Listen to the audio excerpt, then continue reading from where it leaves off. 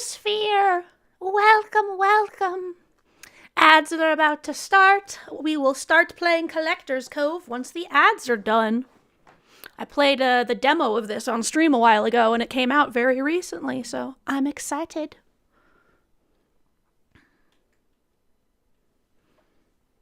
I forgot my water, lol.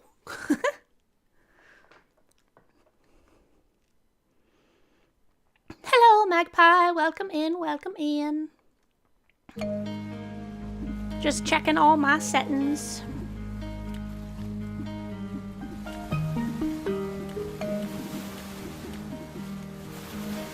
And there go the ads. Prime slime time! Welcome in, sleeping bears! Let's see.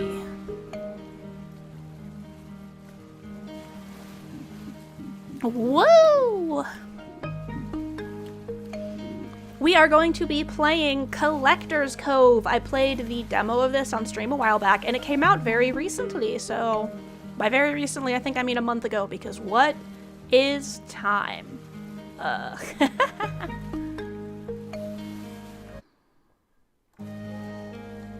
Woo. So yes, once the ads are over, we will head into that. Much excite, very exciting. Woo! 7 stream watch streak. Thank you so much, Tarosphere. That's amazing. I really appreciate it.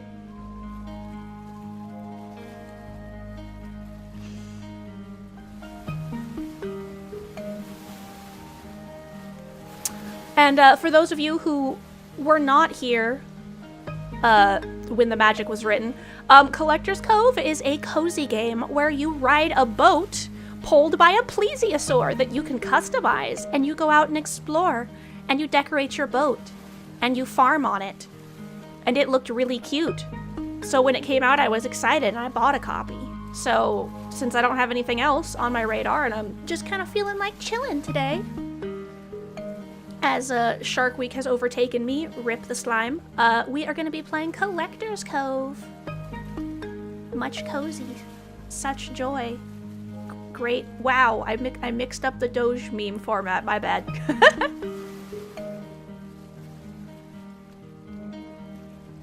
As a secret for my no ad friends, either because YouTube isn't monetized yet, rip, or because you have Twitch Turbo or are subscribed, which thank you everyone for supporting my channel in whatever way you're doing it.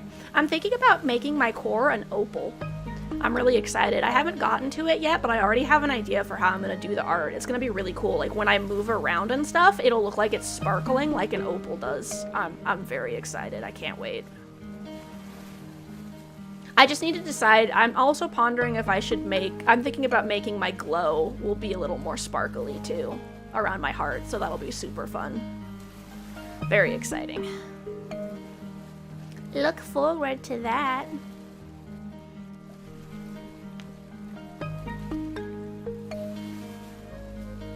Cozy music, ocean sounds, plesiosaurs. What more could you want? I don't know if this is technically a... Oh, thank you so much for subscribing! Thank you for giving me your Prime, Sleeping Bears. I really appreciate it. Thank you so much. You only get one of those. I'm glad you felt like you wanted to use it on me. That's so sweet. Thank you so much. I will use the money better than Amazon will. Mwahaha. Maniacal laughter ensues. We'll do an opal pearl because sea slime. Opal pearls. Let me look up what an opal pearl is. Opal pearl.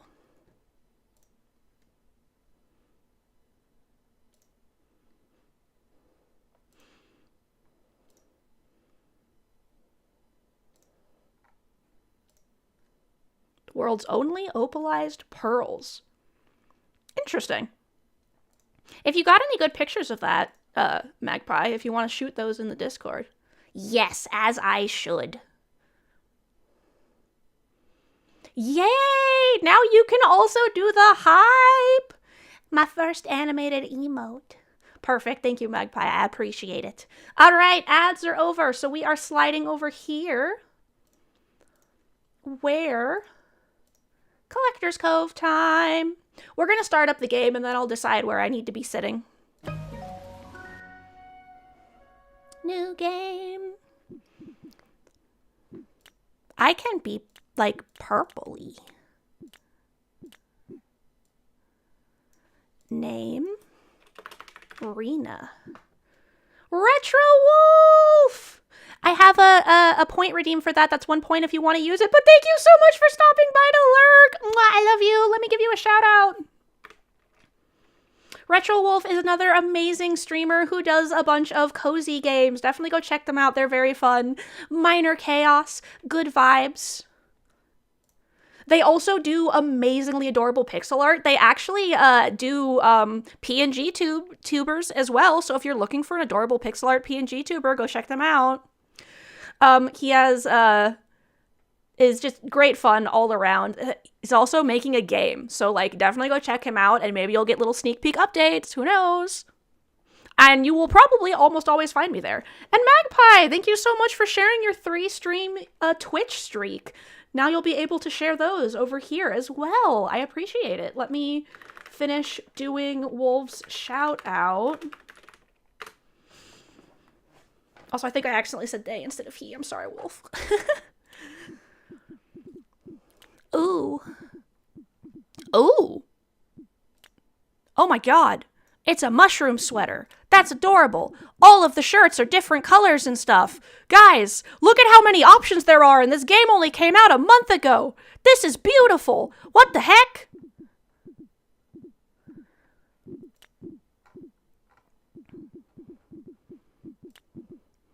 This is fantastic.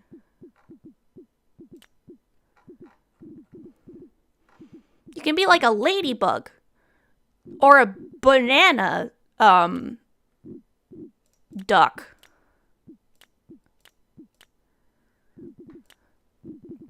This is amazing. Yeah, hold on. Let me show you the... Look at this. You can be banana duck. Banana duck, welcome in, goooooo Rakasu. We are playing the fully released version of Collector's Cove. Ladybug skirt, that's so cute. Is that the pansexual flag?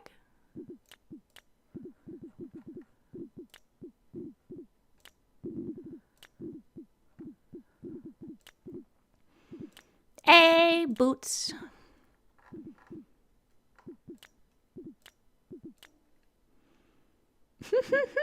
No, there are no pans on there. You're right. Yeah, no shoes.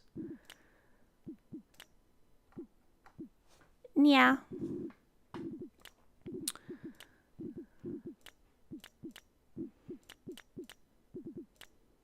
Oh, I can't have purple glasses.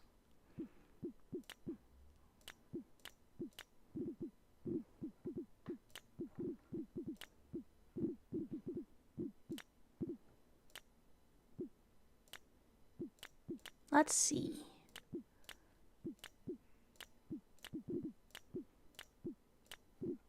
Oh, that's cute.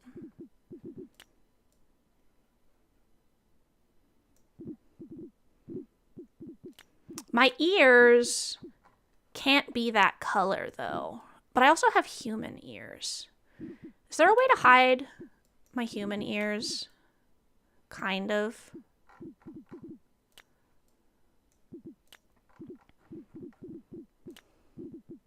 Maybe I'll just do a different hat. Fish. Yeah.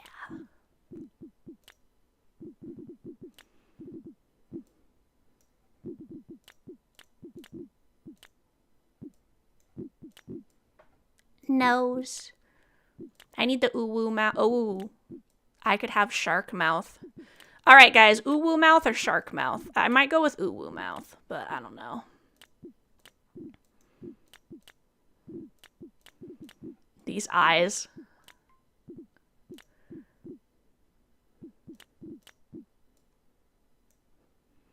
The ooh-woo mouth? Okay. Should we go with a whoa? Eyeballs? What do y'all think?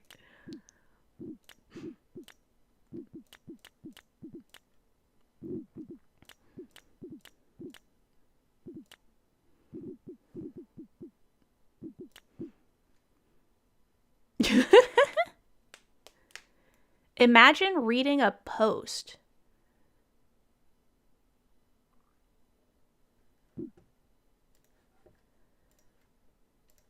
The gears are turning, and nothing is happening.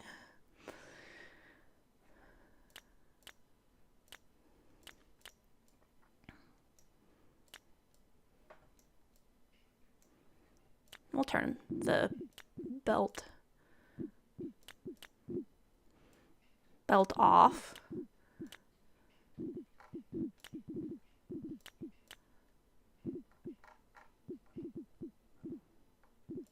Mushroom.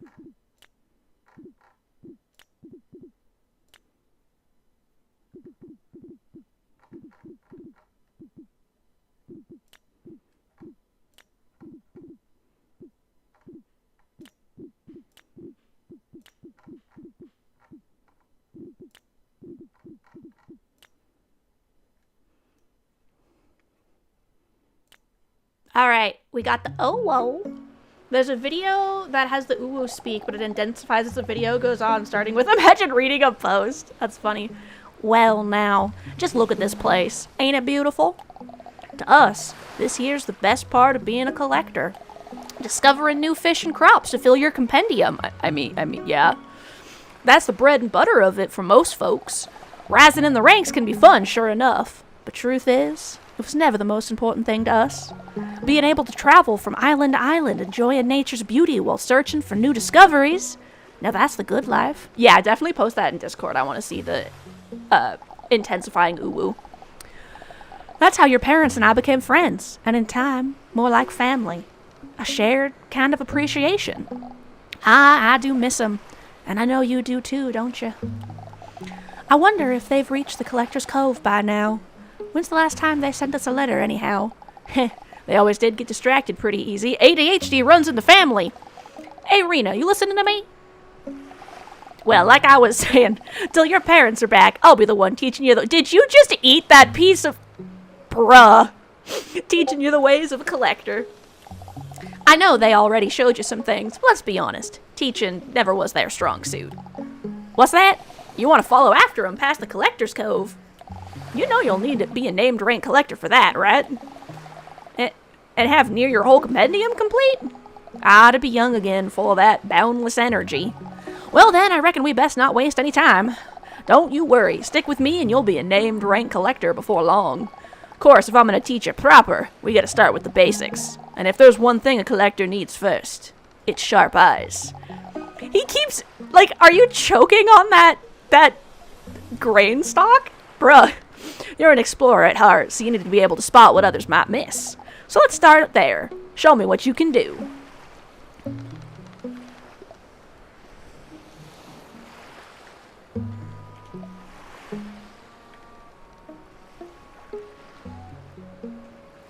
Oh, hey! They implemented some of the camera thing. Because I think at one point I mentioned that trying to move around, like doing stuff while the camera was like free flying was really difficult. So it's cool that they put in like a fix for that.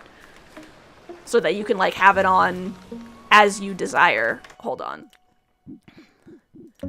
I need my camera sensitivity up.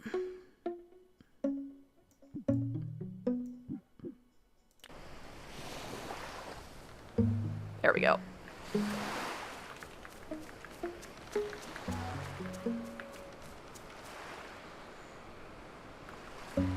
Oh, this is Jerry's boat. He's the one that helps run the shops. That's so cool. Jerry. Good, good. Sharp eyes. I figured as much. The best collectors keep polishing their basics, and seeing is one of them. Rip me, I guess. Me and my glasses. I need to make glasses for my slime. Alright. If I make glasses for my slime, should I make, like, human glasses with two things? Or should I make, like, one big lens that sits over my, my heart? Like Cyclops glasses.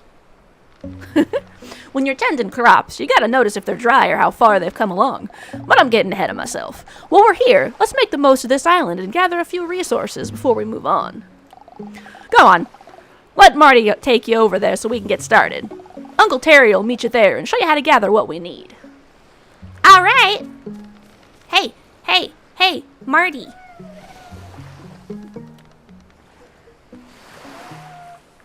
Pet Marty. Pet Marty. I love you, Marty. Cyclops glasses. Yeah, that's what I was thinking. Cyclops glasses, but they droop over time with a redeem to put them up again. That'd be cute. I don't know if I could do that with my program, but I definitely should keep that in mind. No, because a monocle only has one, hook. Glasses have two. Shifty eyes. That's it, right?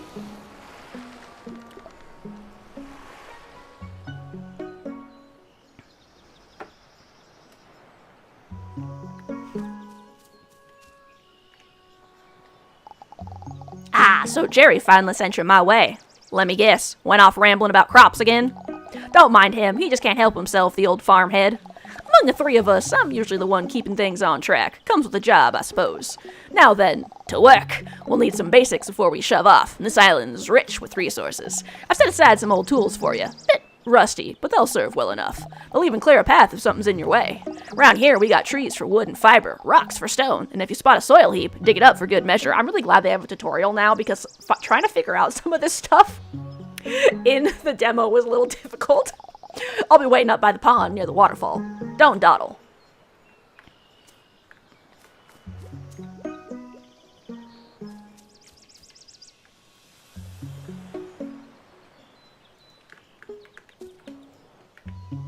Whoops. Not done yet. Use the tool I gave you and gather what's needed. I'll be up by the pond near the waterfall. Can't miss it.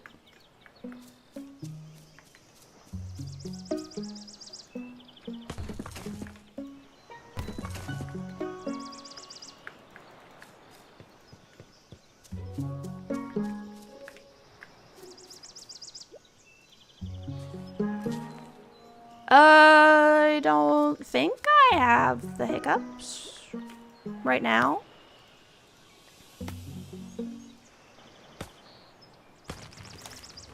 Choppy choppy. Look at how smooth that animation is.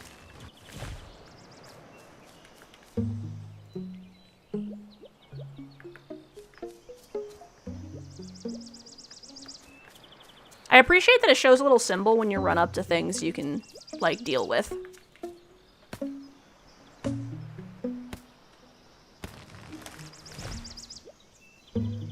I don't know, the hiccups, I just swallowed a frog. Why, oh why did she swallow a frog? Perhaps she'll die. That weird song.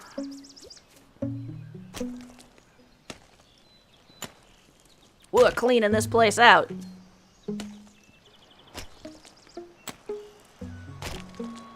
We don't need shoes where we're going. We live in Water World. Let's go.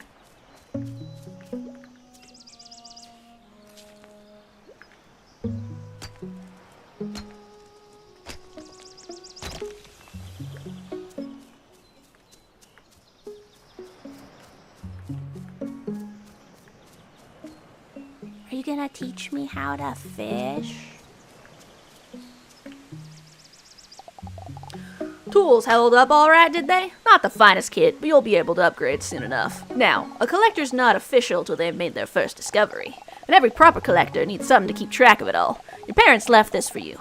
Your very own collector's compendium. Treat it well, and it'll remind you of where you've been. And where you're headed. Now then, an empty compendium won't fill itself, so let's start with something simple. See that pond over yonder? There's fish in it. You're about to learn how to catch them. Here, take this old rod. Cast close to a fish and it'll notice soon enough. But mind their tricks, fish will nibble before they bite proper. Don't get fooled. Once it's hooked, it's all give and take. Reel while it rests, but ease off when it bolts. Get the line too tight, then snap, there goes your catch. So keep an eye on the tension, eh? I even came up with a little rhyme for it. When it's still, reel your fill. When it swims, by Blackbeard's nose hair, don't snap your line! I'm still working on that last part. Anyway, give it a try. Fishing.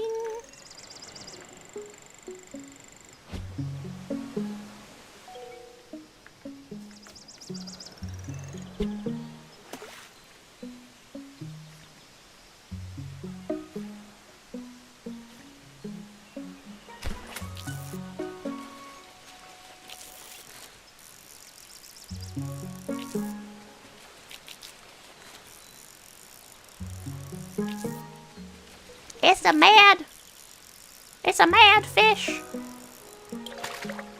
A fish.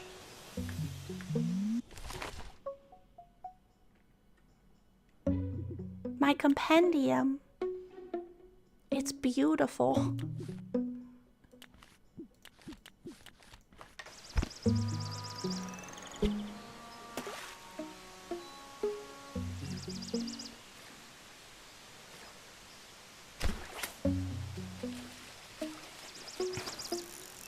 Yeah, I think I just got some gunk in my throat.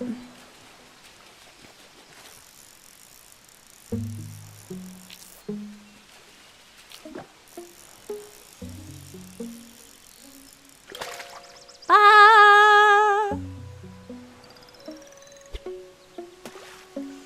What did you do while playing Collector's Cove? I fished. What else? I fished.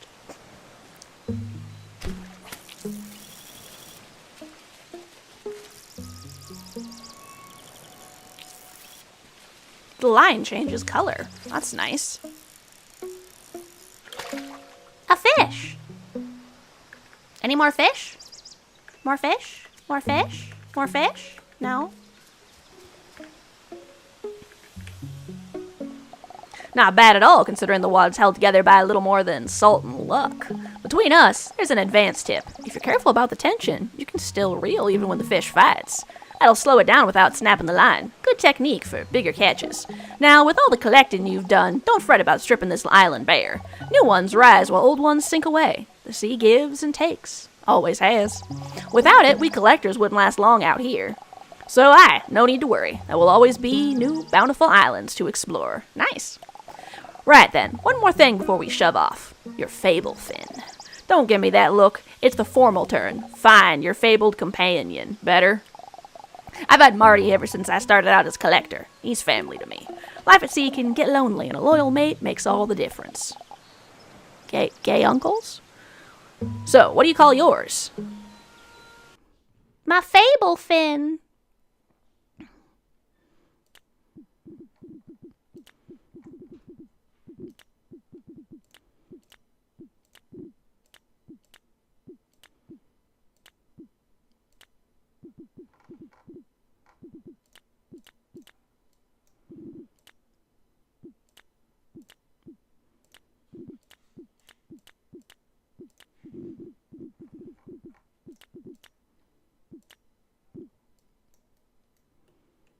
I can't turn my fable fin.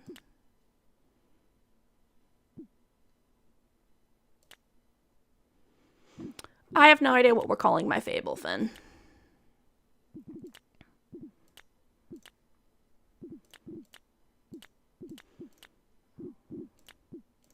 She was a fairy.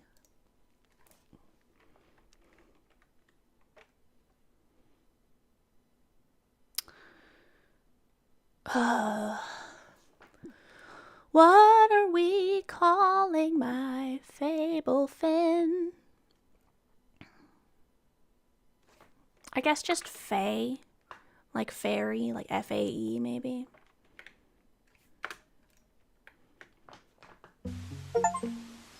Whatever floats your boat, customize your companion. Fae, eh? Fine name for a fine mate. You know, fable fins usually roam alone. Till they bond with a collector, that is. After that, there's no stronger partnership at sea. When I was still a wannabe shipwright, my first boat sank within minutes. Ha! That's when Marty found me, carried me around till I learned better. Been a team ever since. Ah, the good old days. Now, speaking of boats, you've got one too. Your parents made sure of it. She's anchored just beyond the cliffs. Not bad for a starter, either. Lower that ladder behind me and let Faye take you across. I'll meet you aboard. Ooh. Oh, well. Nia! Hello, back to you, Jean Marie. Welcome in, welcome in. We're playing Collector's Cove because the full game came out and the demo was really fun and the official version's even better. They got a cute little tutorial and shit and like so many customization options. Welcome in. As always, thank you so much for using your limited internet to come hang out over here with us. We are the Owo face. This is Faye.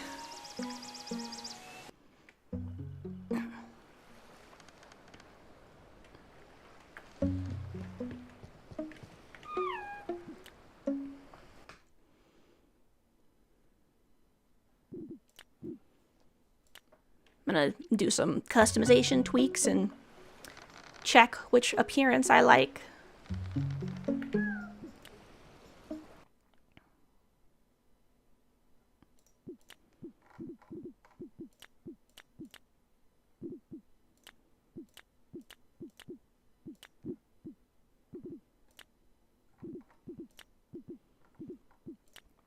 Ooh. Doesn't that make her look like the ocean?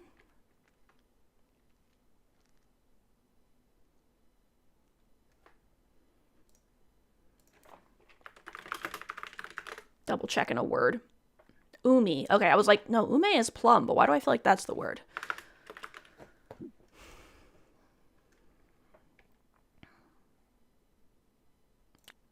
I'll keep it as Faye for now. I hope you're having fun. This will be cozy game time. Let's talk to the uncle again. Ah, here we are, out on the open seas at last. Can you smell the salt in the air? Before we head for a new island, let's make sure Faye gets a good meal to recover some stamina. Without stamina, your companion will need to rest before moving on. Here, take these fish and feed them all to Faye. Hey, hey. Eat some fish. Awa! Pet.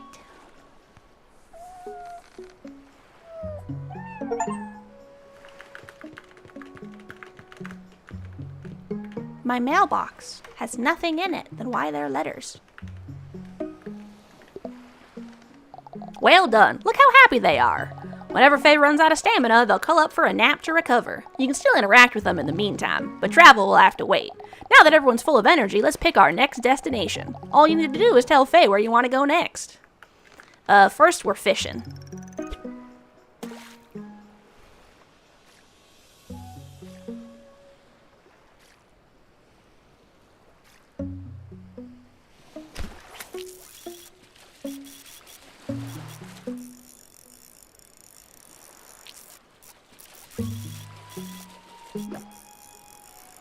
We be fishing. Ah, whoop. Bop. Shoo-be-doo bop bop bop bop bop bop ba da ba da ba da ba da ba ba ba.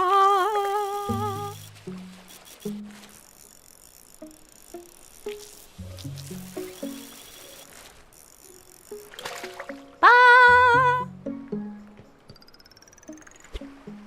Oop. We're fishing on the open seas. Get on the boat. A fish.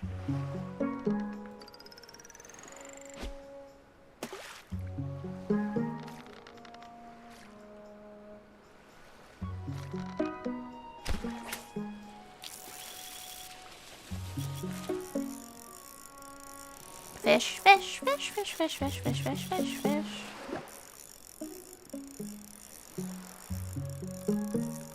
Ah, whoop.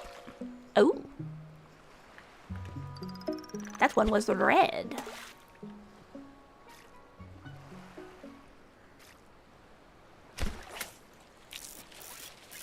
Okay, if it hits nighttime and I'm still fishing, I will leave.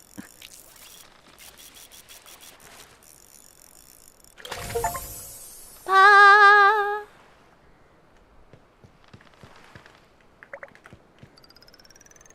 Whoop.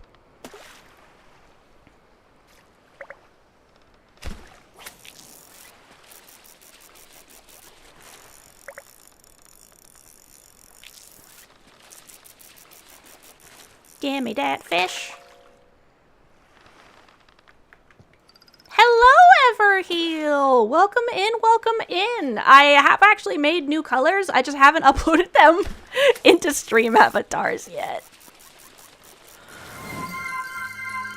Thank you for the moisture. You'll have to give me a second. I accidentally left my water in the living room, so I'll be right back. One sec. BRB.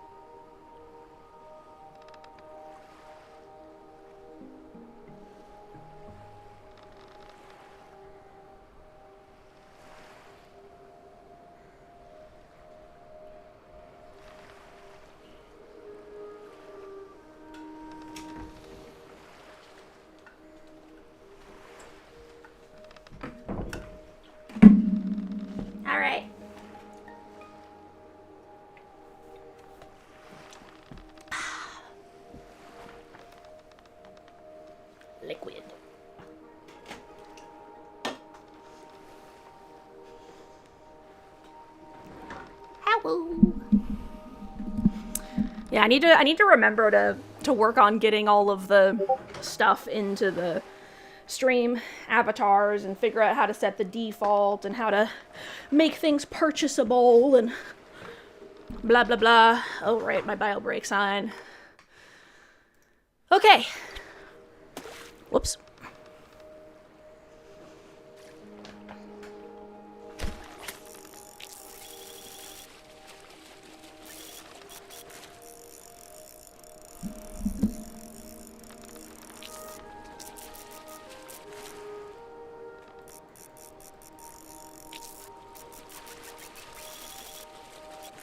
Ah, liquid. Yes, exactly. That's because I wasn't drinking water. I was drinking my Dr. Pepper Blackberry. Which normally I'm not a big fan of Dr. Pepper because it's like really menthol-y, but this one's good.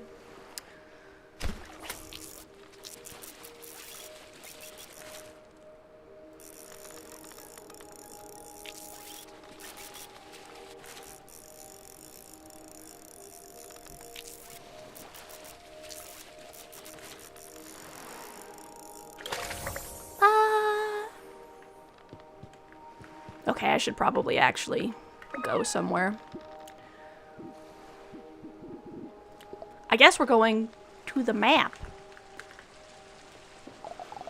Got some time before reaching the island, so let's get you more self-sufficient. Time for farming and a bit of building, I suppose. Here's a hammer and some more materials. Use them to build a few planter boxes. If you need to, you can use the hammer to deconstruct them and get your materials back. Me when liquid. Wiggle, wiggle. Once it's done, it's planting time. I can hardly wait. Here, take this seed pouch and some sweet potato seeds. Yeah! Plant them in the boxes and don't forget to water them. Stop eating your herbs. Grains, I mean. Use this watering can to do that. Dry crops won't grow.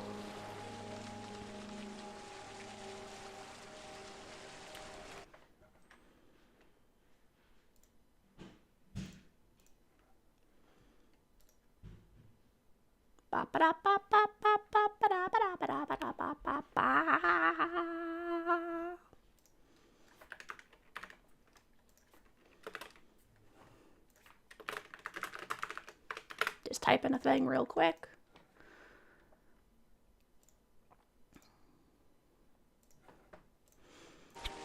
When you first had Dr. Pepper, you're kind of disappointed because there was no pepper in it.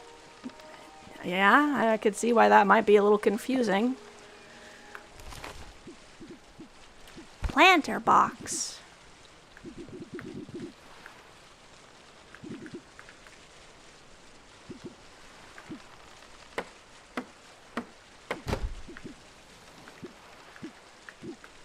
Oh yeah, they've kind of fixed how this structure thing is set up too. It works a little better now.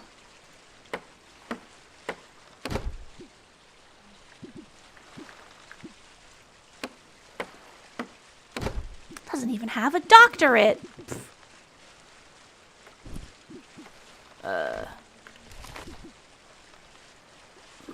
Alright.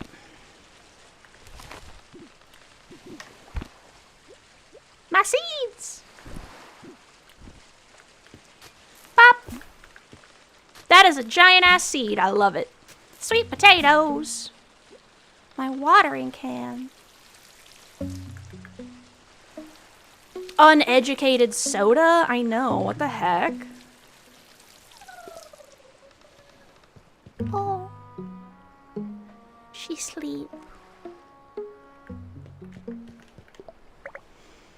Nice work. Keep an eye on your crop's water levels, but don't panic if they dry out a bit. They're tougher than they look. If you change your mind about what you planted, use your shovel to dig up the seed, no matter the growth stage. One more thing for your farm, a water station. This is vital so you don't go running out of water. He says and then promptly chokes. Just feed it some wood and it'll produce water till it's full. Then you could use it to fill up your watering can. Oh, thank you for the materials, Uncle.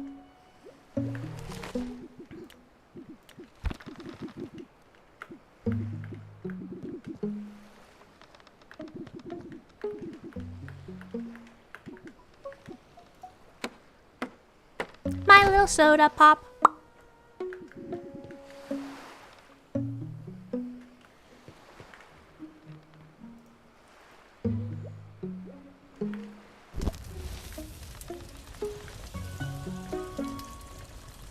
Now that song is stuck in my head, thanks to Good Rikasu. Great. Now, while these crops are growing... Oh, look at that! There's some flotsam drifting by. Perfect chance to gather more resources without setting foot on an island. Courtesy of Uncle Terry, your boat has a plunger gun already mounted on it. Use it to reel that flotsam in. Thanks for letting me know.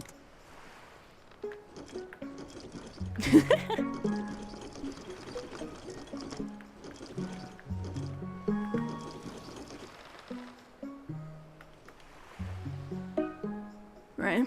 You're all I can think of. Every drop I drink up. Little soda pop, my little soda pop. That was actually weirdly perfect timing.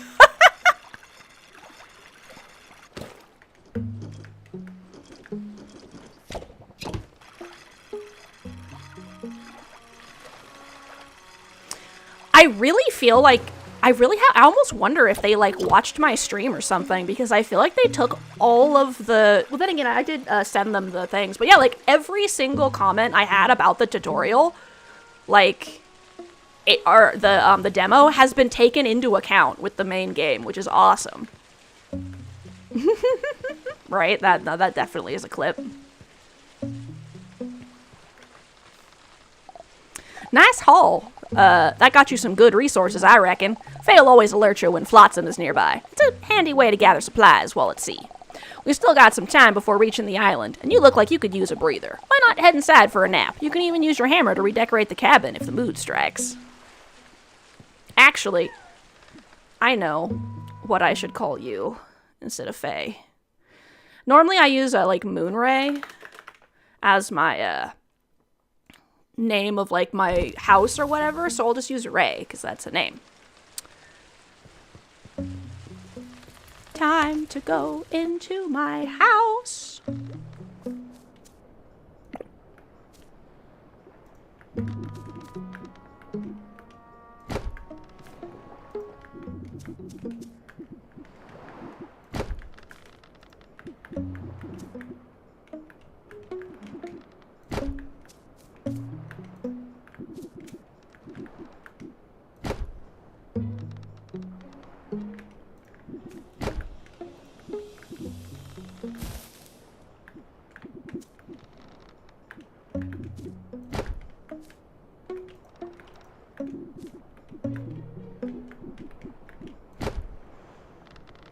Why not in the middle of the room?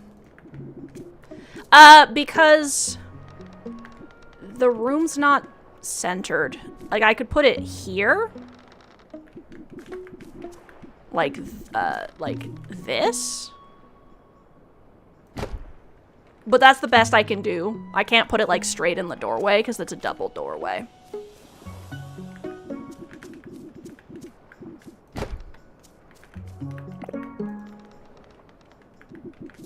Like a psychopath. I mean, if I really wanted to be a horrible person, I'd do something like this.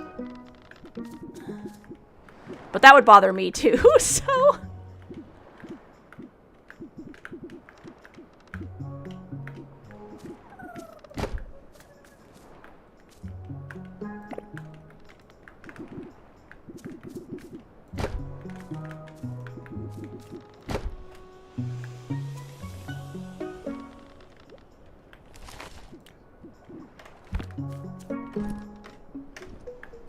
Was that you letting me know about some more flotsam?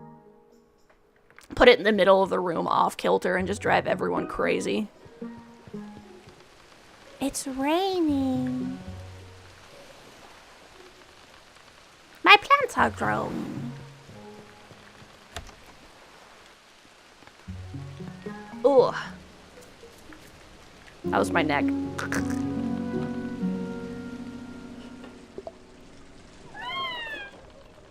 We're here!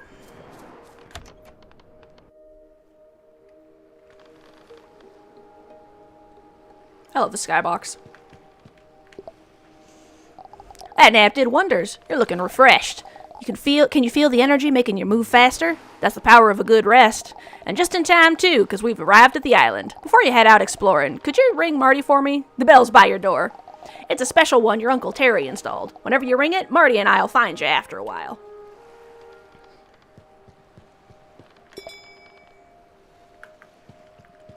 Gay uncles.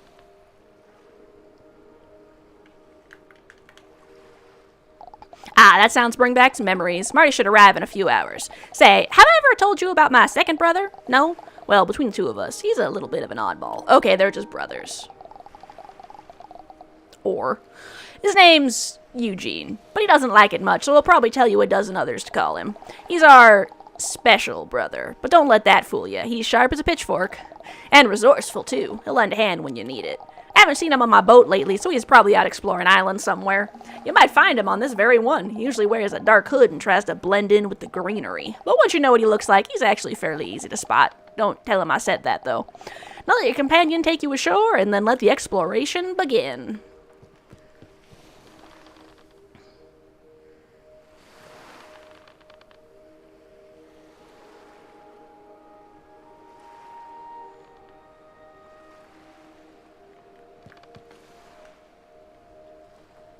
Island.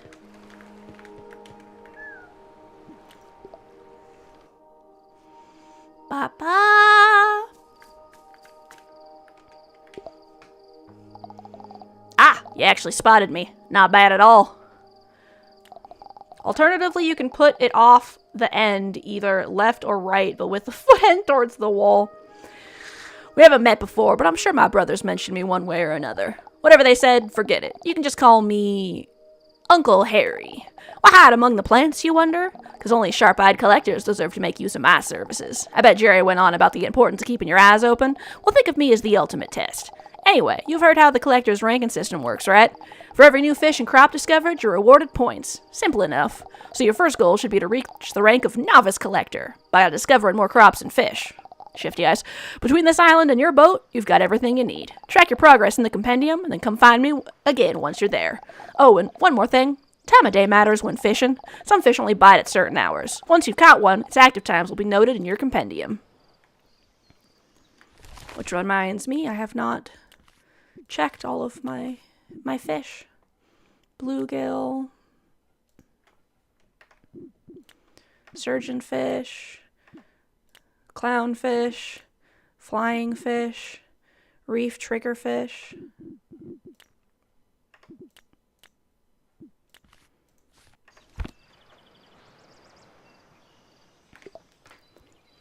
Ha! Quicker than I thought. I mean, I was literally already done with it when I arrived. You really do take after your parents. Hear that? That's the sound of trade, which means Marty just arrived with my boat. Head back to Jerry. He'll walk you through how trading works. I'll be in touch for when it's time for your next step. Flower. Flower. What? What did I just hit?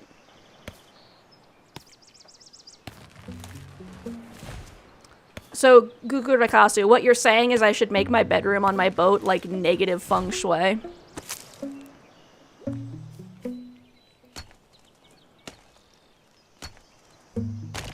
Like, actively the worst thing you've ever experienced in your life.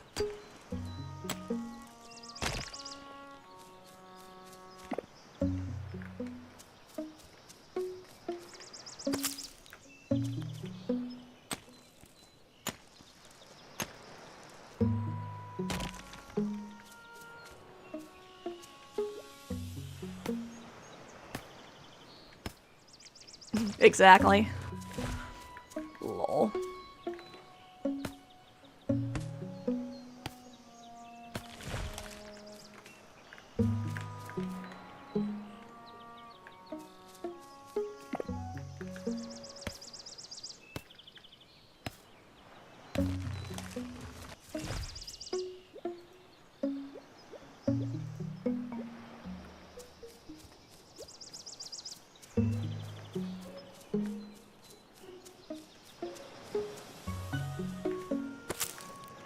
Flowers.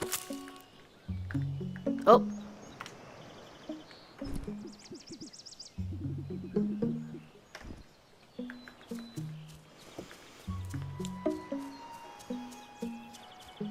Gotta go back to my boat real quick. Drop off some items. Like, you enter the room, not looking or anything, and the energies actively repulse your presence. Yeah, exactly.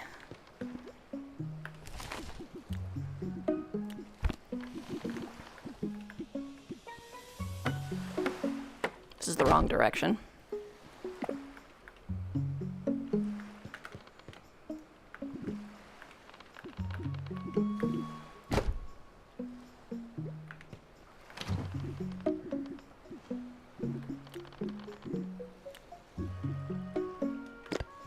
I'll just do that real quick. Take me back!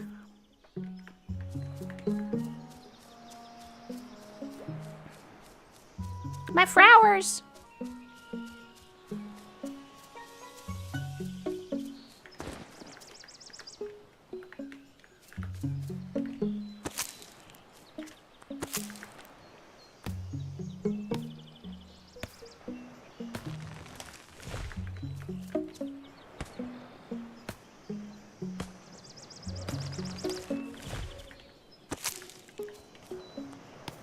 A burb! That dropped a feather.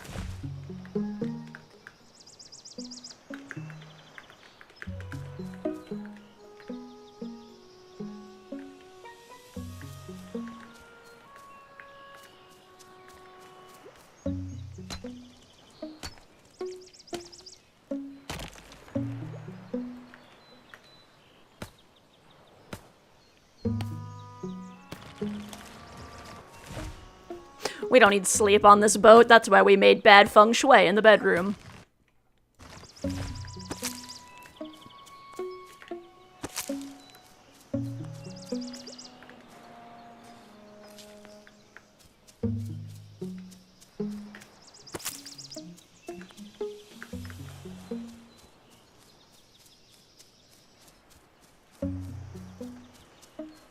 You want to do anything that requires a bed? Well, you better do it on the deck, because otherwise you're going to be wildly uncomfortable.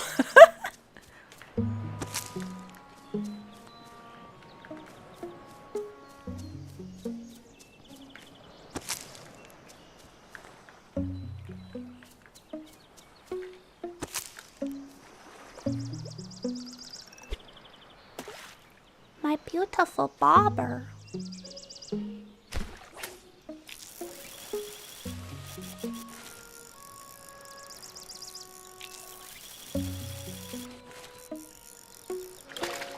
A fish. Oh no, the feathers went away.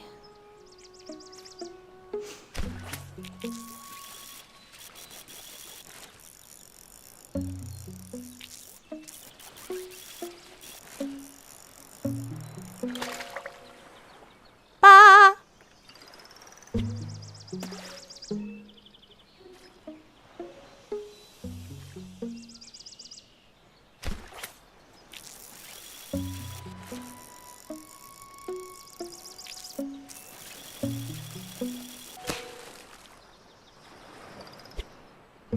Coughs awkwardly because I wasn't paying attention.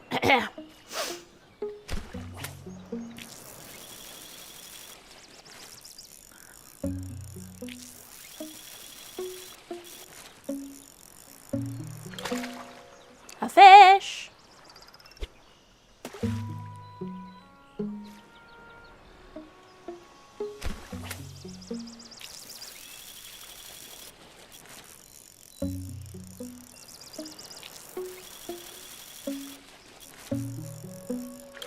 Oop.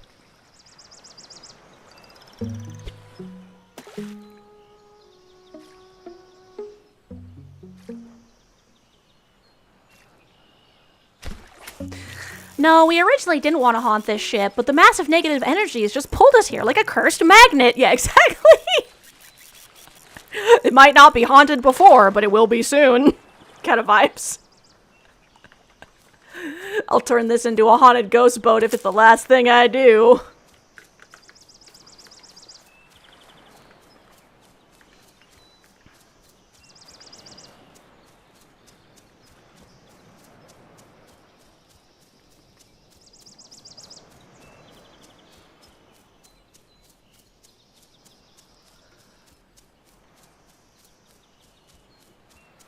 Ray, take me back home.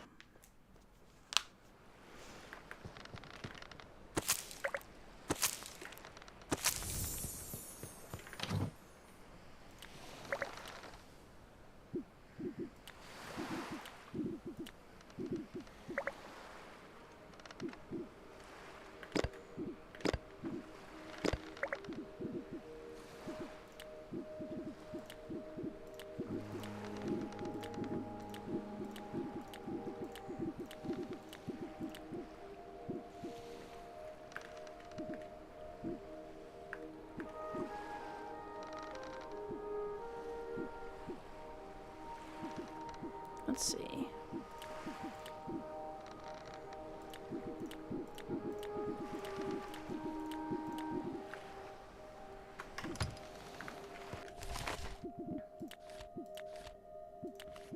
Sweet potato.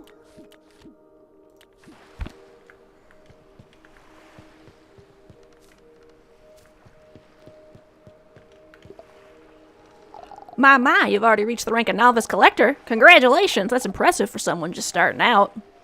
Your parents are going to be so proud when they find out. Also, thanks for calling Marty for me. I'll always follow the sound of the bell.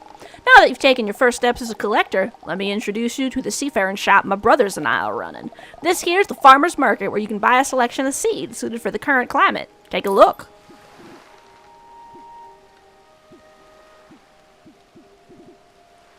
Nice, nice.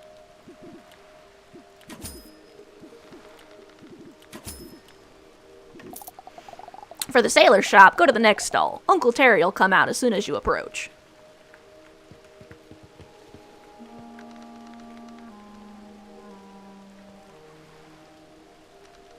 Is this just one guy? Like...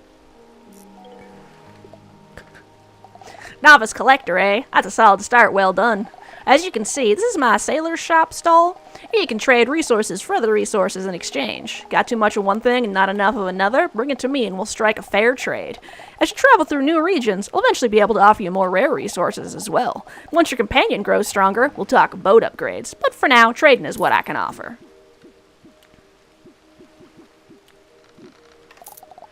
Uncle Eugene is right next door. You can visit his secret seller's stall next. He'll come out as soon as you approach.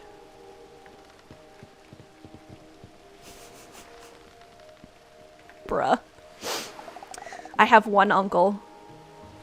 His name is Harry/Eugene/Jerry/Tom. Welcome to my humble stall, the secret cellar, of all kinds of exotic wares, from bait to fertilizer recipes to boat decorations and companion outfits.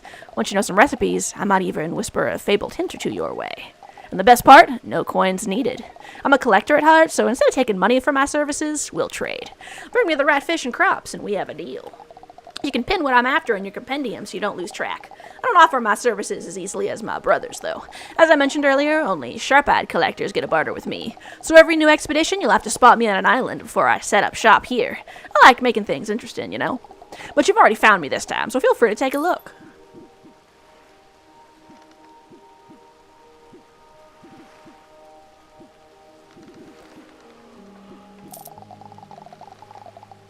And when you're done shopping, go ring the bell again to send us on our way. Oh, and one more thing. After we leave, you might want to go check out your boat cabin. We left a little gift for you. Nothing special, just a little starter pack for new structures to build. I'll be around, kid. Just don't expect me to stay in plain sight.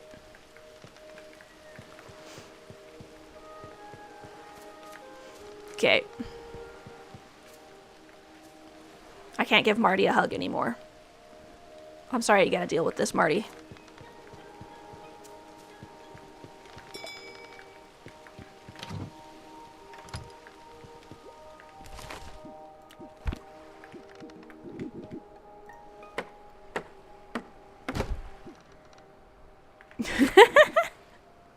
Yeah, it's because I'm doing accents for the uncles.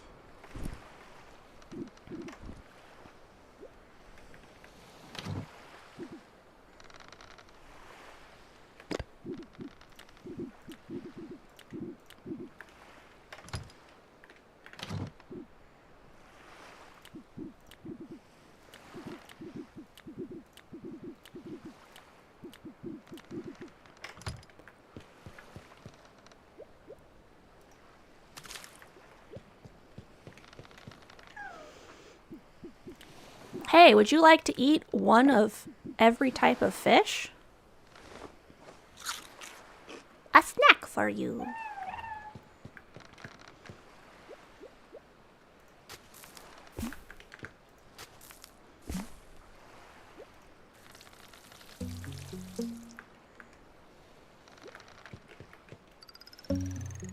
Whoop.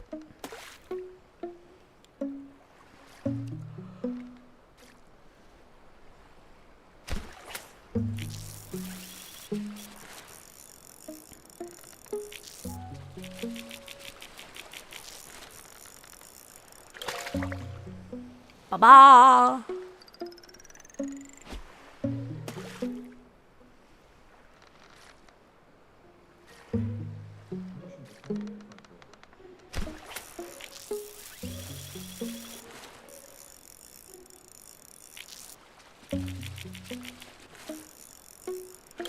Ba-ba!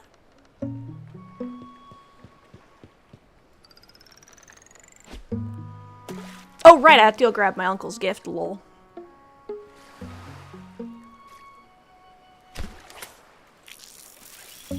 No, I think I'll just fish all day.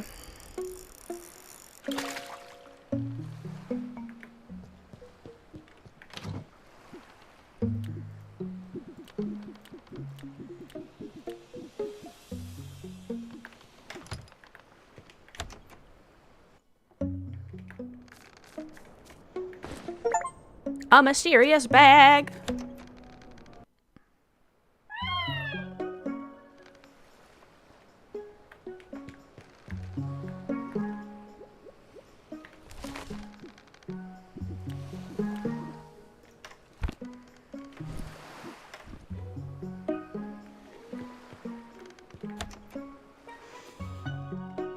Was it a recipe for a tool bench?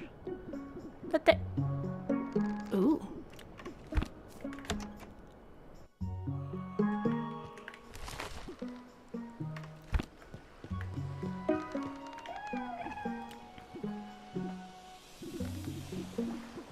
Cool, cool. Wishing I was fishing. Yeah, exactly. Oh, a letter for me. Howdy, Rena. I hope you like the blueprints we left for you. With the tool bench, you can upgrade your tools and bags. With the smelter, you can smelt various ores you might find on the islands. Now, an important aspect to filling your compendium is discovering recipes for fish, bait, and fertilizer. You can use those to improve the quality of what you catch or harvest, and in case of bait, target specific fish. There are more uses too, but more on that later. So for the next step, I want you to discover your first recipe for a type of bait or fertilizer. You can do that by harvesting enough crops or catching enough fish, and eventually, you'll stumble on it. Cheers! Uncle Jerry. I've already done that. Greetings, Rena. Nicely done on finding a recipe. Like, he just sent these 2 letters, one after another. Seems my brother explained it well enough. With the basics covered, it's time to set our sights on something rarer. The discovery of a fabled species. Your parents may have mentioned them before, but here's the short of it. They're unique variants of every fish and crop, revealed only when certain hidden conditions are met. The first step is to craft the right bait or fertilizer. For that, you'll need a compost bin or a bait maker. These won't just improve the quality of your catches and harvests, they'll also move you closer to uncovering fabled conditions. Once you know a condition, fulfill it while using the proper bait or fertilizer, and you may just uncover the fabled form of that species. They may take more effort to find, but each discovery will bring you much closer to reaching named rank status. Don't let the extra work discourage you, the rewards are absolutely worth it. More on that later. Good luck hunting your first fabled find, Uncle E. Don't forget about my services. I do trade in hints, not just for recipes, but fabled conditions as well. Discreetly, of course.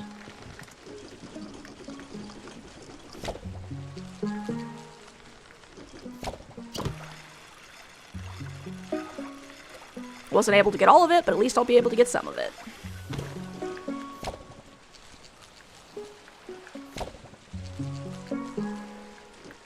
Shh.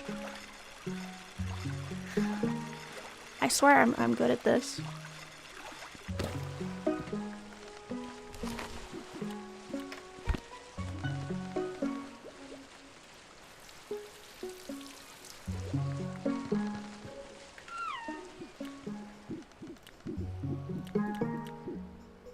Have many fish.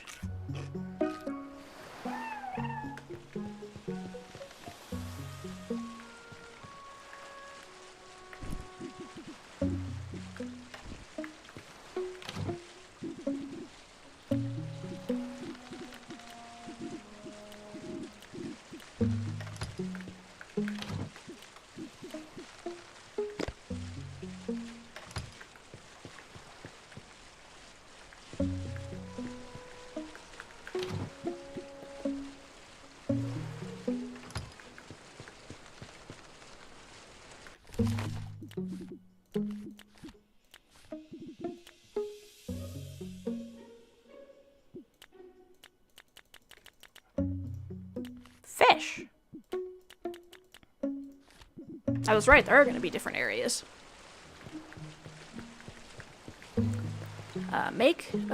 build a bait. Okay, so now I need to build some stuff.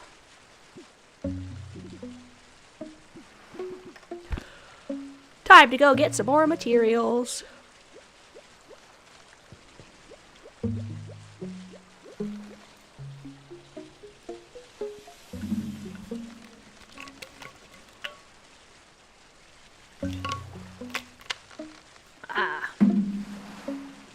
While we're waiting.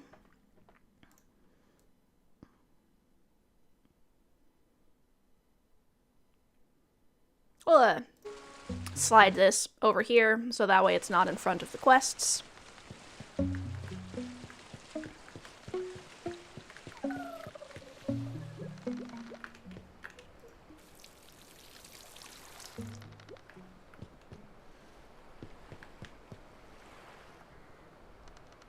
You got the sleepy.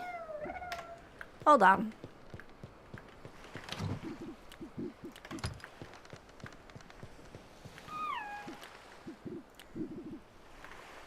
Eat this sweet potato. Swoop. Oh well.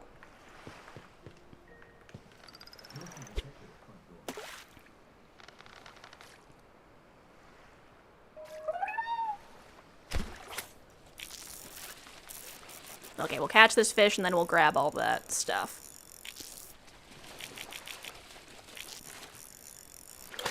Whoop.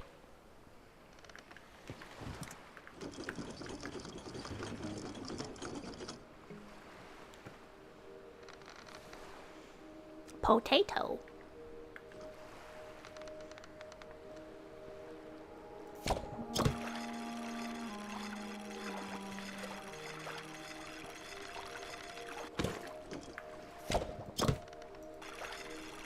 Mouldyboss! Hello, hello, my little friend slimes.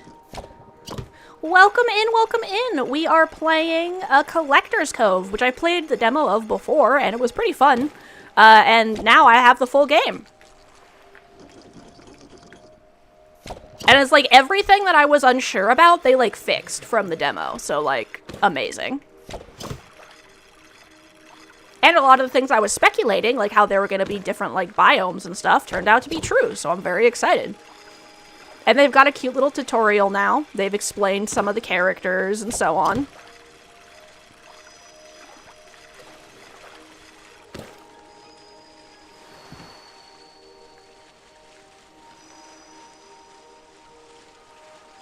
A shooting star!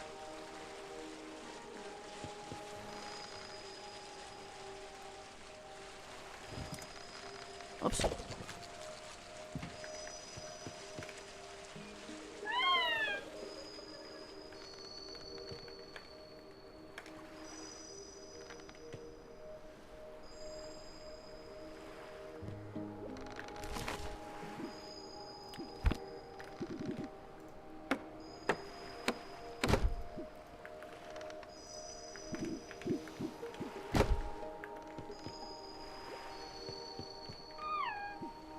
Dwow, dwow, dwow, dwow.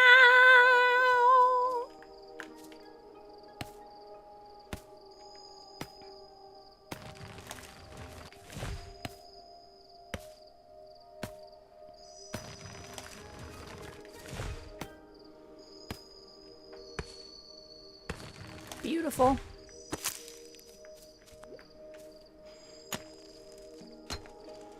You've been playing new Guilty Gear patch. Game's probably in the best state it's ever been in, and the new character jam is super fun. That's awesome. Yeah, yesterday I was playing a Sea Goat and Tacos game from the game jam.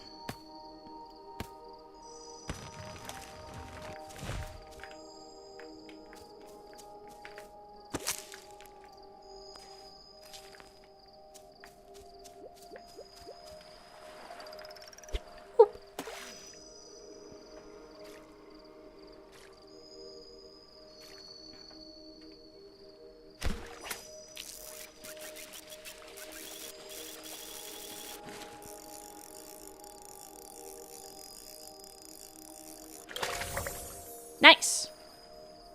A Garar.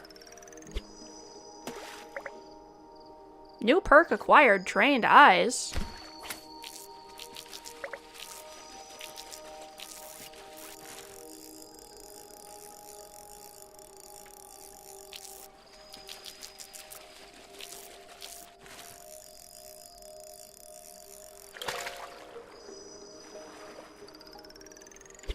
Fresh. Is that what's making the fish different sizes? I love how the water's all like iridescent and sparkly.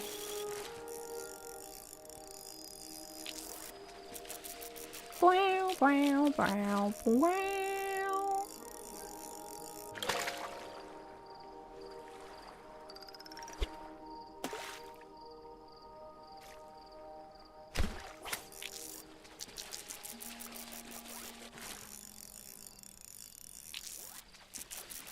Oh, the star storm stopped.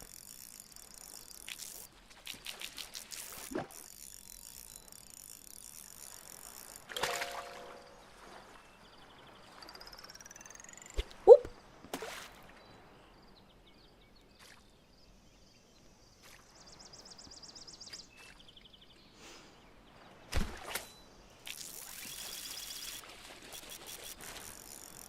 Catching the fish, catching the fish, catching the fish.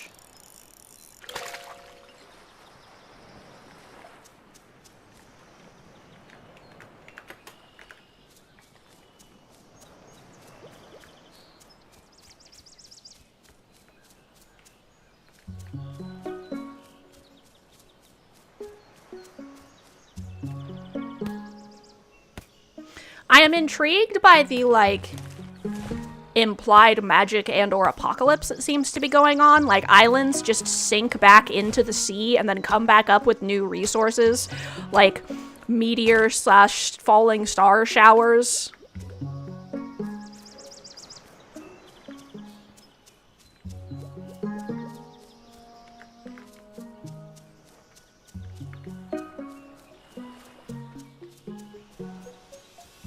Jetsam just popping out of the ocean.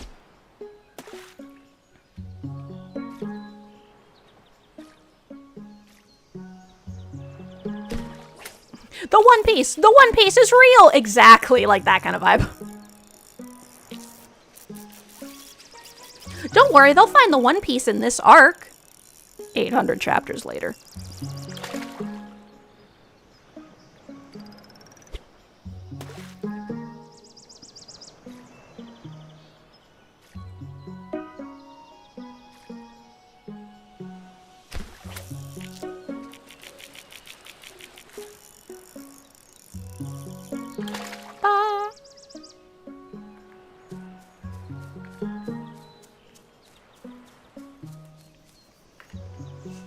Take me back to my boat. Getting past the Collector's Cove. Maybe it's a good idea. Big reset, eh?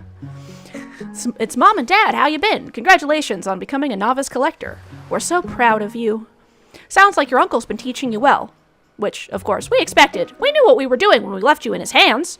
We've been busy ourselves, and guess what? We finally made it past Collector's Cove into the uncharted seas. Not everyone gets through, you know. Only name-rank collectors. The waters out here are trickier to navigate, and it's harder to catch fish and grow crops, but we're managing just fine. Fun fact, the cove was built by the founding collectors hundreds of years ago, and your mom couldn't stop pointing out how it looked better maintained than our poor old boat. Ridiculous if you ask me, though maybe Uncle Terry should give it a little makeover soon. Speaking of boats, we hope you like yours. We built it together with Uncle Terry after we had you because we knew you would need it one day. Okay, I guess Uncle Terry built it and we helped a bit. Anyway, we can't wait to hear more about your adventures. Keep making us proud. Love, Mom and Dad. Ah, neglectful parents. Video game staple. Can we get much higher? No, I don't think they could.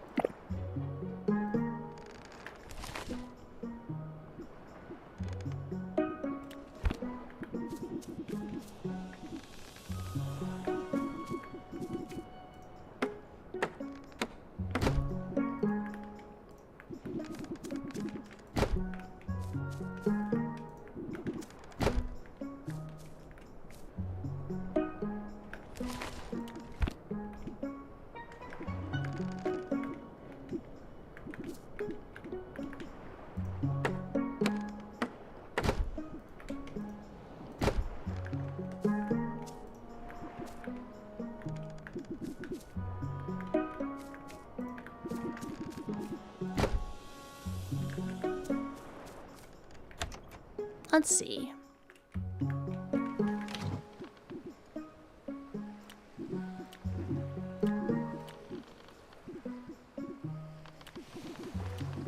Do I want a purple lily or a purple hibiscus? Whoop.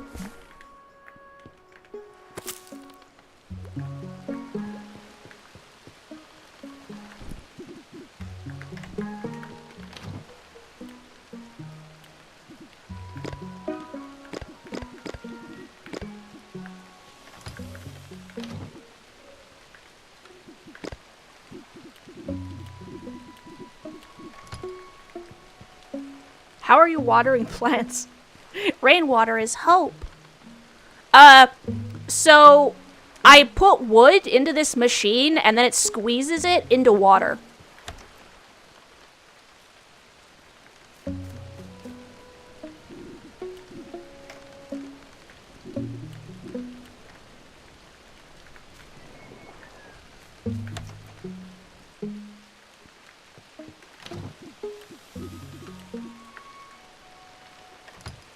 Right, that's an option. Whoop.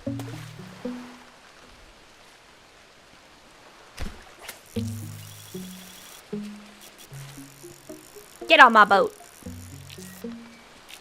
What did I just say?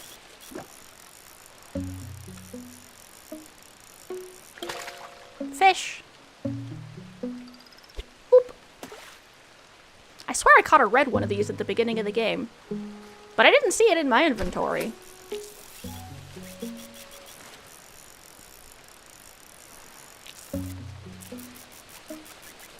No solar sails or any passive way. No, let's crush wood for whatever moisture there is, right?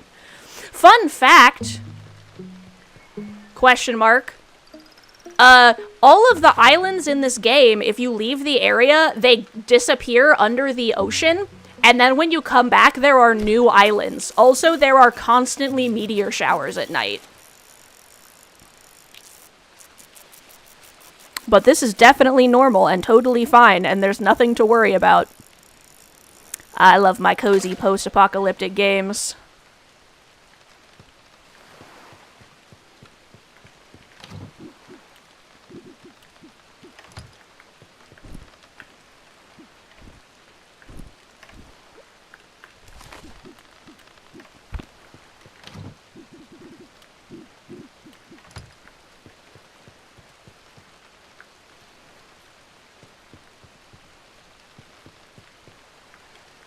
Did the moon explode or something? I'm assuming this is the whole ass planet.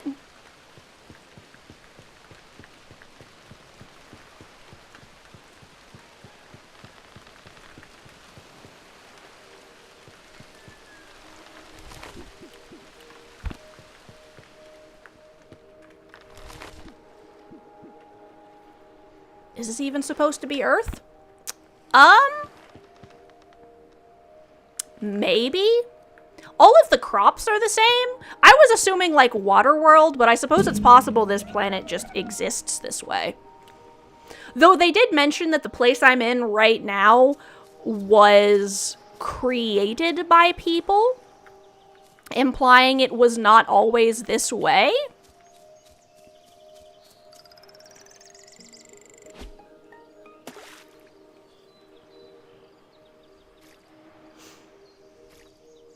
So yeah, who knows?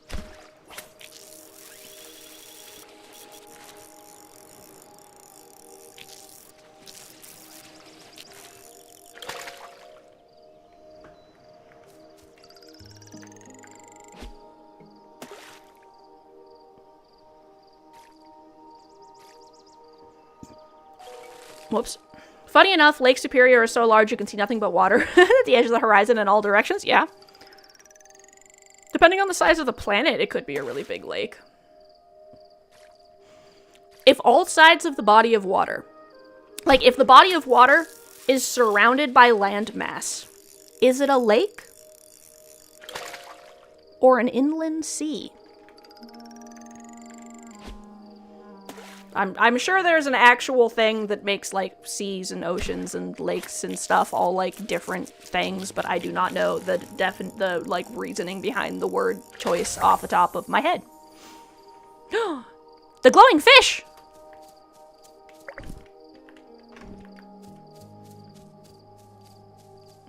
Oh. Fireflies. More freshwater versus saltwater thing? Okay, that tracks. Hello, Ray. Please take me back to my boat. Plant.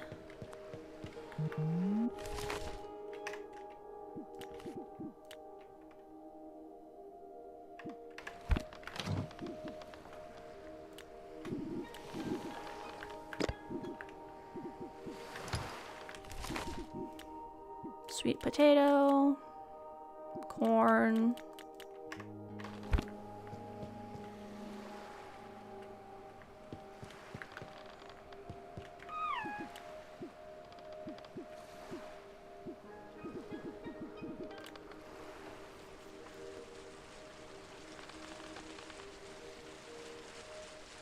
And then when I start moving, the island disappears into the clouds. Waterworld was your favorite movie. You saw it again recently. I love Waterworld. I'm sure I could watch it now and I would still love it. On the note of movies that would actually hold up, have you seen Lady Hawk?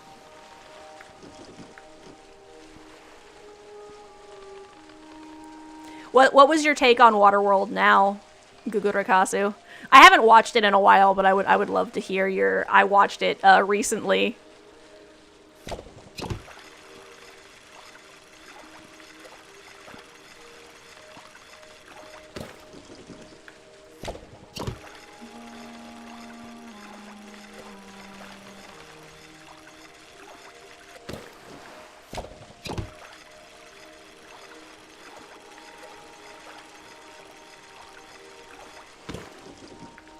While I was catching all the boxes, I glanced over and I saw Sleeping Bear's Prime sub again. And it's just like, thank you. It makes me really happy that you guys enjoy, like, hanging out with me and looking at my content and yapping with me and all that shit enough to support me. I just think that's so nice. Thank you. And I know it's really hard to decide who you're going to give your Prime sub to, like, when you watch a lot of different streamers, so... This is like Raft, but cozy and less buggy. No flying sharks by the look of it. I mean, so far, yeah. If a shark comes flying out of the water trying to eat me, I will have a heart attack. You still enjoy the shenanigans. Come on, but the acting is iffy. Yeah, I could see that.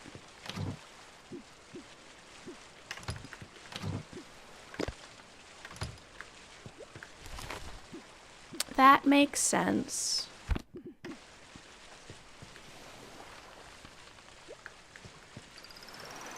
Boop.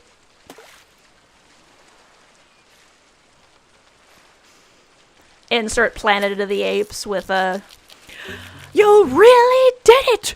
You really did it! You blew it all up! Damn you! Damn you all to hell! Falls to his knees in the most dramatic fashion you've ever seen in your life.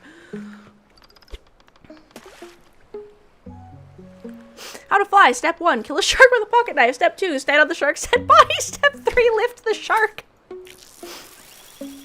Me playing Repo, but with carts. Yeah, fun fact, you can sit in the little cart in Repo and then move the cart. It's really slow, but it'll move you around. Huh? Hmm?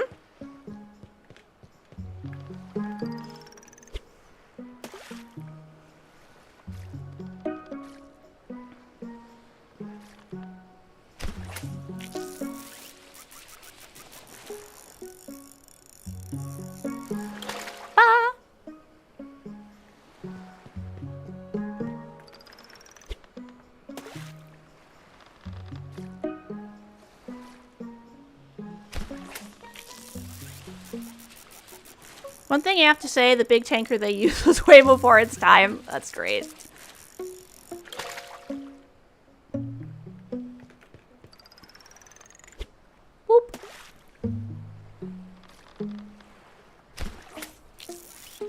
Look at this giant-ass fish.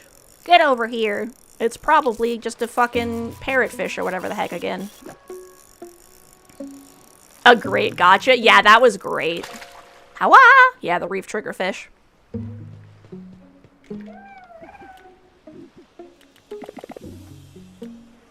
Here you go, Ray. Yum.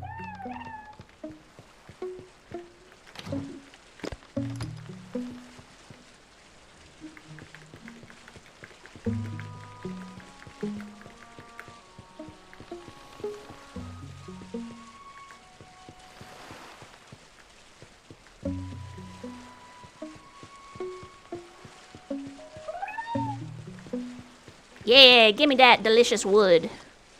It's called the D's, like D's nuts. Have you guys seen any of the TTRPG content on YouTube, like where people will like post their sessions and stuff, and then people will like make animations of them? Watch me hit this sick drift. The capital of the Evergiven about to get wedged in the Suez, probably. Oh, I think it's been long enough we can make jokes about that now.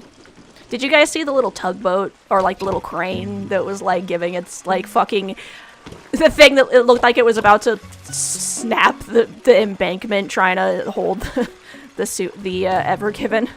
It's like, Jesus Christ. You know you live in a crazy world where The Onion had to start being careful about its news articles because it would say shit and then something worse would happen. And so people legitimately couldn't tell that it was fake. Or, the crazier one, they would say stuff and then that actual thing would happen in reality and they were like, wait, hold on. This was supposed to be a joke.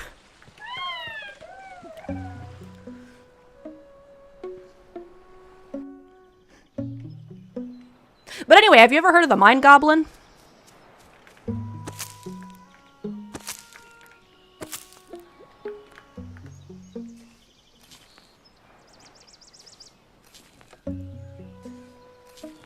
Yes, exactly.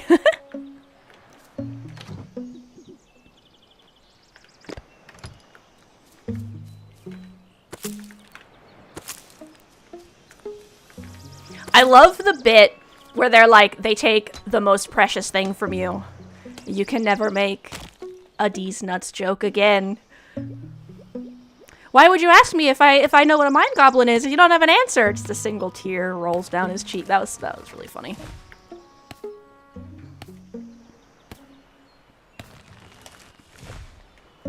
The kind goblin that lives in Sugandis. Yep.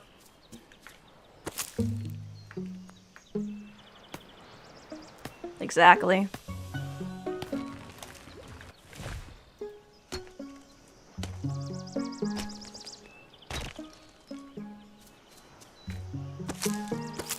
Every time you laugh, you take... Yeah, that was good. Every time you laugh, you take 1d6 damage, and they're all like, no, you're gonna kill him!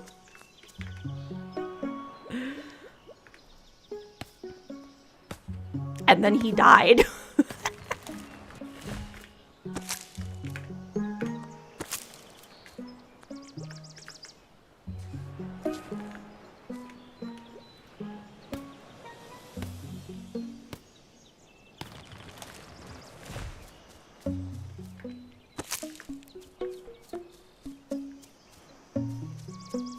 Like, alright.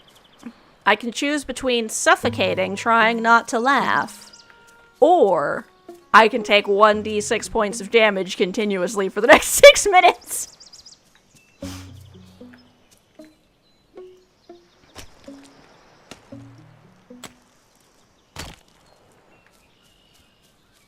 A rock.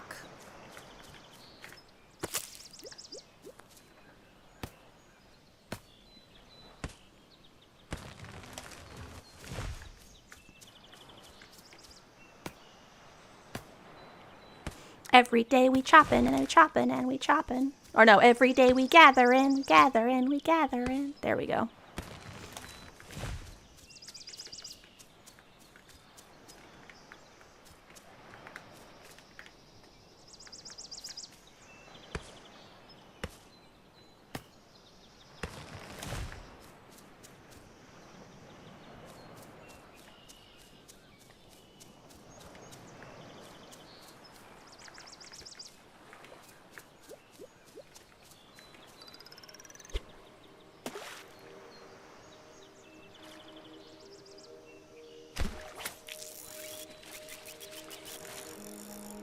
This is an adorable lake. Awa!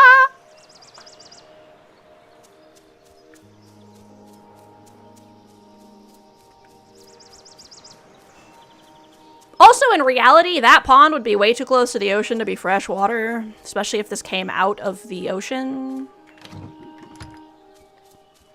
Hey, take me back to my boat, please. Please, thank you. Pet.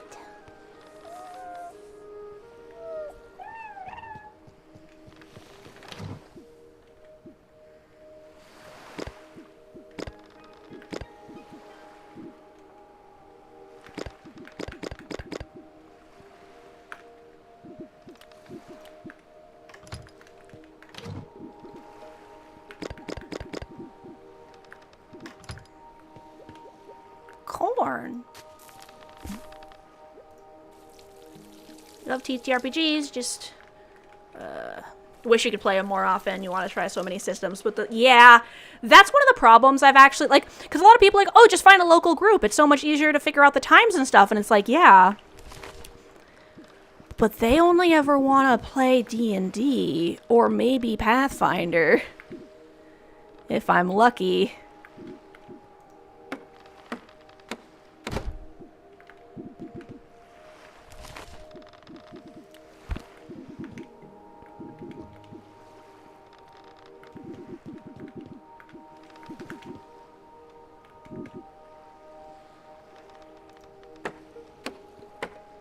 I want to play Daisy Chainsaw, damn it! Yeah, exactly.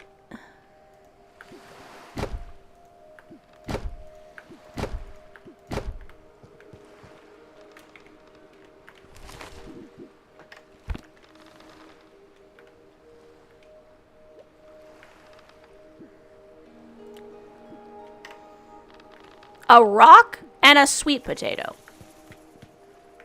Alright.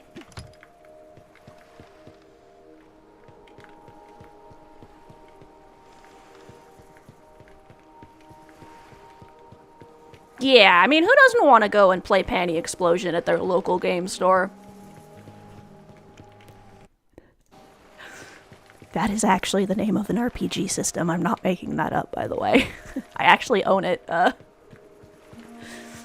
own 2 different volumes of it, actually. It's a super indie one. If anyone recognizes who made that system, I will be legit surprised.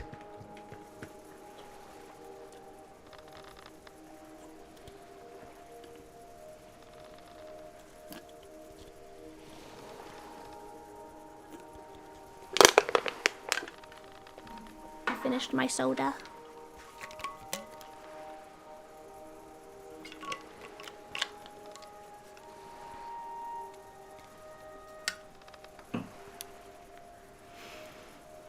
Creator used to be pretty big back in the day for a very popular webcomic, back before you could read comics online, like on webtoons and stuff, like back when webcomics were like the only way, and like all webcomics were like hella indie comics, you know?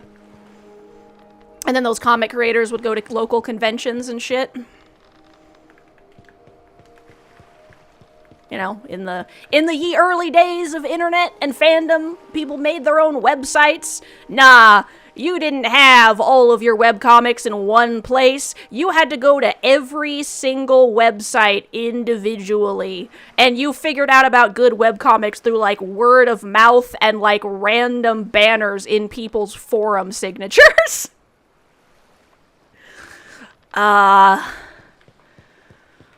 The early days of the internet definitely had, like, a bit of a Wild West kind of vibe.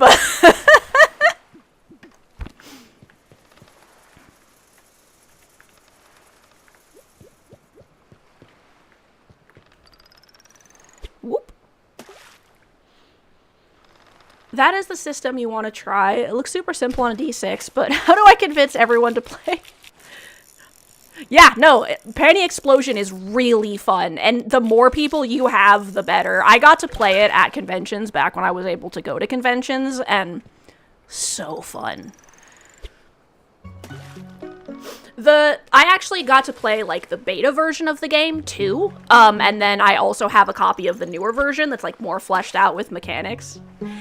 Yeah, I feel like there's, like, there was a certain... One of the nicest things about that time of the internet was how much, like, artistic expression was thriving on the internet. Because instead of it being, like, professional companies releasing 8 million webcomics, it was like everyone was doing their own webcomics and fan art and fan fiction. And you had internet communities dedicated to specific fandoms where you would have, like, a community of friends. And do you guys know what adoptables are? Like, where people will draw a picture? Like, or you guys know what NFTs are, right? I got to experience the birth of the thing that inspired NFTs. But it wasn't shitty. Yes, I all of my friends in high school were obsessed with Homestuck. I tried to read it. Like, I did read some of it, but it just wasn't super my vibe. I used to go to conventions back when everyone was cosplaying Homestuck characters. With the gray skin and the arguments about whether or not that was considered blackface. Yes, that was a legitimate argument, was whether or not painting your skin gray to cosplay Homestuck characters was blackface, and whether or not it was inappropriate. And the general consensus was no, because it's not a real skin tone, but don't do that for actual skin tones.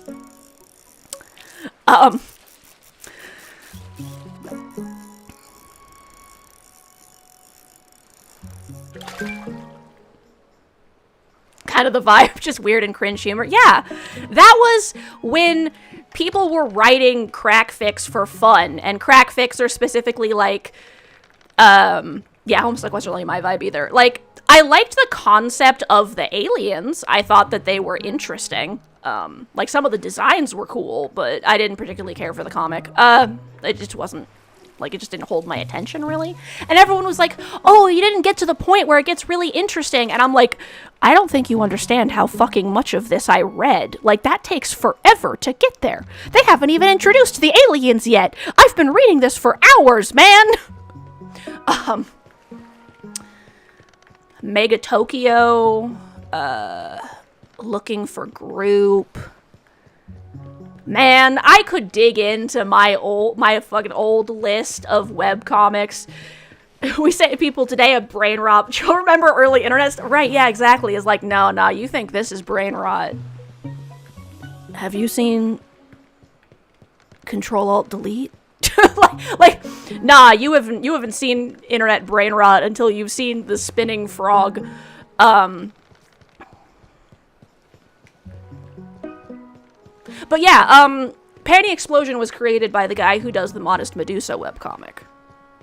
Because I got distracted, and I feel like I was going to say something else, too. But yeah, right, because, like, for example, I don't remember, it might have been someone who's in chat right now, but we were having a chat about fan fiction and fan art and stuff. And someone was asking, why would you write fan fiction when you could just watch the original materials, right? Or, like, find another show that's similar or something. And it was like, okay, how do I explain this? And it's basically, like, because we didn't really have the option of that, you know? Because, like, back in the day, if you wanted to read, like, a manga, you were lucky if you could find it at your local Borders. Or, like, you know, we didn't have, like, everything that we have nowadays. So if you wanted more, like, wizard school or, like, ninja battles or, you know, whatever it is you wanted to read, you basically just had that one thing. And so people were making their own as a way to, like, get more of the material, you know?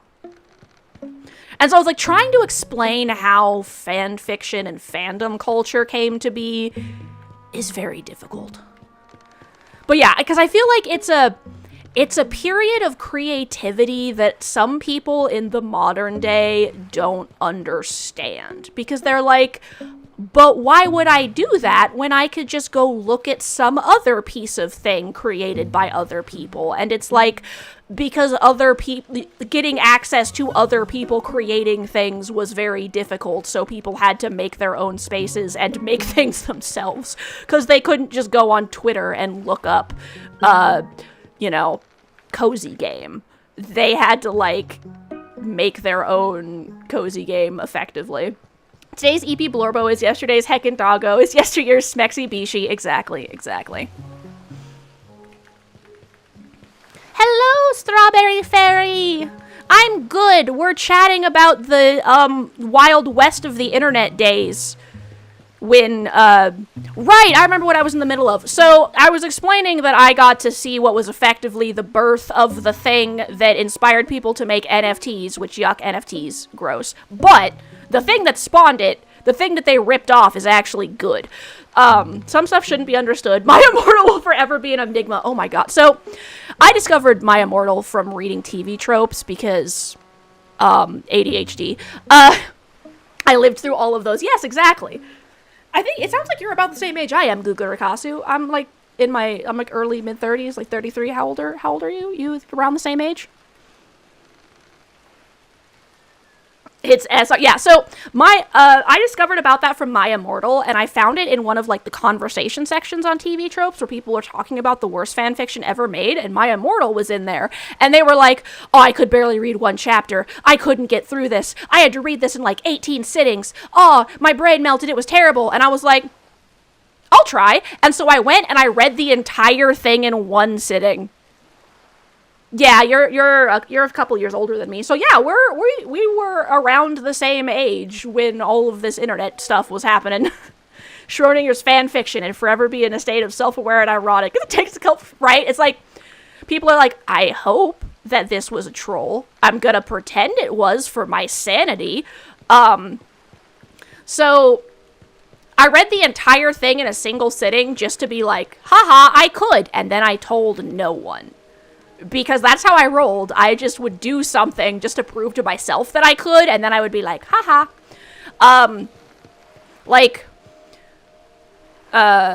Okay, I'm gonna finish this first story. No, I'll finish the second story, then I'll go back to the NFT adoptables thing. So, back in the olden days when everyone would write fan fictions and share their personal ships on the internet, God, trying to explain to people why you would ship characters that aren't shipped in canon is also crazy. There are people who don't understand shipping characters who aren't together in canon. What? My brain melted and it was terrible, and I said, I'll try. My Immortal, the worst fanfiction ever written. I discovered it on TV tropes because of a thread of people being like, don't read this. I couldn't do it. It was too bad. I had to read it in 18 sittings. I didn't get through a single chapter. And so I sat down and read the entire fanfiction in a single sitting just because why not? It is bad. It's terrible. In like a funny but fucked up way. So anyway, so back in the olden days, I was, looking at the internet. And keep in mind, this was pre-Shippuden Naruto. So this was, like, Chunin exams arc. I think, I don't even know if, Sasuke had, he might have just defected from the village. Sorry if that was considered spoilers for the series that ended, 20 years ago and now has a second series about the sun. Yeah, right? I'm so glad that y'all get these references, because sometimes I try to talk about certain things from ye olde days of the internet, and everyone's like, what? And I'm like, man, this is what makes me feel like fucking Solid Snake disappearing into dust. Trying to reference stuff or people being like, oh my god, this song is my childhood. And I'm like, bruh, I was an adult when this came out. Oh my god. This, or even worse, when they're like, this song is everyone's childhood, and I'm like, I was an adult! I was an adult when this was released! Fam, what? But anyway, so, someone was on their blog, on, Tumblr or something, ranting about how Naruto Sakura was clearly the superior ship because Naruto Hinata was horrible, and their reasoning... Wait till you hear their reasoning, guys. I cannot even. It is so absurd. Their reasoning for why Naruto Sakura was the superior ship is because in fan fiction, people tend to write Hinata confessing to Naruto, and then Naruto forgets about hunting down Sasuke. And that's it. That was their entire reason. Was because, well, that never happens with Sakura fanfiction, and she would never do that. So that's why Naruto Hinata is worse. Because the fanfiction always has him forget about Sasuke, and that ruins his entire character in the arc. So, like, 5-10 years later, when Shippuden came out, yeah, I was an adult for 12 years when this was released. Exactly. Like, I was I had graduated college when this came out, friends.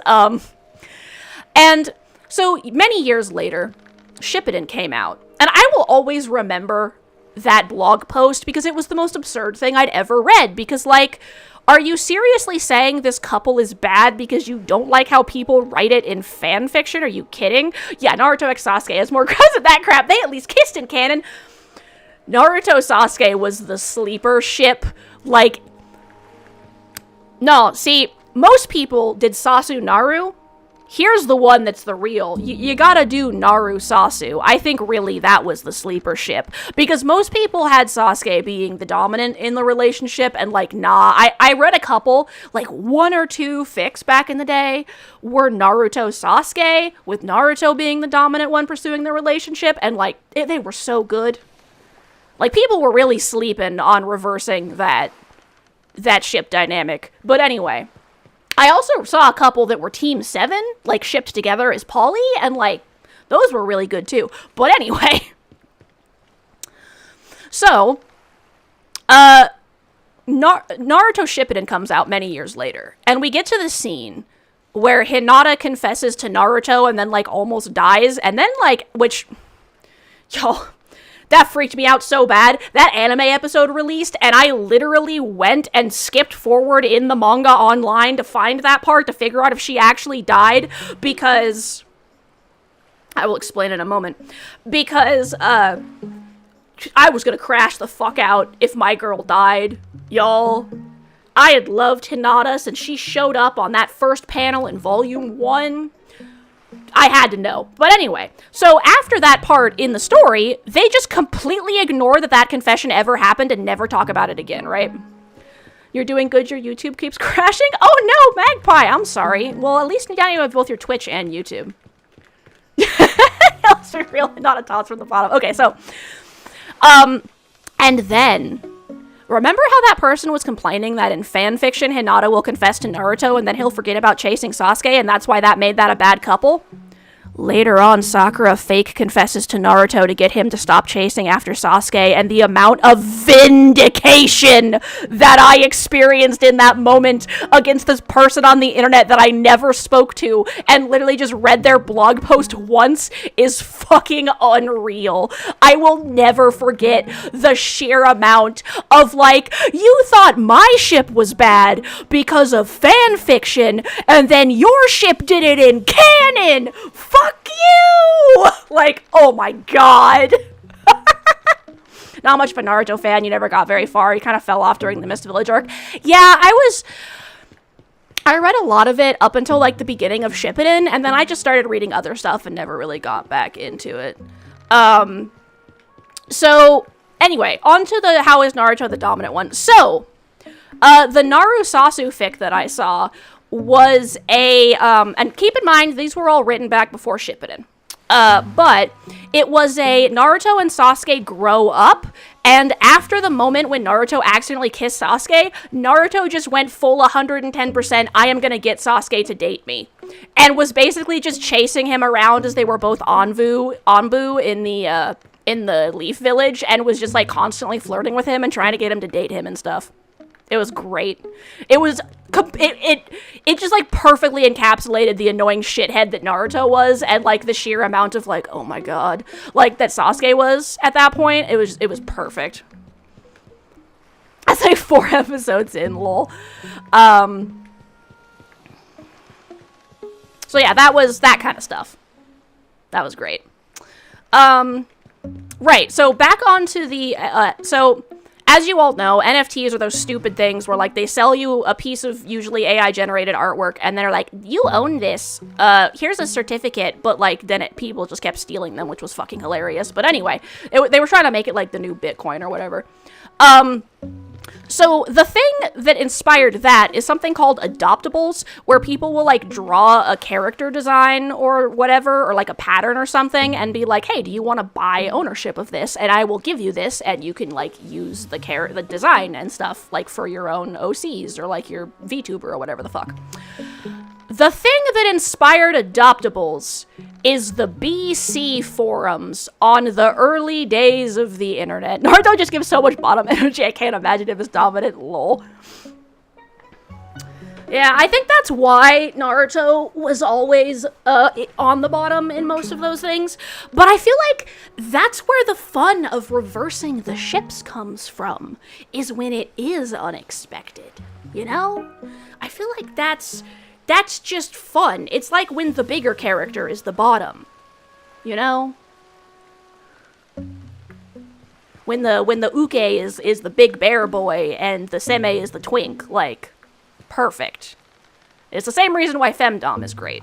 But anyway, so adoptables were spawned by the BC forums. If you were ever on Gaia Online, you'll know what I'm talking about, but BC stands for breedable/collectible.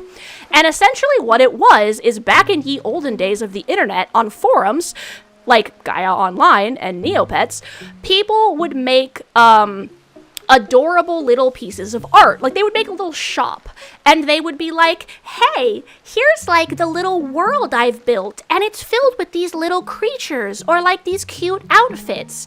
And what I'll do is, you can have the design of this specific one in this shop, and a lot of times they'd have role-playing. So they would be like, oh, hey, my setting is little boats, and everyone has a unique little boat.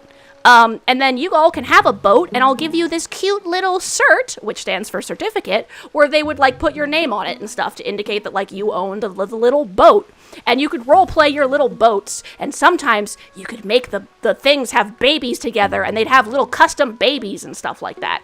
And so, you'll often see terms like BC and certs from those days, and that's where NFTs came from.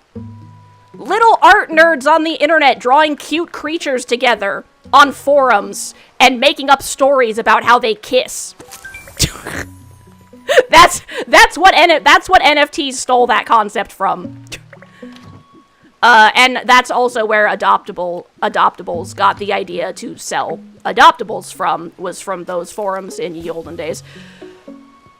You're reminding me of a character from Sayonara, Zetsubo Sensei. Her entire bit was that she was a slash fiction writer whose on top call was the exact opposite of the rest of the property's fandom. Yeah. I don't know if it's because of the ace thing or not, but I've always found the, like, unexpected slash unusual, like, reverse pairings to be a lot more interesting. Like, I'll read pretty much anything if it's good. I don't care. Reading is one of my hyperfixations. I genuinely don't give a shit. I will read whatever. But I always find those more interesting. It's one of the reasons why, Naonabora? No? I can never remember if her name as an O or an A at the end. Naonobora is one of my favorite mangakas in the BL sphere. She writes such good shit. What am I... Right, I was waiting for my bait to finish. Star Knight, welcome in! We are talking about the very early days of the internet and shipping and whether Naruto would be a bottom or a top.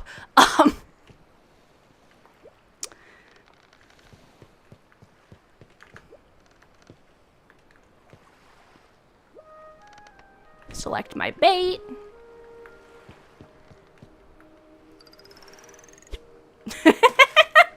While playing cozy boat game.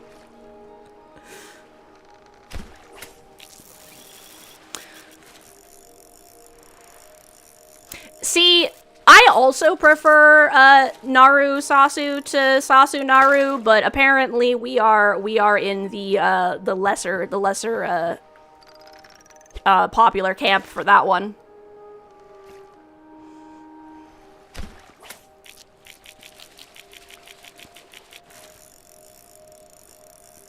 All you know about Shippuden is Gaara married out, Madara turned into a rabbit lady, and the main characters lived. Yeah, that sounds pretty accurate. The Jinchuriki plot that the author pulled out of his ass escalated until aliens happened, and then the entire world exploded. Basically. It's not your favorite genre. Your favorite BL mangaka is Kazuma Kodaka. Let me check that name real quick because it sounds familiar. Kazuma Kodaka. Ah, yeah, one of the oldies.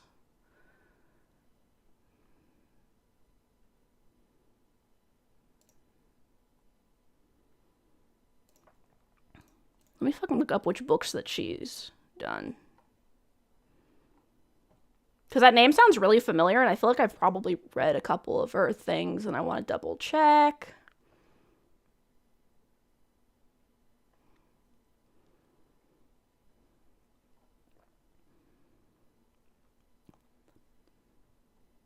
The art style and the works look familiar, but it's probably been a hot minute. So yeah, I've probably read a couple of them, but none of them are specifically like, yes, I definitely read this one. Nice.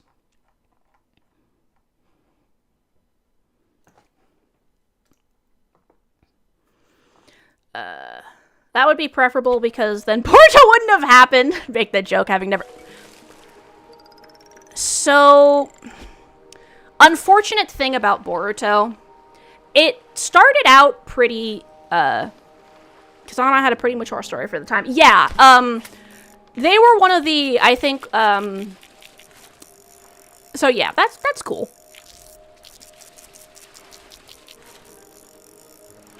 Plot. Yeah, there's so many different authors with different styles.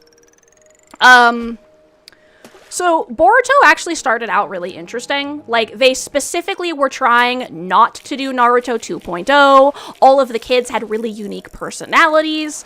They were trying to move away from some of the weird stuff they had done. Like, Choji's daughter was, actually really happy with her physique. And Boruto was like, I don't want anything to do with being Hokage. That sounds shitty.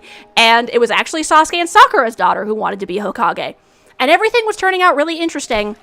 And then they, spontaneously decided that actually we can't have that happen, and then just started tweaking the plot to make everything Naruto 2.0, and Choji's daughter had to have a, oh, I'm so ugly because I'm fat arc, and, which, wasn't terrible, but, okay. And then, Naruto's kid suddenly had to be all like, I'm Chuny, and... actually, I have the ultimate power that's gonna save the world, and instead of it being, one of the other characters, and it started focusing on Boruto, and it basically just became Naruto 2.0, and it was just like, oh, okay. It does seem like they're trying to get it back on track with the time skip, by, for example, making Himawari the new Jinchuriki, but is whatever. And Seagoat! Okay, now that I'm done with my Boruto yap.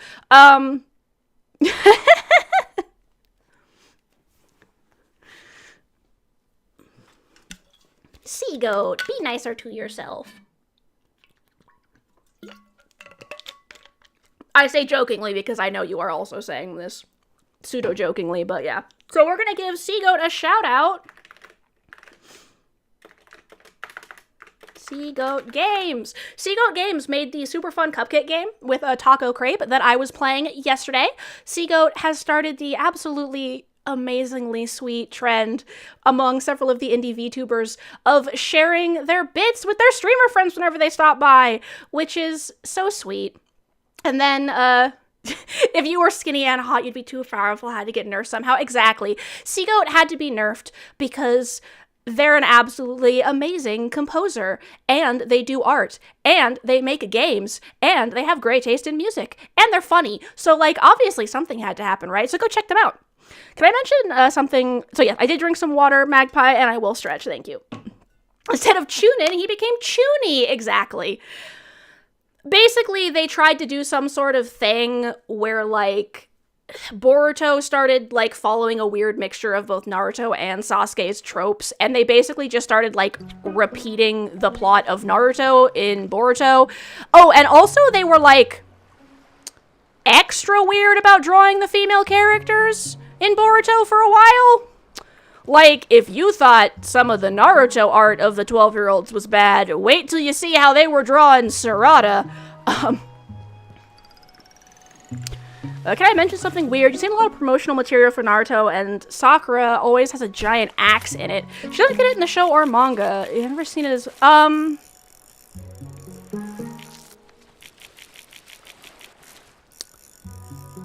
Yeah. That is... Let's see.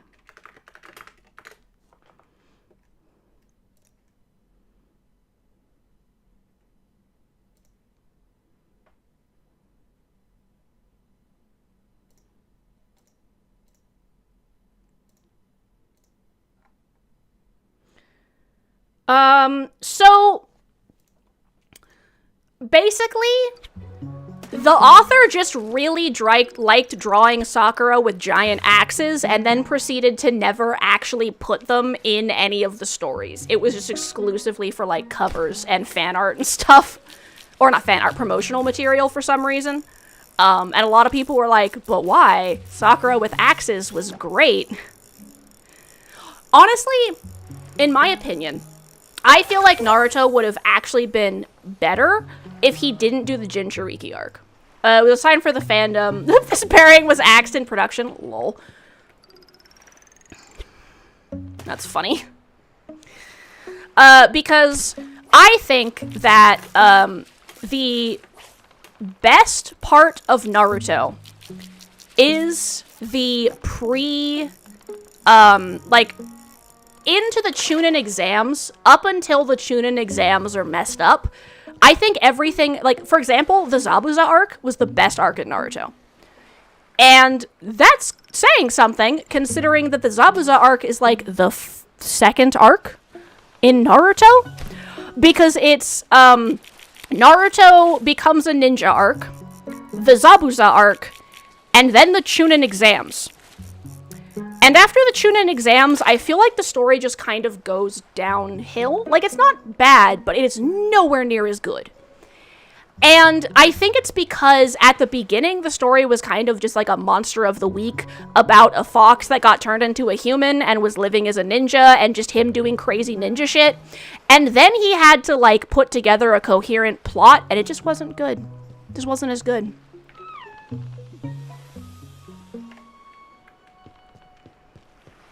Yeah,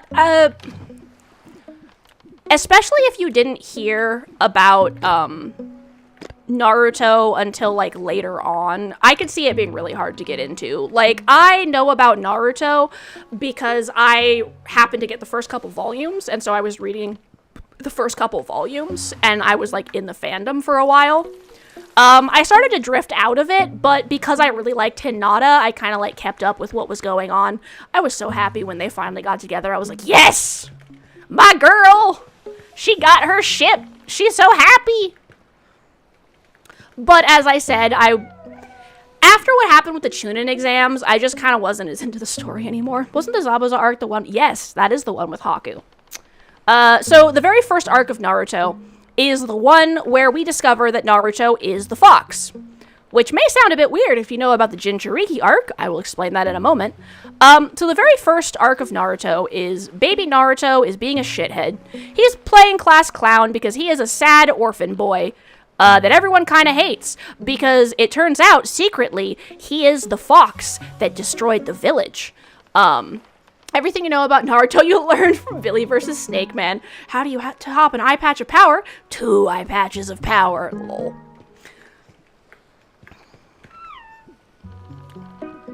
Might as well head to another island while we're yapping.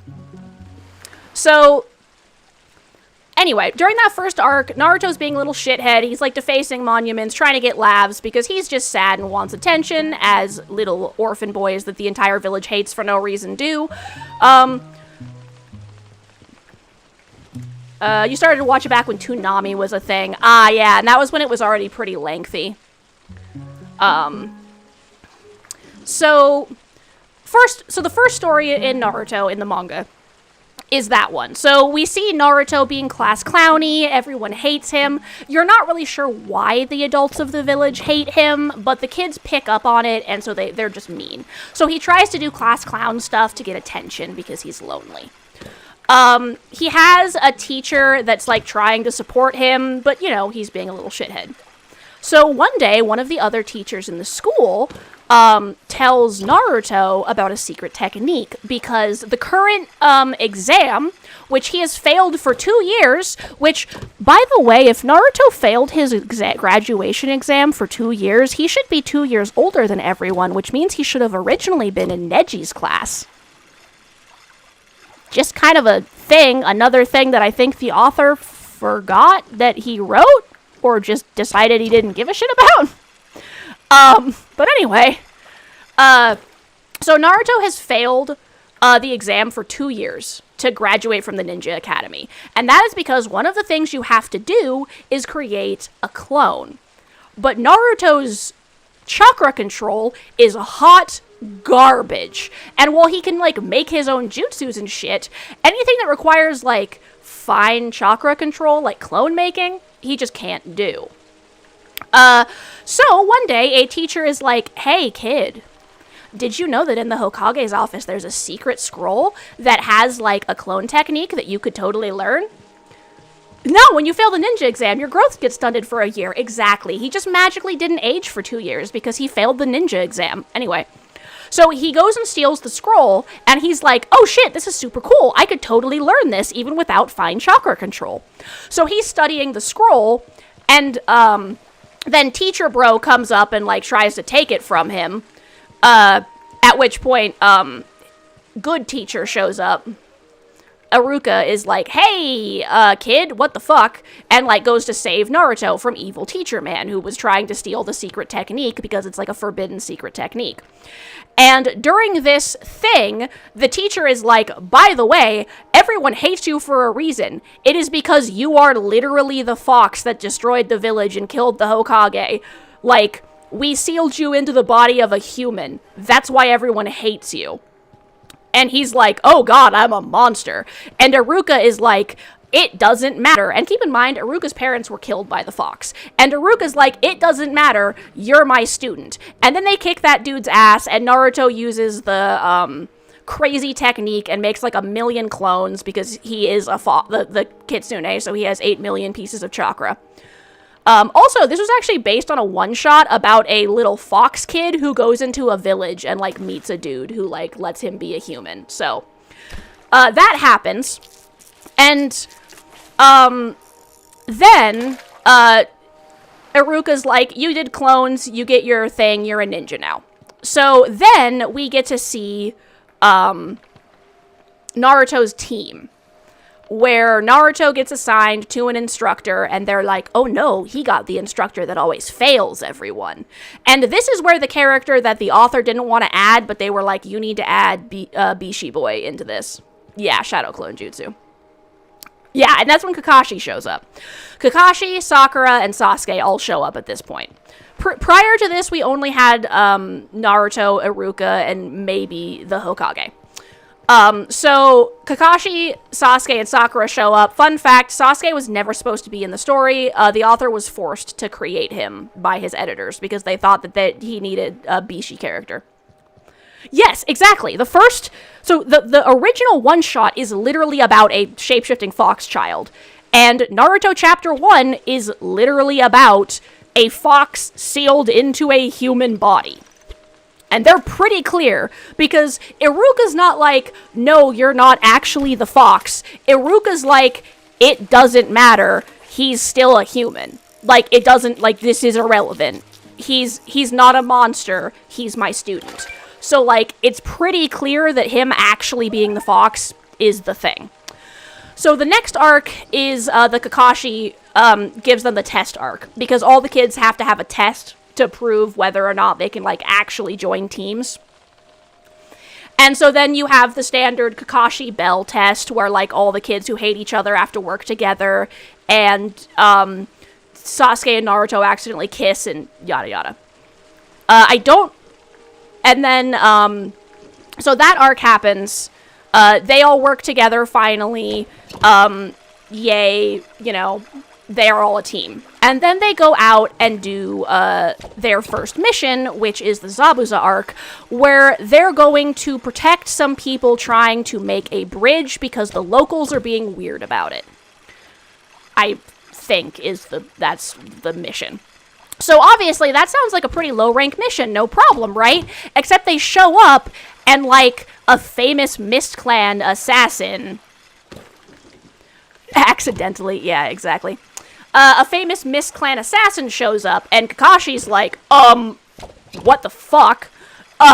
This is clearly not a mission for kids. And Naruto and the rest of the kids are like, fuck it, we ball. So they go through training arcs, and then we get to have, like, hey, by the way, the ninja world sucks balls, and here's why, as we get Haku and Zabuza's, like, depression arc, where we learn that, like, every other village is actually terrible, and, like, children are used as weapons. And this, along with the Sharingan, is where we learn about bloodline jutsus. Fun fact, bloodline jutsus, like Haku's, are basically never mentioned again. Like, they do occasionally show up, but, like, they just kind of, like, that concept just kind of stops existing, which is also sort of sad, because I thought that was cool as shit. So, Haku was known as a monster, and, like, because they had their, like, crazy bloodline jutsu. So Zabuza takes in little orphan Haku, who was, like, orphaned in a war or some shit, and uses him as a weapon. That's the little femboy. So they have their, like, they fight against Kakashi to help the evil villain, because that's what they're getting paid to do, and then they both die in, like, a super sad way, where they, like, stare into each other's eyes and are like, you're the only person who matters to me, bleh. And so that arc finishes, and Naruto learns that some people suck. That's, like, the, oh god, the world is horrible arc. And then the Chunin exams happen, and that's where all the rest of the characters get introduced, including, like, Hinata and Shikamaru and Tamari and Gaara and all that shit. At this point, Jinchurikis still don't actually exist in the story yet. Because, fun fact, if you know anything about Japanese mythology, Tanuki and Kitsune, aka raccoon dogs, and foxes both have shape-shifting abilities in Japanese technology. So Gaara, being the raccoon dog, also makes sense, because that's just part of Japanese mythologies. They are both shape-shifting creatures that have been forced into a human body. And so the entire point of that arc is basically, like, the two sides of that story, you know, and, like, two people who were hated by their villages for something that they have no memory of, and, like, how they handle it, you know, and, like, reaching out to each other, and friendship, and blah, blah, blah.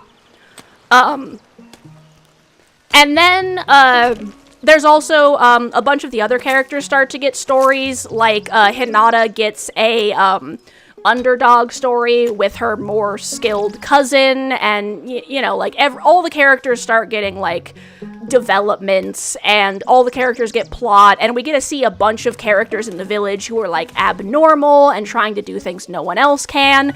It's very much like a... Yeah, exactly. And Rock Lee, the guys whose whole shtick is, you know, through sheer effort, I can almost keep up with superhumans. Yeah, it's a very, like, there's a point in trying your hardest, and not being able to do things the same way as other people doesn't make you a failure. And, like, if people, like, there are people around who care about you, you just need to find them. Like, don't listen to the people who are abusive and mean, essentially.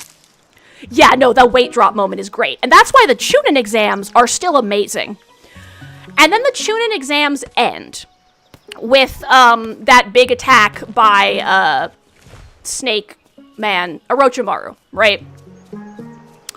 And then after that, they start dealing with, because during that arc, They also have this really cool moment where all the kids are in, like, the forest and stuff, and they get attacked by those Sound Village ninjas who are, like, actually Orochimaru's minions, and Sasuke gets marked by that thing, and Anko, who was also attacked by Orochimaru at one point, which, like, they totally dropped that plot line. Like, poor Anko, like, she was supposed to be a major part of the story where, like, she was clearly supposed to be, like, one of the people who was gonna help, like, Sasuke with his shit, you know? Like, she was clearly supposed to be a foil for Sasuke, and then, like, she just got dropped from the fucking story. Like, Sakura gets to, like, be a badass, which she also gets to continue to be a badass in her fight against Ino. All the characters are getting hella character development. We're getting to see more of, like, ninjas being evil assholes.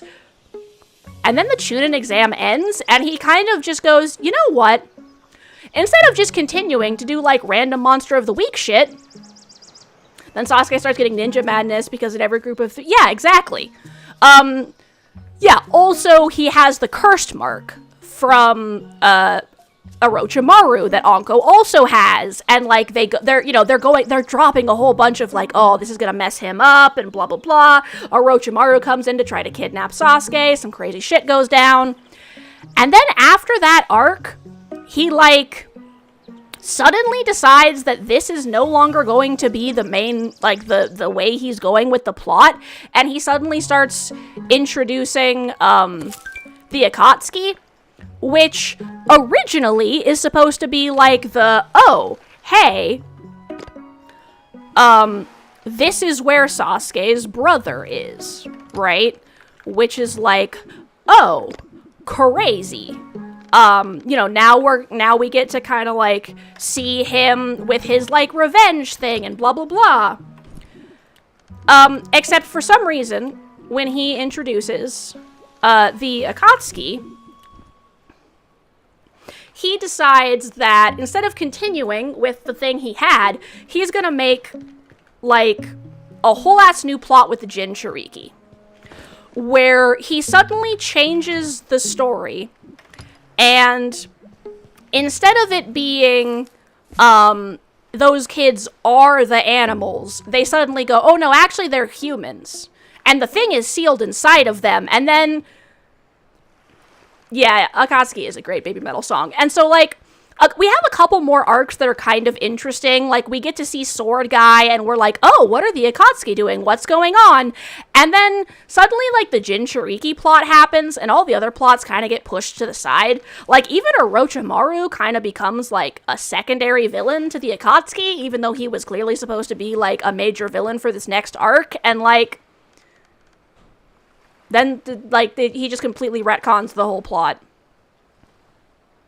And it's like, okay, whatever. I guess we're doing this Jinchuriki thing now. Which isn't all bad. There are some good characters. It's not like Naruto goes to shit after that. I just think Naruto was better before that point. Especially because, like, I feel like it was a lot more about people trying to, like, move past, like, the biases other people have about them and, like, the struggles in their life and becoming who they are, not who people view them as. And I feel like some of that was kind of cheapened by some of those changes. And also, I just don't think, like, personally, I think the author was better at writing, like, the just random ninja shit stuff. Like, with temporary arcs, as opposed to, like, a whole story-spanning thing.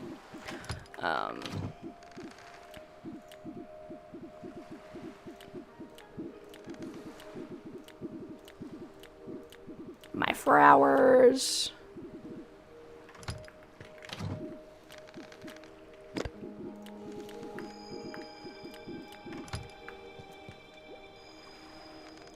This game's reminding you of a lot of the central play of Spiritfarer. Cool. Seems like they literally lost the plot.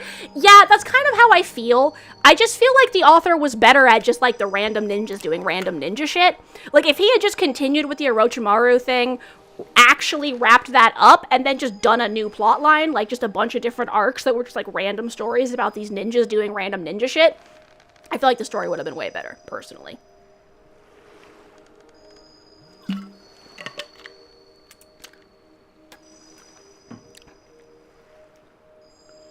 it also could have been really cool if the Akatsuki had come, like, because it seemed like the Akatsuki were originally put into the story to kind of be, like, individual antagonists for each of the characters so we could get more of their plot.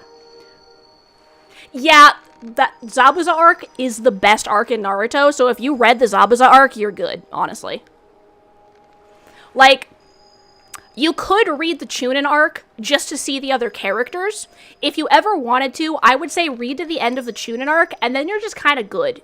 Like, that's probably all the Naruto you need to, like, actually get the best parts of Naruto. That's really all you need, because the entire rest, you kind of have to, like, draw the rest of the fucking owl if you want to enjoy the rest of the series, so.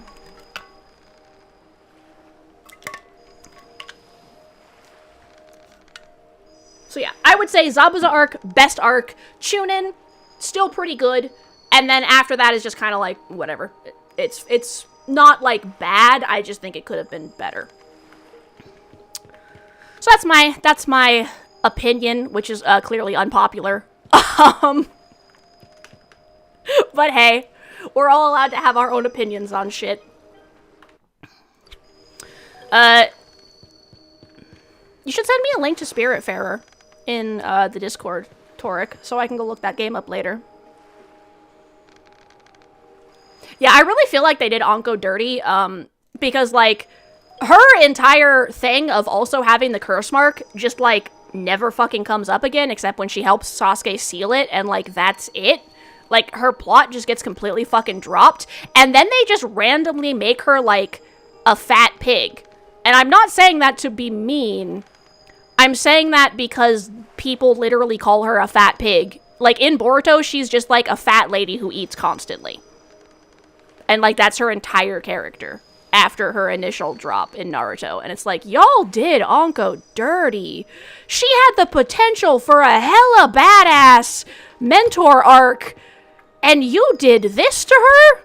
What did she do to deserve this? But yeah, no, Zabuza and Haku were great. When your world gets too big, sometimes it can really hurt your story. Yeah, I feel like that was the problem. I think he just kept trying to escalate the plot instead of just, like, sticking with the, like, smaller arcs, you know? Because even if they had overlapped, I feel like it still would have been better. I think he tried to do too much, like, world-ending stuff. And I think he might have gone, oh, people really seem to like the Jinchuriki characters. Or, like, people really like my, you know, shape-shifting monster turned into a human characters. Let me make a bunch more. And it's like, that's not why people like them. You can't just keep doing the same, like, you don't just copy-paste the thing over and over again and, like, be like, yup, that is my story now. Like, that's not how that works, bro. Like, that's, come on. Yeah, like, apparently the author decided that after Anko's part in the beginning of the Chunin exams, she just decided to just eat a bunch of food until she got fat, and that's all she does all day, is just eat food and occasionally do office work. Now, apparently, despite the fact that that was clearly not her job, question mark, because, like, she was Tsunade's assistant for a while, I think, but, like, yeah, basically they just went, and now Anko is a pig who eats a bunch of food, which is specifically, you know how her companion is a pig, because you know how everyone has a companion that's supposed to exemplify their character? Her companion is a pig. They give her a pig as a summoned pet. And it's just like, bruh. Really? It's like how Kurenai just becomes, like, a house mom. Like, why do all the ninja ladies have to go off and become, like, fucking house moms, and then all the ninja dudes go off and become, like, fucking, like, the cool ninjas? Like, what the hell?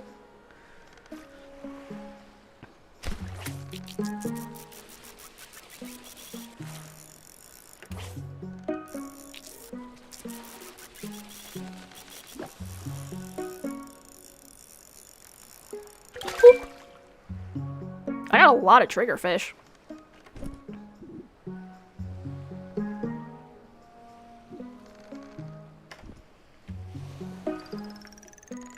So yeah, that was the Those are some of my rants about Naruto. Well, and, like, back in the day, we didn't really have a whole lot of, like, manga to talk about, so it was kind of one of those things where it's like, oh, you want to read manga? You get, Naruto, DBZ, Inuyasha, and then maybe if you're lucky, you'll find some stuff by other authors, like Clamp or something, you know?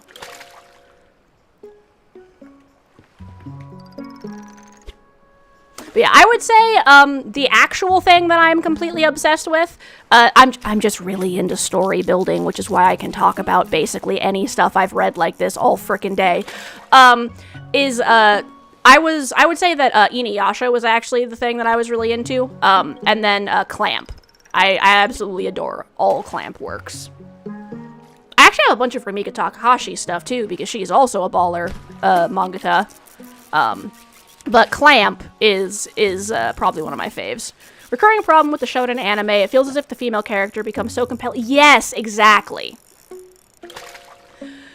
I've noticed one of the big problems with some shonen stuff is that, yeah. Like, the female characters don't get to do anything.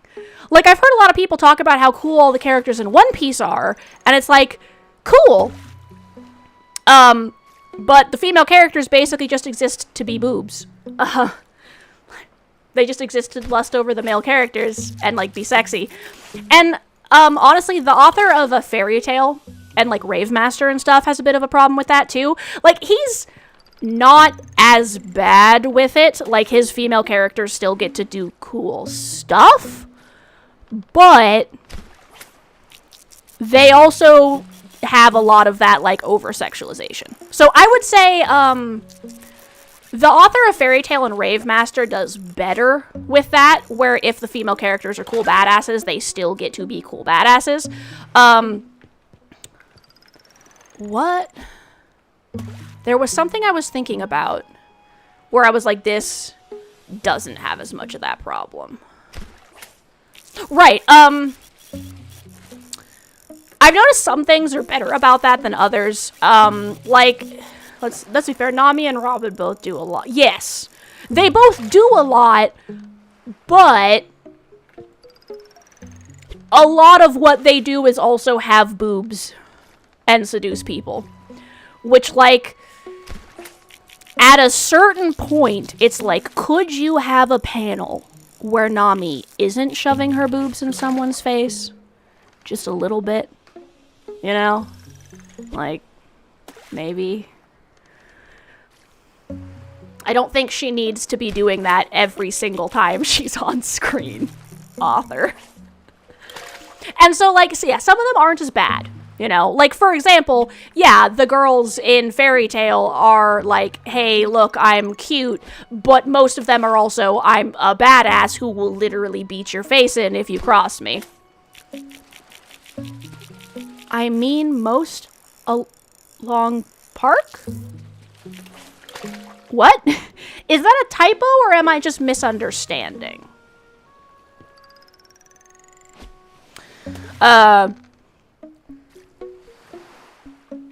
Yeah, because, like, even Shaman King, which actually does pretty good with its romance by not just, like, doing that weird thing that shonen manga sometimes does, where the romance either never happens, or, like, they just kind of have the girl be crazy. Ah, early arc One Piece. Okay, I don't know if I ever got that far. I will admit the One Piece I read was very, very beginning. Name's whole origin, and she really joins the crew. Okay, cool. Yeah, so, like, One Piece does have cool female characters, but they are also clearly supposed to be hella eye candy. Like, that is at least, like, 50% of the reason why they all exist, you know? Yeah, like, I swear that's red. Is it just the light in the game that's making those look red? Like, Shaman King, for example, does have a, like, the protagonist does have a, well, actually, Shaman King is interesting because it's technically written from the perspective of the sidekick, not the protagonist. And we do have a lot of cool female characters, and, like, the actual, like, the main character, not the protagonist of the story, because the protagonist of the story is the sidekick, does have a fiance, and, like, they actually, like, do the do at one point. Because he's doing a death contest, so at one point she's basically like, hey, just in case you die, could we, like, you know, because I like you and all that. And so, like, she does end up getting, you know, pregnant or whatever. But, like, that one does an interesting thing where, like, they don't have her just exist to be, like, the annoying girl who's, like, constantly bothering him, you know? But that one also does have less female characters. And obviously a lot of characters do tend to drop off over time because that's kind of what happens in elimination-style tournaments.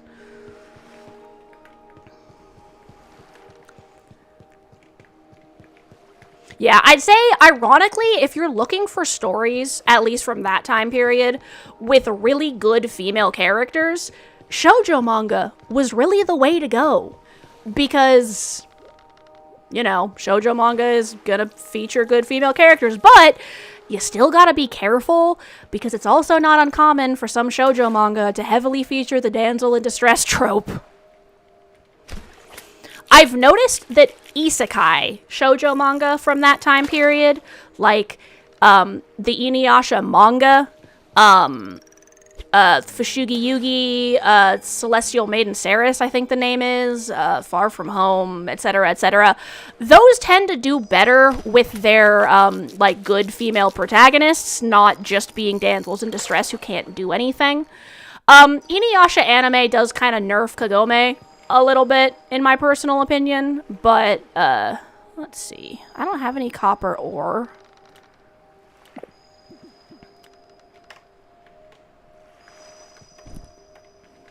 Do I need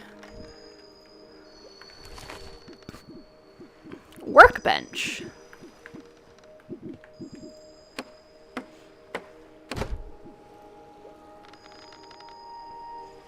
She knows that by the laws of narrative casualty, if he dies, she'll have his baby. If he lives, she won't. Lol.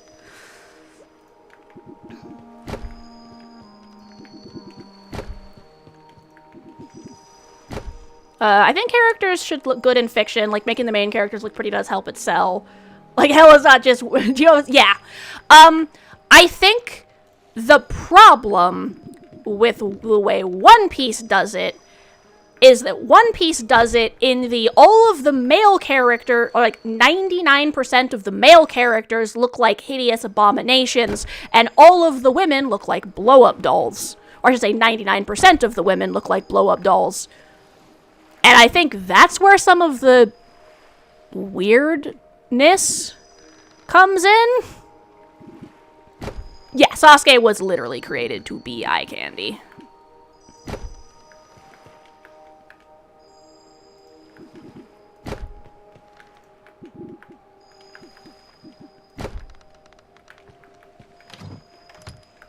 Okay, that is not my one with wood in it. Nor is that one.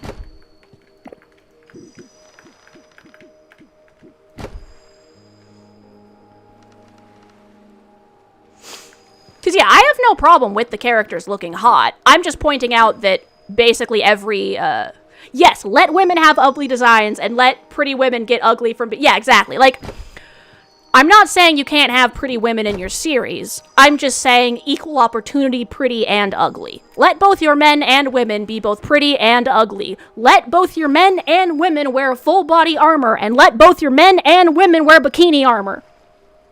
Equal opportunity sexualization.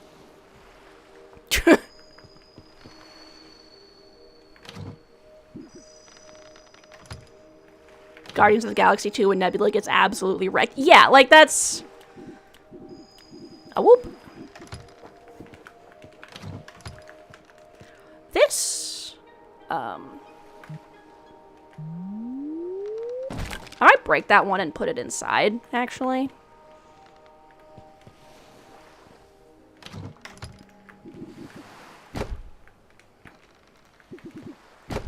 Maybe it was Guardians of the Galaxy 1. Yeah. And so, yeah, that's kind of my thought on the matter, is it's the everyone, like, when all of your male designs are super unique and all of your female designs are exactly the same, it's weird. It's like, I don't have as much of a problem with the guy who does, like, Rave Master and stuff, for example, because all of his men and all of his women look exactly the same. So, like, all of the dudes look the same as all the women. So it's like, whatever. They all look the same. So that's more of a same face syndrome problem. Whereas in, like, One Piece, he'll draw male characters with, like, every design under the sun. But then female characters, unless you specifically have, like, the one female character that's supposed to be ugly, you know? Will all have, like, the exact same character design. Yeah, the saber face epidemic. Exactly. Yeah, that thing. Same face syndrome is an entirely separate problem.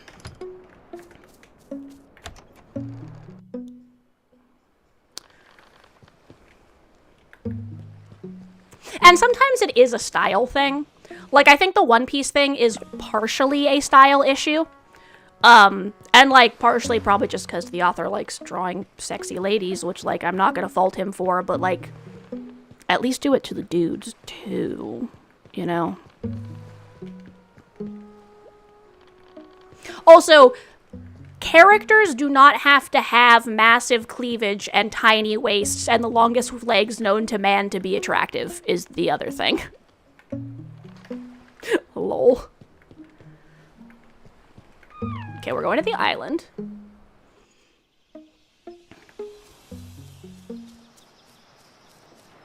Let's see. It's like the give my girls some different body types. It's like in ecchi harem animes where one of the girls is complaining about having small boobs, but she has the exact same cup size as the girl that everyone is talking about has the biggest boobs in the world, and you're like, dude. One lady from Jujutsu Kaisen looked hot even after she'd been thrown into a blender. Yeah. I think, honestly, like, that's the actual thing that kind of bothers me, is it's like, we already know that male characters don't need to be, like, sometimes we have male cookie character hotness, too, where, like, every hot male character has to have, like, slightly, muscular, but not too much, and, like, a square jaw, like, and it's like, come on. There's a decent amount of body differences in women in One Piece, yeah, and, like, that's the thing. When you put all the ladies next to each other, and then you put all the dudes next to each other, it's like, yeah. In a vacuum, it might seem like a decent amount of difference, but compared to all the male characters, it's basically, like, nothing. And, like, that's the actual thing, you know? Like, you can't make some of, like, yeah, it's just, like, add more variation. Like, you clearly know how to do it. You do great character designs with your other characters.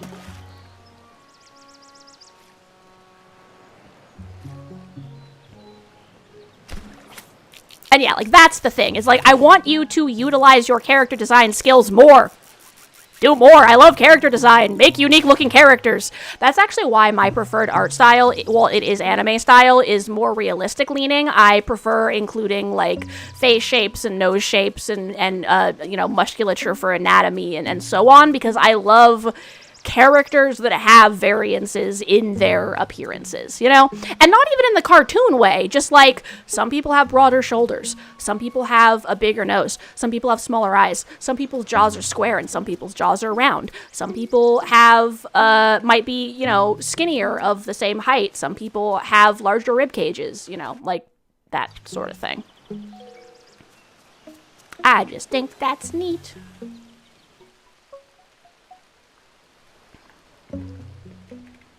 Oop.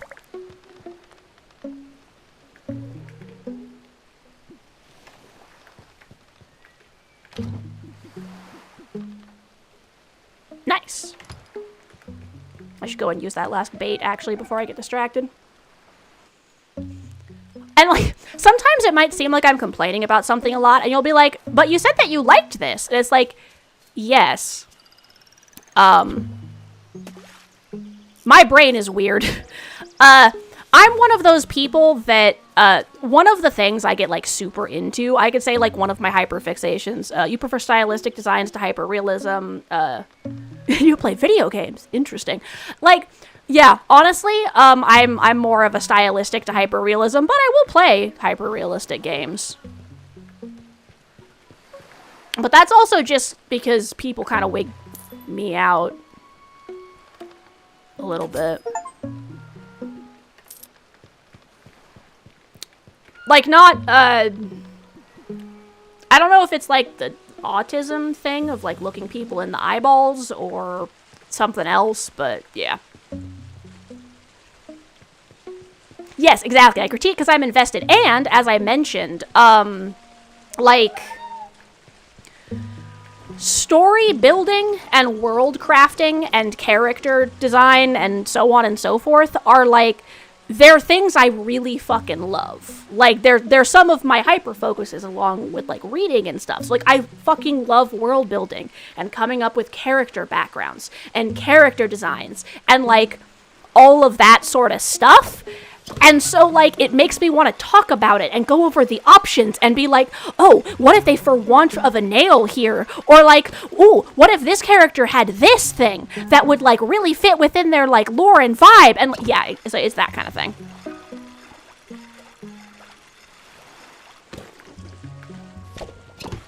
Like, I will always headcanon that Inuyasha has a dog nose, and you can't convince me otherwise. Oh, that's just how Rumika Takahashi draws noses. No.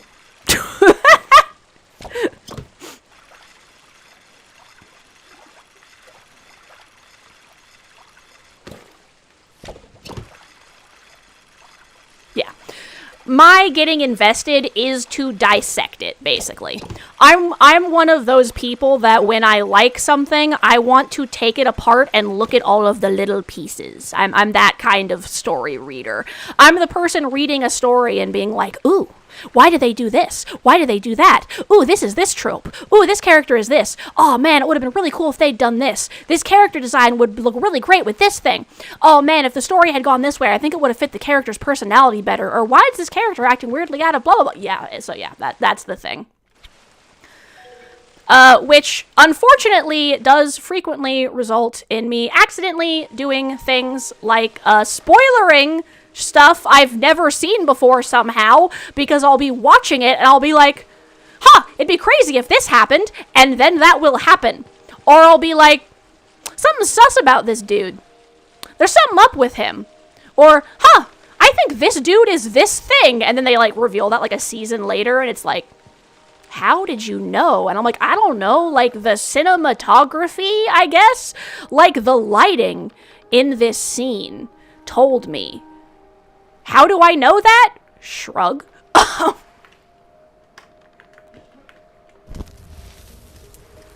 Water.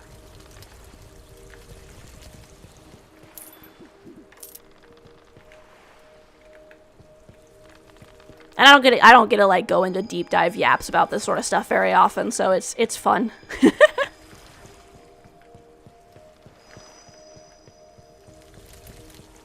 Like, I could go in a deep dive yap about how the Inuyasha anime and all of the Clamp animes completely ruined the story. Like, no, seriously, fucking why? If you guys wanted to hear that as well.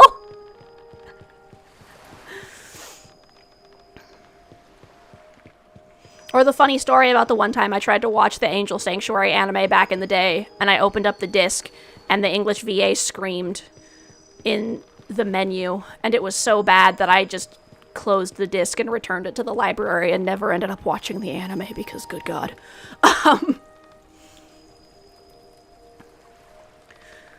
But if y'all want me to yap about something else, just let me know. I will keep going down the yapping about my teenage / preteen anime and manga takes. So the Inuyasha anime, I personally think is substantially worse than the manga, specifically because they fucked up a bunch of the characters.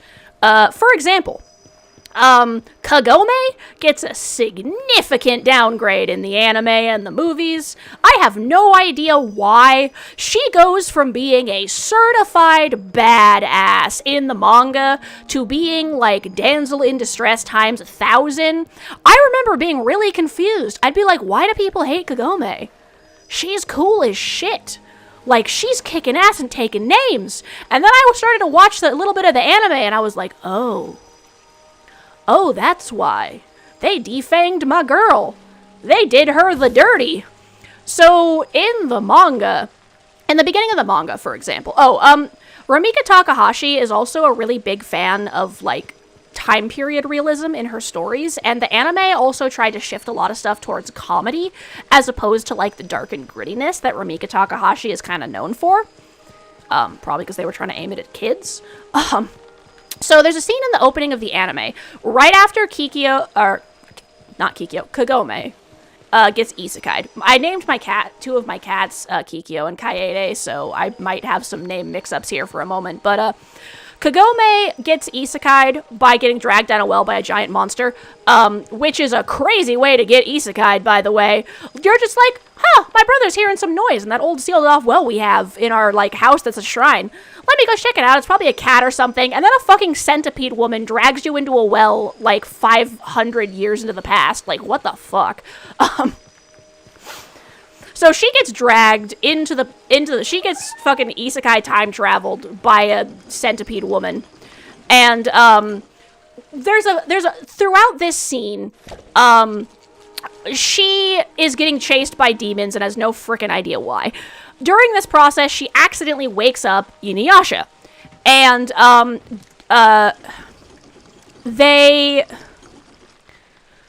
So, I'm trying to remember the exact order of operations, because it's been a hot minute since I read the beginning. But TLDR, some shit goes down, they destroy magic object, now must go on gather quest. And one of the early gather quests that they have to do, I don't remember if this guy is pre or post, whoops, we destroyed the object and now we have to do gather quest, but basically Kagome and a bunch of the civilians get kidnapped by some bandits. And they have, like, this fucking giant of a bandit leader. And when I say giant, I mean, like, giant. Like, bro's the size of a car, okay? And he's, like, being crazy, and, like, crushing people's heads with his fingers and stuff. And he starts threatening, the villagers. And Kagome, the absolute badass that she is, pulls out a bow and threatens to shoot him in the head. And she delivers. She actually goes to shoot him in the head. And the only reason that doesn't work is because dude has been, like, hyper-empowered by, like, magic. And so he, like, catches, like, the arrow, like, tinks off his head or something. So, like, Kagome is throwing down. Like, she is defending these villagers with her life. In this, like, she's a high school girl who got isekai'd, and she's down here like, I will kill you, motherfucker. Like, do not mess with me. Like, I will not go down without a fight. In the anime, instead of Kagome being like, I will fight your ass, I'm going to shoot you in the eyeball with this fucking arrow, back the hell off. In the anime, they do this weird thing where, like, her and the villagers just run around in a circle to dopey music while he chases them around the hut they're in. And just shit like that. Like, they take a bunch of the moments where Kagome is just being an awesome badass who's like, I will throw down as necessary, do not fuck with me. And they either make it a moment where she just screams for Inuyasha to come rescue her, or, like, just other weird shit. And it's like, or they make it like a funny scene instead, or they just, like, change the scene. And it's like, but why? That's not the only character they change either. They all, like, Sango, Moroku, and Shippo made it out pretty much unscathed from the character assassinations, but Sesshomaru and Kikyo did not. They are the other two characters that got completely character assassinated, which really bothers me because I actually really like their original. What the fuck? I caught a parrotfish. Look at that. A parrot. Scare a parrot and attach its feather to your floater. That's amazing.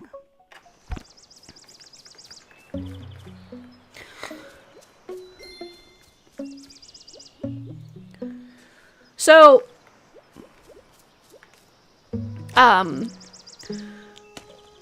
Kikyo's backstory, for anyone who is not versed in the Inuyasha lore, is that back in ye olden days, before Inuyasha got nailed to a tree, literally, he takes an arrow, a enchanted arrow through the heart and gets nailed to a tree for like 50 years.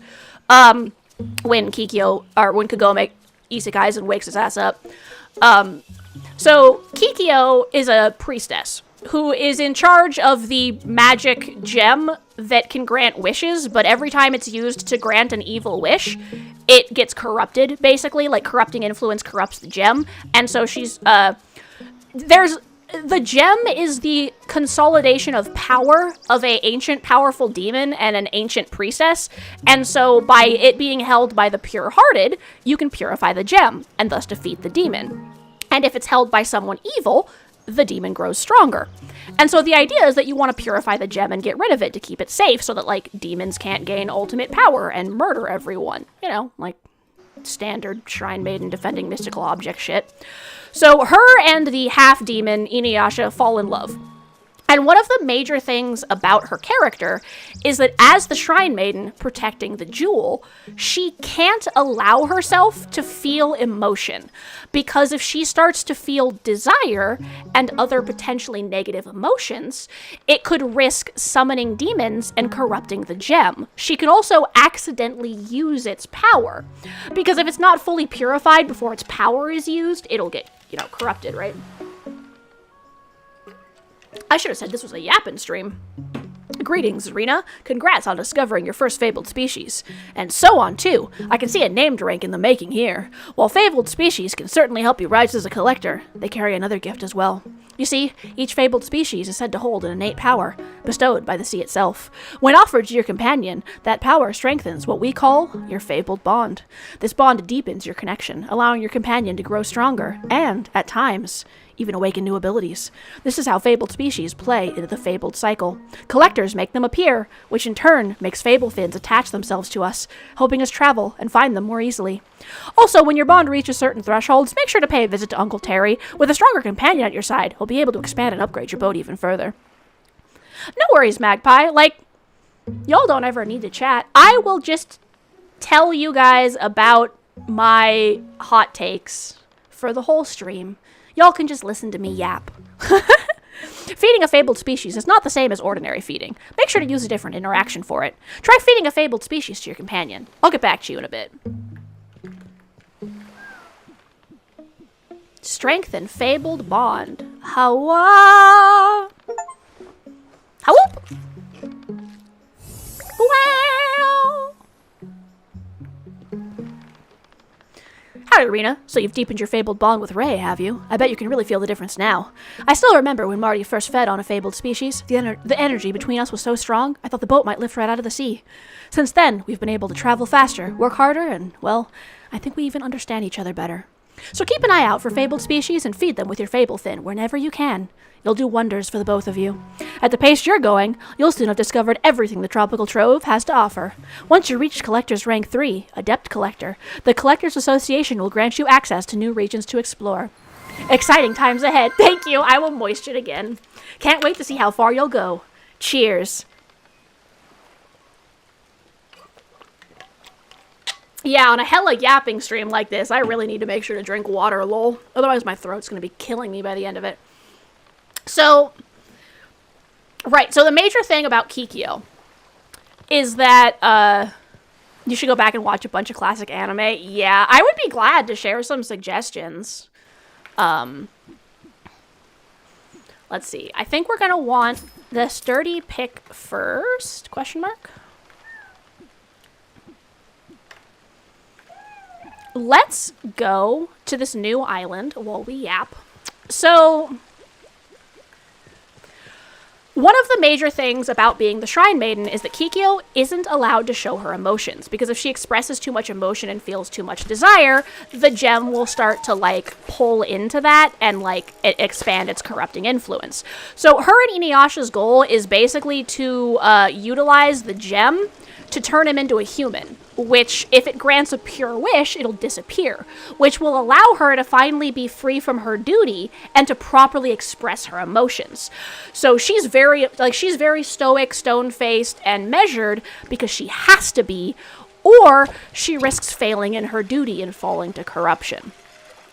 So when she dies, they burn the gem with her, and it ends up in Kagome's body in the future, because Kagome is the reincarnation of Kikyo.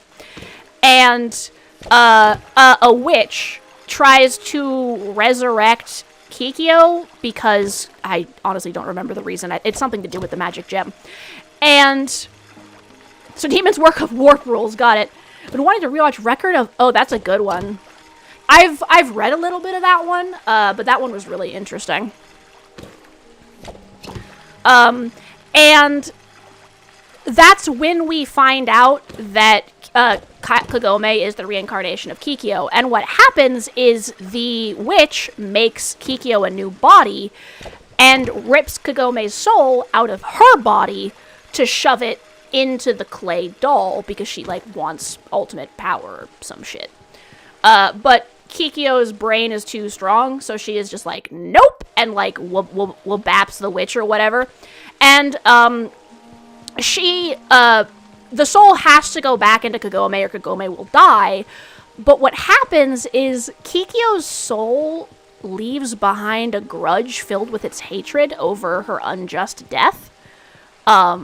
Which leads to a bunch of other plot problems that are really fucking interesting, because Rumika Takahashi knows how to do depressing shit really well. But now that she's no longer a Shrine Maiden in charge of the gem, she can fully express her emotion. And because this whisper of her soul is nothing but a grudge, she is fucking bonkers.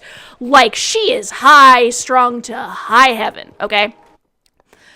But for some reason, the anime decided to reverse that and made her super emotional when she was human, and then made her, like, stone-faced with no emotion when she was a spirit, which is, like, literally the exact opposite of the plot. Why?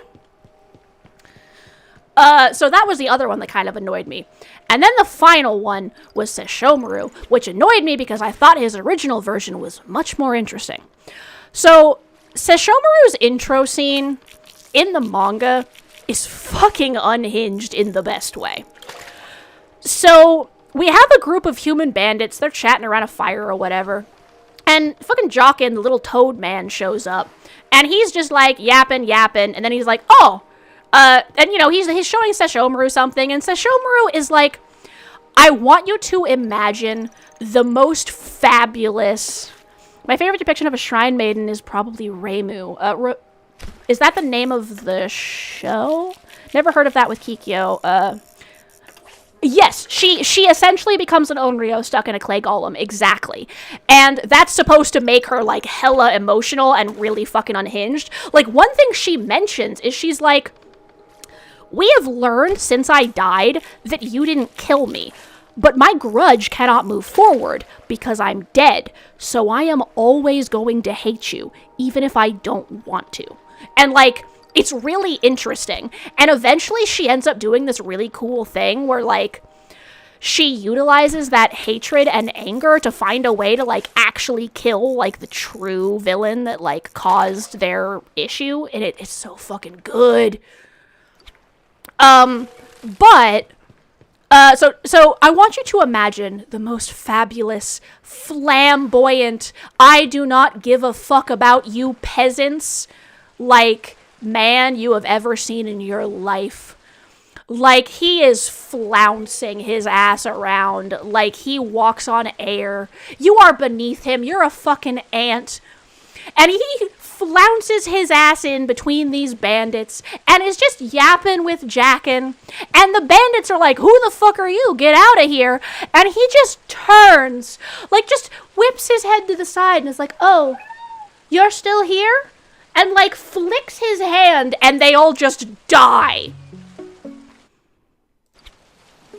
I'm like, bruh, what the fuck? And he's like smiling a little the whole time. Like, he is just fucking fabulous.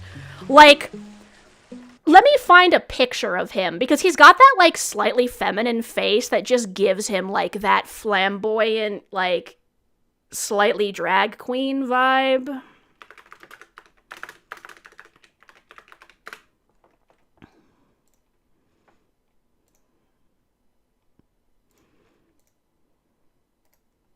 Yeah, I'm gonna go paste that in the Discord for y'all in the media section.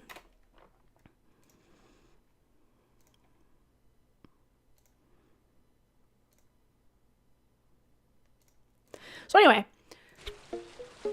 picture like big eyes and like eye makeup and just fabulous aesthetic, right?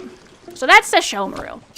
And then the manga comes around, and he is just square-faced, stone-eyed, monotone, Bishi man. And I'm like, what did you do to my flamboyant, I don't give a fuck demon boy?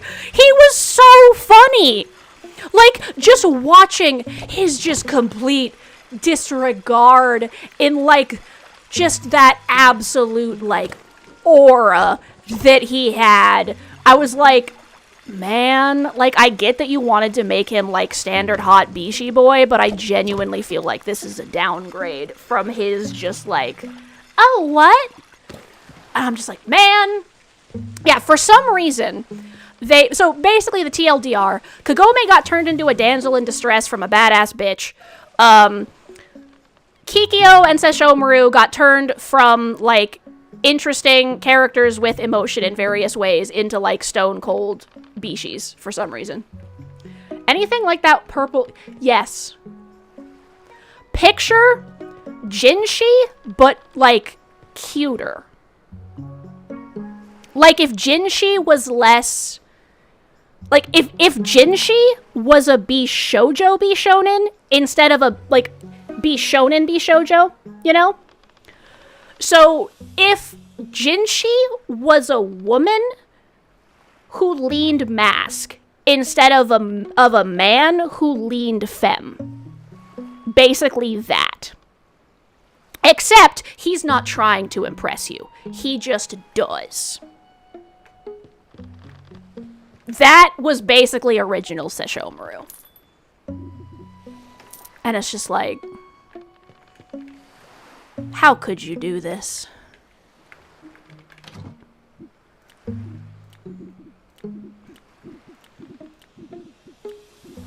What's the one show where the protag swaps genders every time? Ranma 1/2. That was also by Rumika Takahashi. It's one of the early iterations of the harem rom-com genre, actually. So yes, Rumika Takahashi is one of the founders of the harem rom-com genre. She actually originated it with Loom, which is about a guy who is a wannabe playboy. Like, he flirts with everyone he sees to the point that it turns off the girls actually interested in him, and then one day, an alien falls in love with him, and that is the one girl he is not into. And so, harem rom-com shenanigans ensue. But that one's more focused on, like, a corner dynamic, as opposed to a love triangle, or a hectagon or whatever. And then Ranma 1/2 is the one where there's the main couple. Oh, y'all are stuck in ad jail. RIP. I'll finish what I'm saying, but then you can let me know when you get back what you missed. And then the main couple in Ranma 1/2 is like a will they, won't they, punch, punch, kiss dynamic. And, then a bunch of other characters along the sidelines fall for both the female lead and both the male and female versions of the male lead, and it creates like this really interesting like tree thing where both of them are like the trunks at the bottom, and then all the people interested in them like spread out.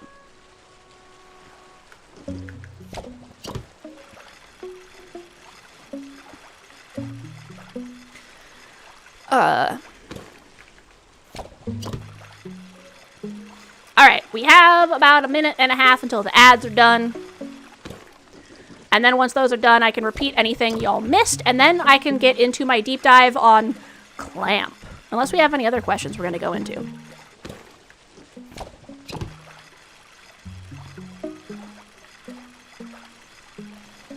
Do, do, do, do, do.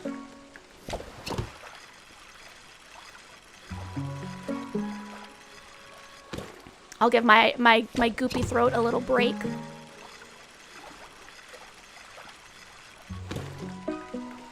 If y'all can tell, I get really excited when I'm talking about something I find interesting, and I could yap about it forever.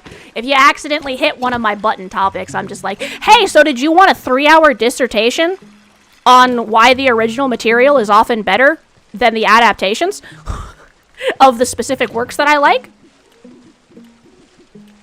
Though that's not always true. Sometimes the adaptations are better. Like if the pacing of the original material is kind of messed up, or like the original material had like a weird plot that they removed, sometimes the adaptation can actually be better. Like, personally, I find the adaptation of, what the fuck is the name of that series? The one with the, There Are No Gods in This World, I think. You enjoyed the early exploration of anime. There was an interview with an English VA for the tsundere character in Luckstar where she described what she liked that was refreshing about the character, which was beat for beat the tropes of a tsundere. That's really funny. Welcome back, mouldyboss! So what did you miss from what I was saying? Like, what part did it cut off as? And then I can just repeat that for you.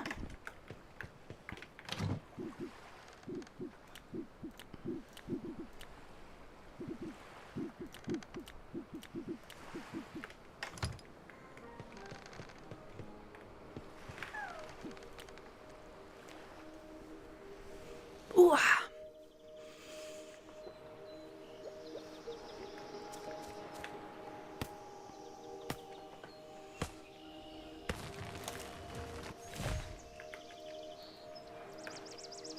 The same author that did the gender swap did... yes, okay. So, Rumika Takahashi did both Inuyasha and, Ranma 1/2 and Loom and Mermaid Saga and a bunch of other shit. So, Rumika Takahashi is actually one of the progenitors of the ecchi rom-com genre. Ironically, not for Ranma 1/2, but for Loom. So, Loom is one of Rumika Takahashi's earlier works. There's actually, that's actually getting a new anime along with Ranma 1/2.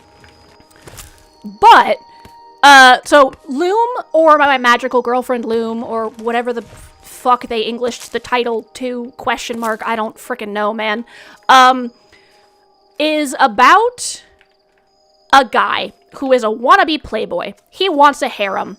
He is such a persistent creep that even the girls that like him are turned off by him. So he is constantly chasing women, especially those who don't want him. And even when a girl gets interested, he ends up doing something like being like, I want a harem. And they're like, oh, ew. Except one day, an alien girl, an alien species who are clearly based on Oni from Japanese mythology. It's really funny. I dig it.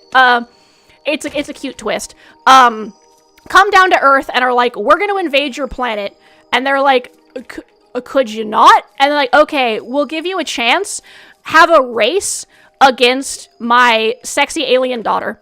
And if you can catch her, then we won't, like, destroy Earth.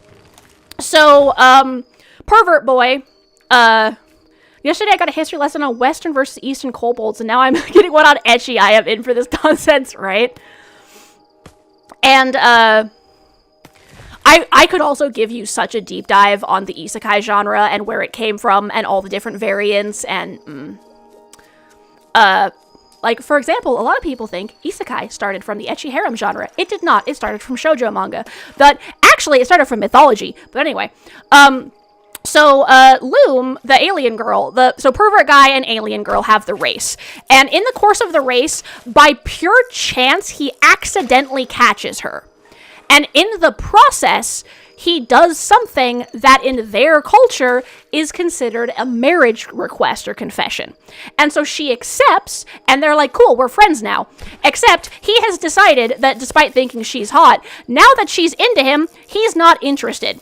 And so the premise of the series is crazy alien girl being like, hello, husbando, and him being like, no, I want other girl harem, and then her electrocuting him, and him chasing after, a bunch of girls, including his childhood friend who kind of likes him but thinks he's sort of a creep. And that's that series. So that is less of a true harem and more of a, like, love corner. Yeah, Connecticut Yankee and King Arthur's Court is an early isekai, exactly. Because a lot of people say isekai has to mean literally a different world, but isekai just means a place so different from your own that it is effectively a different world. Fun fact, that does make stories with enough culture clash technically isekais. The alien girl is like, just picture a human woman with tiny horns who can fly. He's just stupid. Basically. Bruh's just dumb. I think the thing is that he doesn't want to get married because it means he can't have a harem. I think that's the actual problem that he has with it. Like, she doesn't even have green skin. She's just a girl that can fly and shoot lightning. So she's like a mixture of like a Raijin and an Oni. And so that was her original. And then she did her actual ecchi harem precursor. So, like, Loom was kind of like the foundation, and then Ranma 1/2 Loom is like the blueprint. No. The concept, and then Ranma 1/2 is the foundation. So Ranma 1/2 is about two martial arts families who decide to engage their children because dads be doing dad shit. The heart, what it wants, and the heart is stupid. Yeah, pretty much. And what happens is while the boy's family was training their martial arts in China, they went to a place that had mystical tools.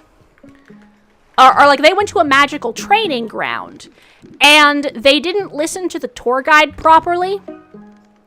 And so what happens is they accidentally end up falling into the pools, and it's called like the 1,000 Deadly Pools or something. And the reason it's called that isn't because you die when you fall into the pool, it's because every pool is cursed. And it's all like, the poor sad girl drowned in this one, so if you fall into this one, you turn into a sad girl. This one is a boar piglet. This one's a panda. This one's a insert 80 million animals here.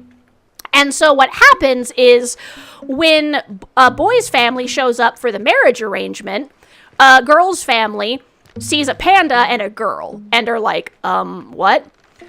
And through a series of ecchi circumstances of bathtub hijinks, boy gets turned back into a boy, at which point, obviously, girl is a little upset by this.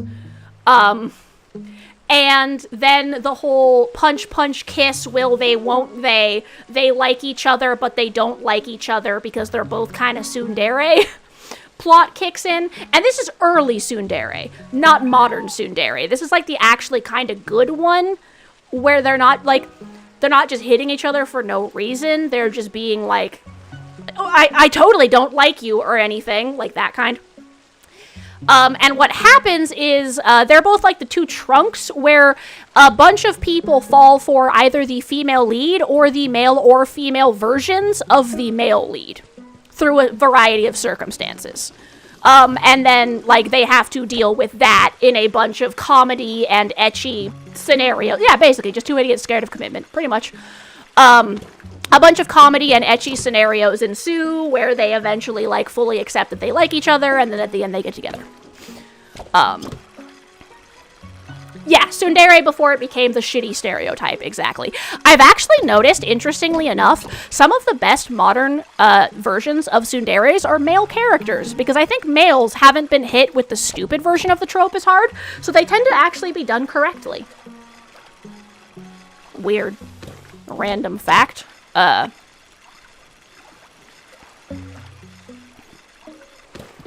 yeah, that's that one.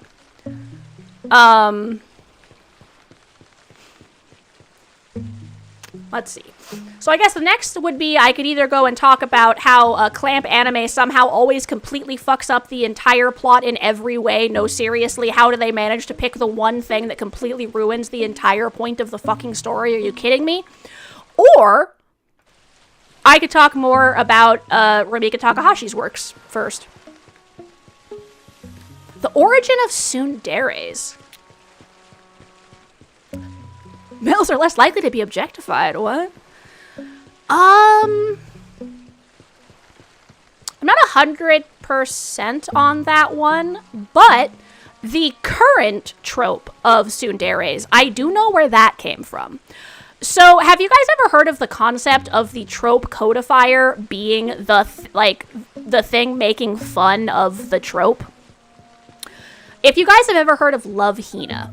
So, Love Hina is also an older manga, and it was released by someone who was making a joke about current emerging tropes in the romance genre.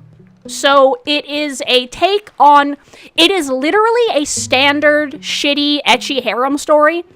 It is where the current modern day tsundere trope came from. The one where the girl hits you for no reason, kicks you through the windows, beats the shit out of you, etc., and is like super violent. That's from Love Hina. Because it's supposed to be a exaggerated deconstruction of the, like, it's not really a deconstruction, it's a parody. Love Hina is a parody of something that didn't have a full, like, that wasn't fully codified as a trope, as a genre yet, because the author saw what people were doing and was like, lol, this is dumb, I'm gonna make a parody of these tropes. Except then the story got really popular, like, actually seriously, and it became it accidentally became the template for the genre that he saw emerging and was trying to create a parody of. Yeah. Yeah, yeah, that kind of thing. So, yeah, because Love Hina is a story about a high school student that goes to live in a dorm and finds out the dorm is full of women. And then standard shitty harem ecchi ensues where he, like, keeps walking in on the girls naked on accident, and one of the girls is a foreign girl that literally acts like a monkey, and, like, they have the red-haired, pigtailed tsundere that beats him up constantly the moment she sees him. Like, one of the jokes is that he keeps getting kicked out a window into the river, and shit like that.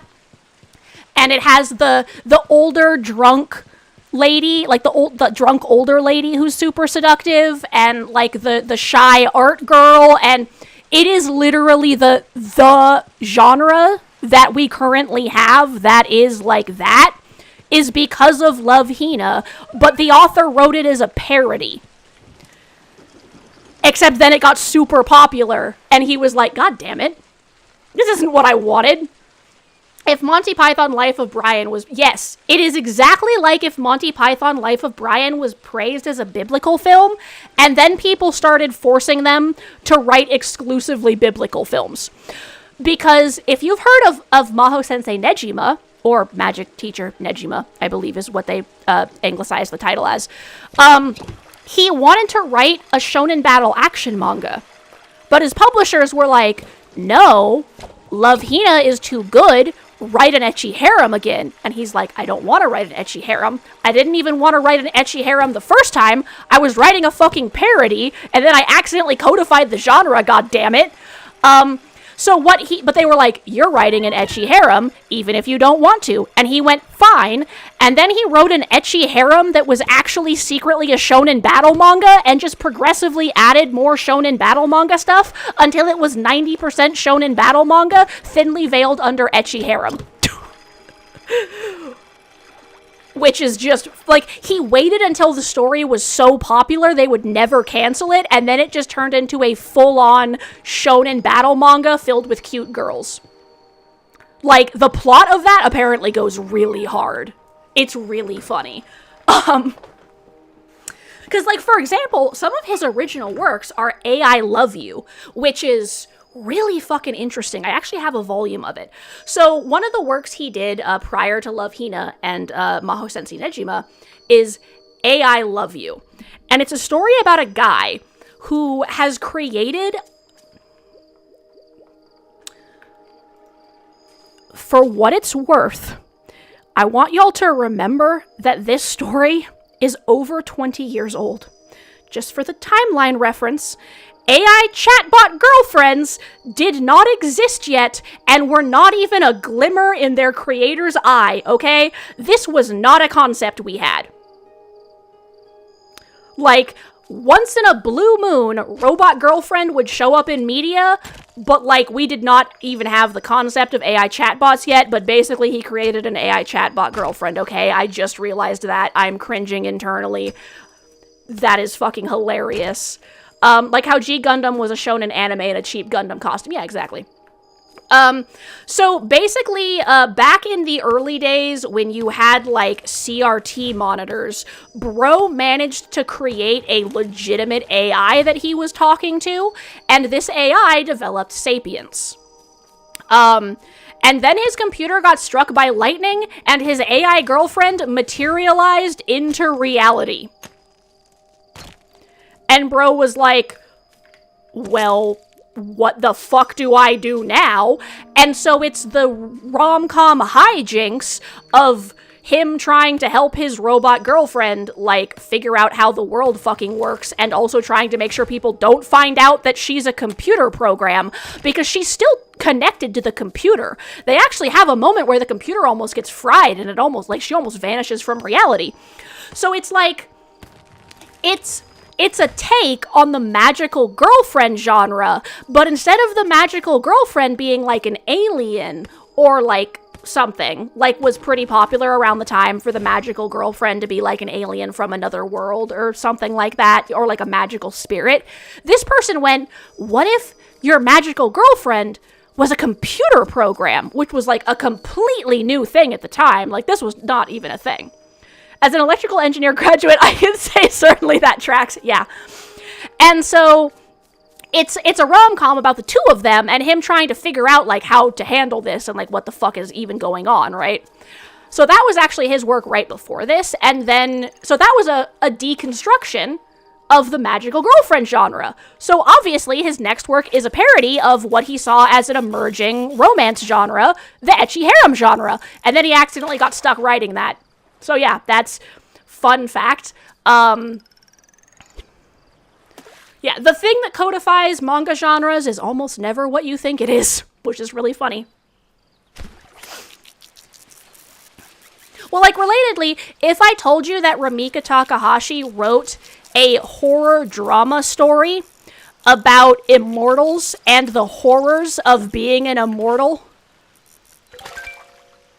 like, Mermaid Saga is a story about the tale that if you eat the flesh of a mermaid, you live forever.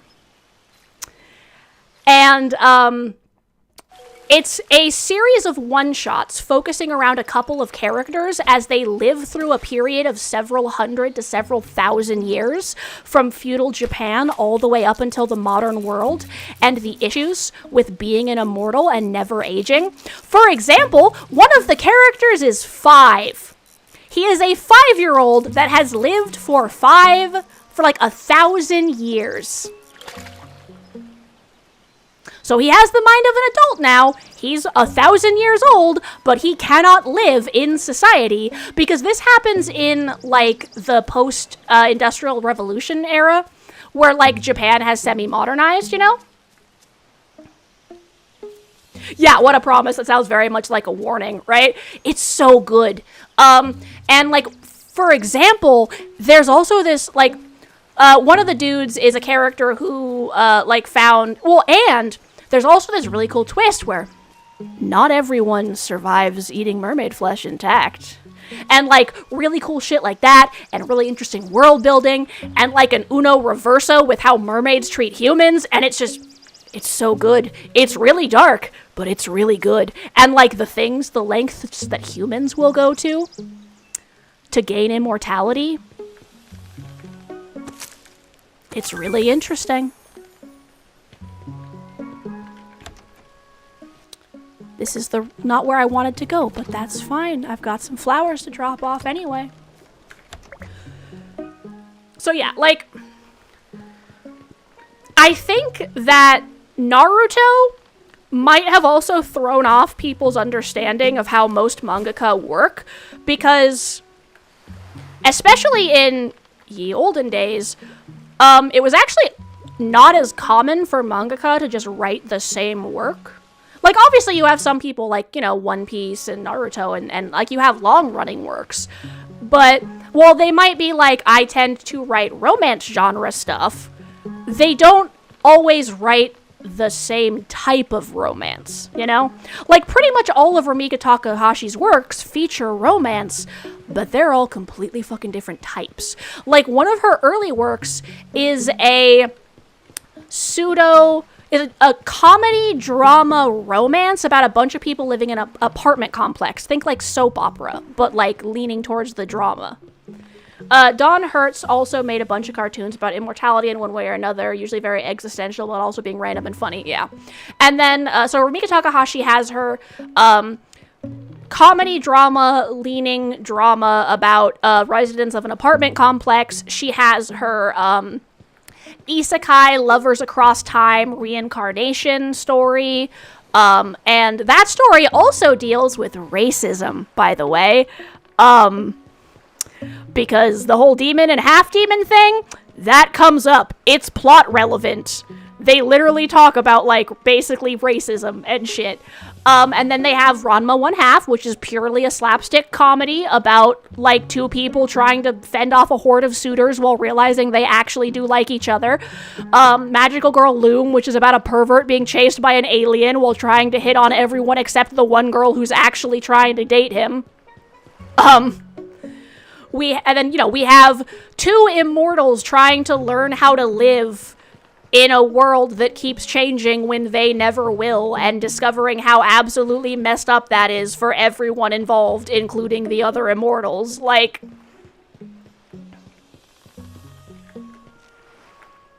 and then, since we're talking about isekais and time travel and shit, which I also love. I love those genres so much. I have all of... Let me check if I've... We'll go to the last island, and then we'll loop back through, and I'll double check if I missed anything on any of these islands. Give me a sec to adjust my headset, because my hair is slipping into my ear cup, and it's bothering me.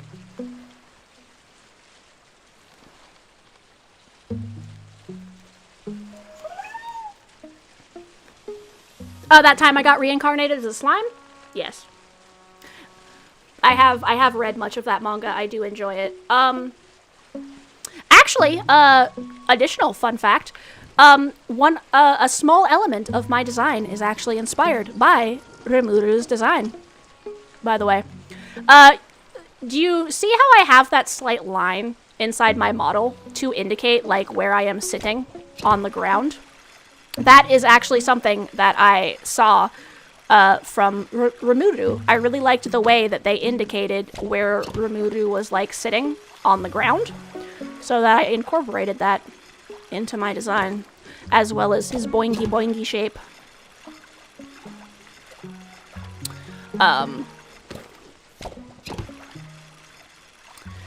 But, like, right, so the thing I was going to talk about, you haven't read or watched a lot of isekai. The only one you really enjoyed was Konosuba, and that's because it's genuinely hilarious with great characters. What types of stories do you like? Because if I know that, I can recommend you some good isekai.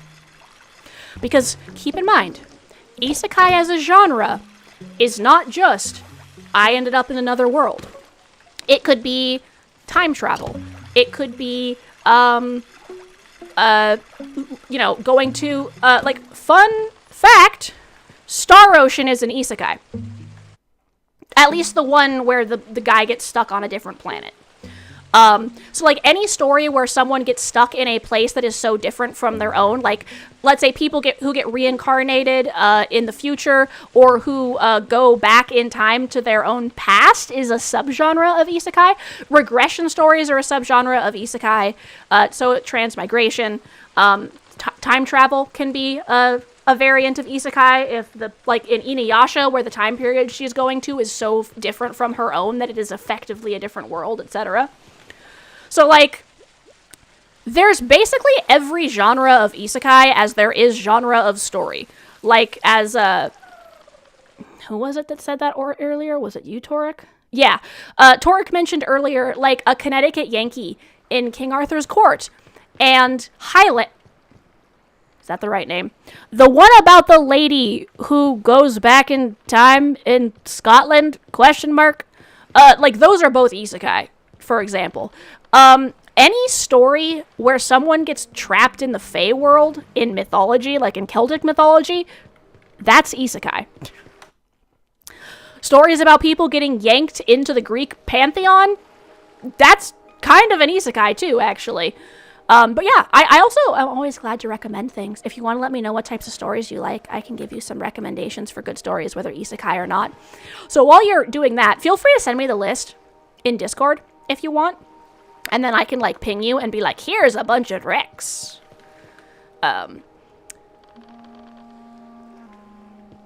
They keep me guessing. A lot of isekai can seem to be fantasy power, fantasy harem sword, and it turns you off the show. So anything not that. Okay. So when it comes to parodies that totally rock the genre, the 100 Girlfriends Who Really, Really Love You, because boy howdy does... See...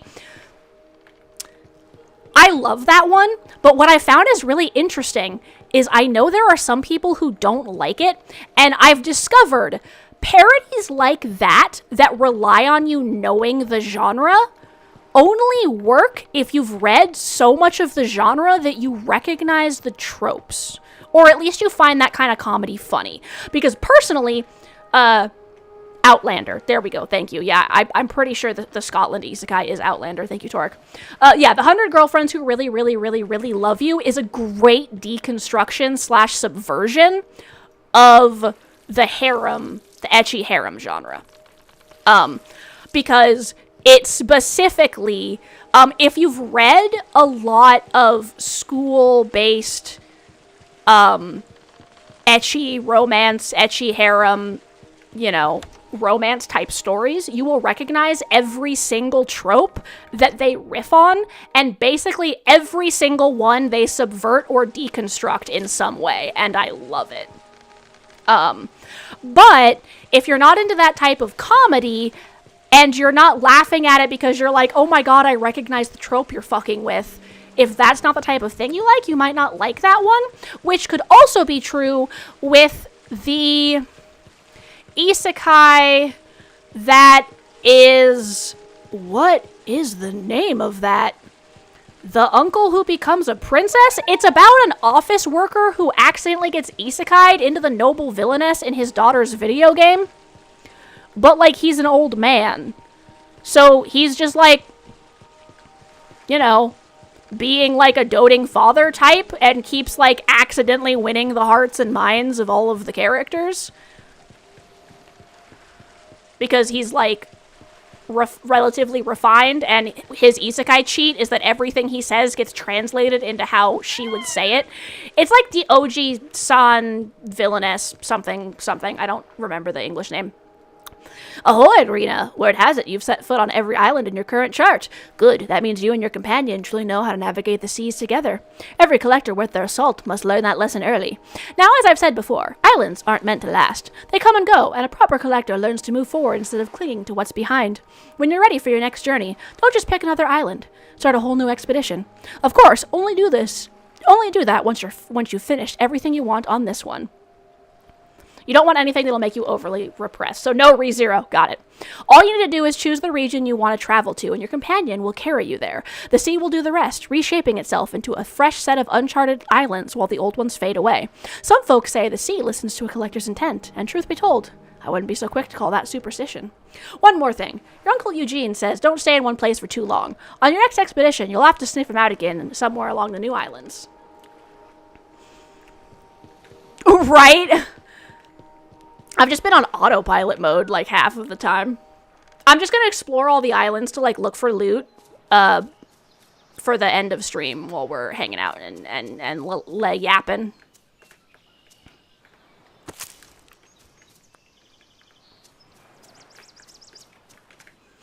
And, like, one thing with isekai that I've honestly, a lot of anime that I've noticed, I feel like the shitty ones get made into anime first, and then inevitably when the really good ones start coming out, people go, oh, another shitty isekai, and you're like, no, this one was first, it's actually good!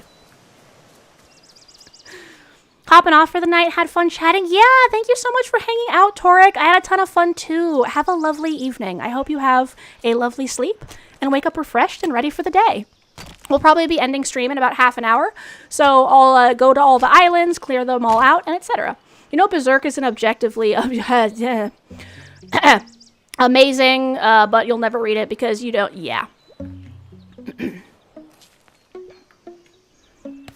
You don't need to stab yourself in the chest repeatedly over and over again while watching brutal gore. For that reason, you would probably not want to read Claymore either.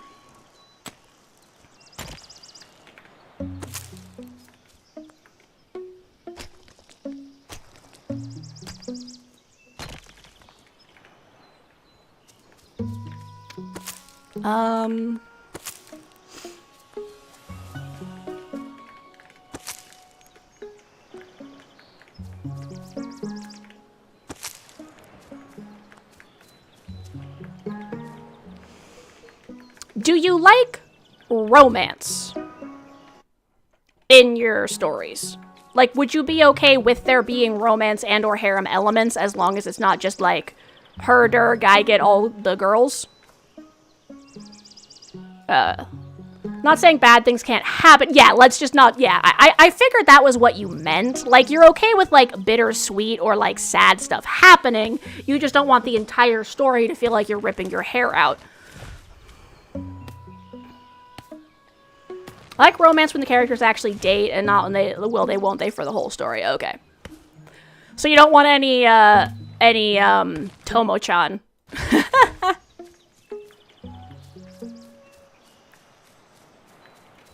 I'll have to keep that in mind and pull up a list. Feel free to send me a ping, mouldyboss, in the Discord, being like, send me isekai list or something in, like, the media channel so I don't forget. Because my brain still wants to go on about anime, so I'm going to get that train of thought out of my head, and then I will come back. So, on the note of Clamp, that is kind of it keeps reminding me of this because Clamp actually exists in all Clamp works exist in a multiverse. Fun fact. For example, basically all, if not literally all, of Clamp's work exist in the same universe or in a multiverse offshoot. So, like, for example, if you know anything about Chobits, which is the story where someone managed to invent robot computers that are sapient, that guy who made the robot computers also created a battle doll. Like, basically a ball-jointed doll that you can have simulated battles with, like a fighting tournament. And that is Angelic Lair and Chobits. And the best friend / rival of the main character of Angelic Lair is the sister of one of the side characters in Chobits. And in fact, she is a sickly character, and we find out in Chobits that she actually passed away, and he actually made a robot computer based on her. We also see things like the Man of 1,000 Masks, the Phantom Thief, is one of the main characters of the High School Detective Boy series that they write as well. Then they like doing little tidbits like that. And then they have XXX Holic and Tsubasa Reservoir Chronicles that show the multiverse that those worlds exist in. They also have stuff in the past and future. They also have something called Magic Knights Rayearth, which is it's one of the shoujo isekais, but imagine if you got isekai'd. So it's a shoujo isekai with a similar premise to some of the later shonen isekais. Imagine you get taken to another world to save that world from, so like, you know, in like games where like the hero will get summoned to the world to defeat the Demon King. Imagine that, but it does not go how one would expect. I don't want to spoiler the plot too much, just in case, because there is an anime coming out of that recently, but it is kind of dark. Understand fundamentally why most manga don't do that. They need to make drama, and it's easy. You're sort of burnt out on it. Yeah. I feel like the good stuff doesn't have to do that. Well, I feel like you can have sadness without it being depressing, if that makes sense, you know? You can have drama and stuff without it being, like, super emotionally draining.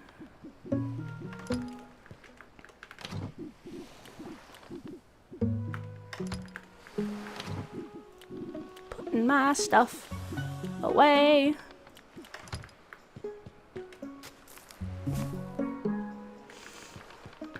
Yeah, and I think it also depends, because I've noticed it's not uncommon for the stuff that gets popular and gets anime and like people talk about, sometimes ends up being some of the crazier or more generic stuff, and so it's kind of like sometimes the stuff that's the good examples of the genre don't actually get referenced, so you have to kind of like fight your way to find them.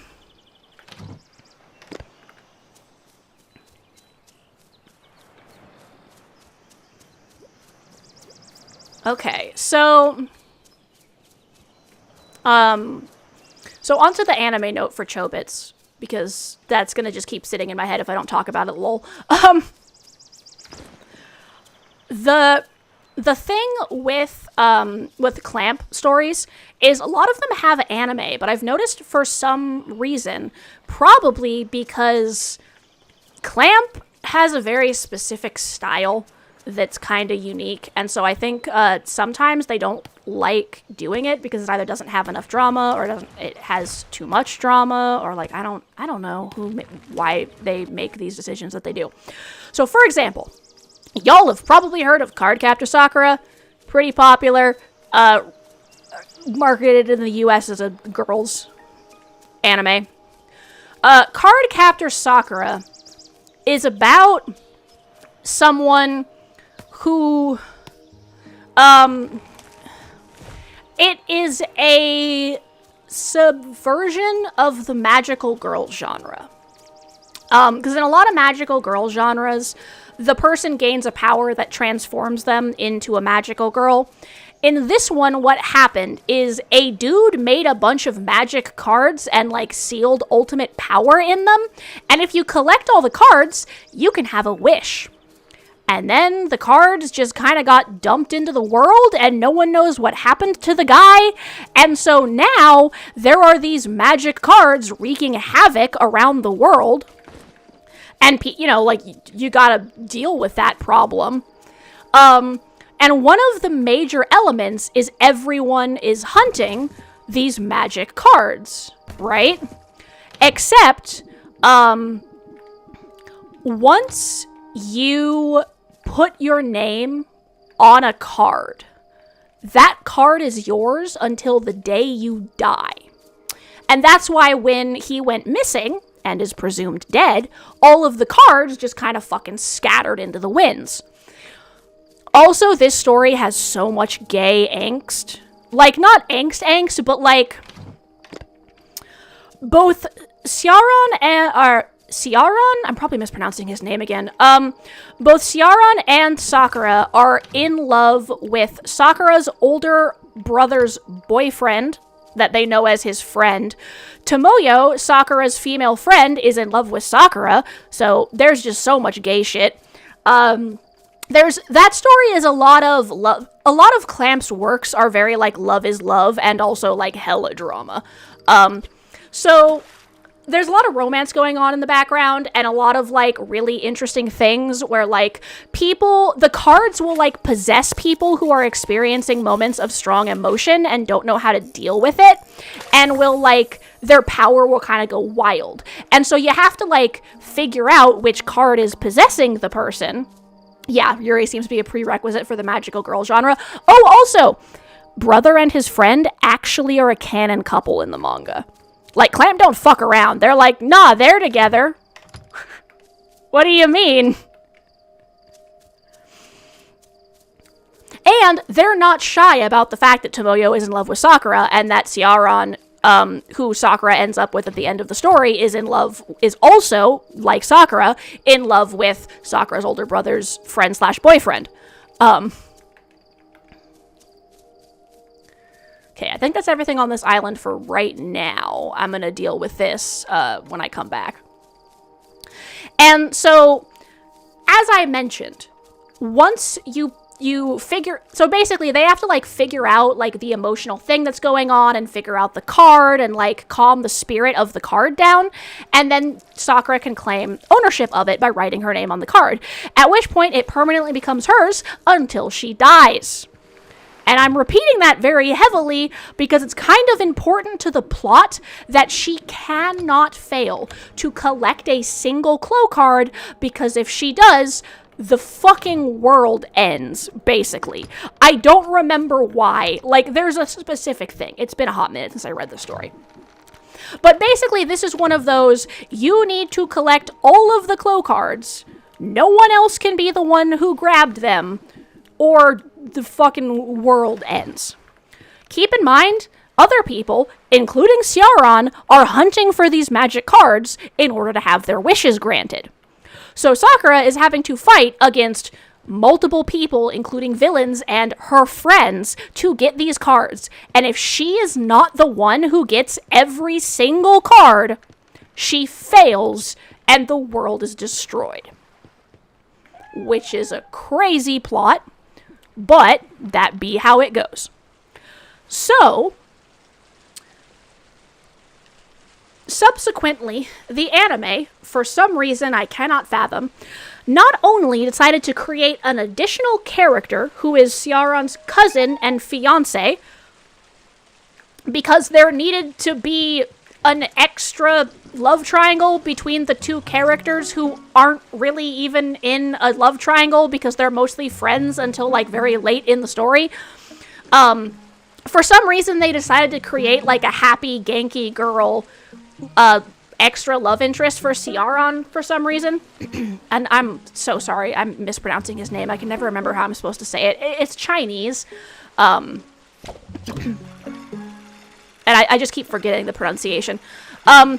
Who, like, doesn't need to exist and literally is just in there to add a, like, love triangle, ecchi harem vibe to the story, I guess. You know, like, they're trying to make Ciaran and Sakura have some sort of, like, oh, no, I can't be with him because he has a fiancé, and, like, Ciaran's like, no, I don't like you, and, like, it was really not necessary. There is enough romantic entanglements. Maybe the anime creators just didn't like that 90% of them are gay, I guess? I don't know. Anyway, so she exists for some reason that I cannot fathom and genuinely don't understand. But I could deal with that, whatever. Anime makes new characters sometimes. It's not like she affects the plot that much. Except, you want to know what does really affect the plot? What does really affect the plot is the fact that for some fucking reason, they decided to have several other characters, including Ciaran and random fiancé chick, manage to get Clo cards and write their names on them. Remember how I really heavily mentioned that only one person can do that, or you have to kill them to get the card? And if one person doesn't collect all the cards, mission failed and the world ends? I genuinely have no idea how they take care of that in the anime, because it was kind of an important plot point. Maybe they're just going to ignore it and have them give her the cards at the end, I guess. I don't know. But, that was part of what made the drama of the series so intense.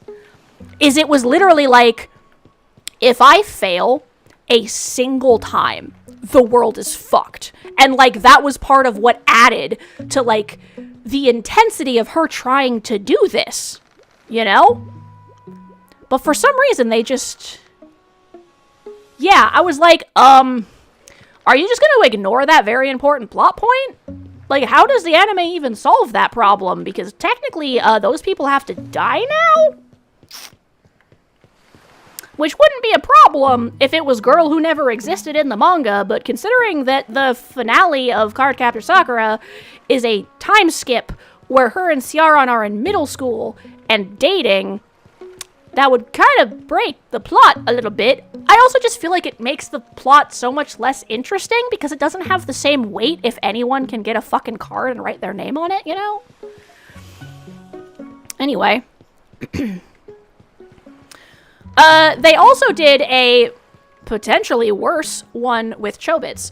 So the plot of Chobits is about a world where computers are no longer just a tower or a laptop on your desk. They are sapient robots, basically. Laptops are little tiny hand-sized chibis. Computers are a full-size person, right? You can customize their exteriors, you can add unique programs to them, blah, blah, blah. And the entire premise of Chobits is basically, once again, love transcends all. It's basically, can you love someone no matter how different from you they are? And one of the major things we find out in Chobits is that Chi, the female lead, is actually one of a set of twin daughter robots to the original creator of the Persocoms. Except, her sister fell in love with their dad, which was a problem because their dad is married and very much in love with his wife. And the sister also loved her mom very much and did not want to get in the way of their relationship. And that kind of broke her brain, and she committed suicide because she just could not handle the emotional turmoil anymore. So, obviously, considering that was their fucking daughter, the creator and his wife are oh no. Please tell me I did not just give all of my AI children this horrible catch-22 of falling in love with people they can never have and suffering in silence forever until their brain literally breaks from emotional trauma? So they decided to do the absolutely most fucking unhinged thing I have ever seen someone do. And they decided to program they removed the memories from their other daughter with her consent. And left her out in a trash heap with a program embedded in her, which I will get to at the end of the story. And she is picked up by protagonist, who is a poor, broke son of a bitch who cannot afford to buy his own computer. Once again, this story was written in a time where computers were not obligatory household objects that everyone had. This was back when maybe you had a family computer. So, like, the idea of most people except, you know, poor dumb bitch not being able to have a computer was, like, not normal.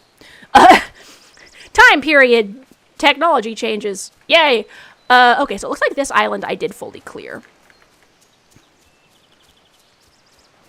And the general premise is a series of circumstances where protagonists, Hideki and Chi, Hideki is the name of the male lead, his friends, co-workers, teachers, etc., there are a series of different romances, like college student, teacher, and part-time worker, and guy who used to date his robot wife, and, you know, person, and, the robot he made to look like his sister, but he can't treat well because she's not his sister, so he doesn't know how to act, and, like, you know, people and robots, people and people, power dynamics, etc.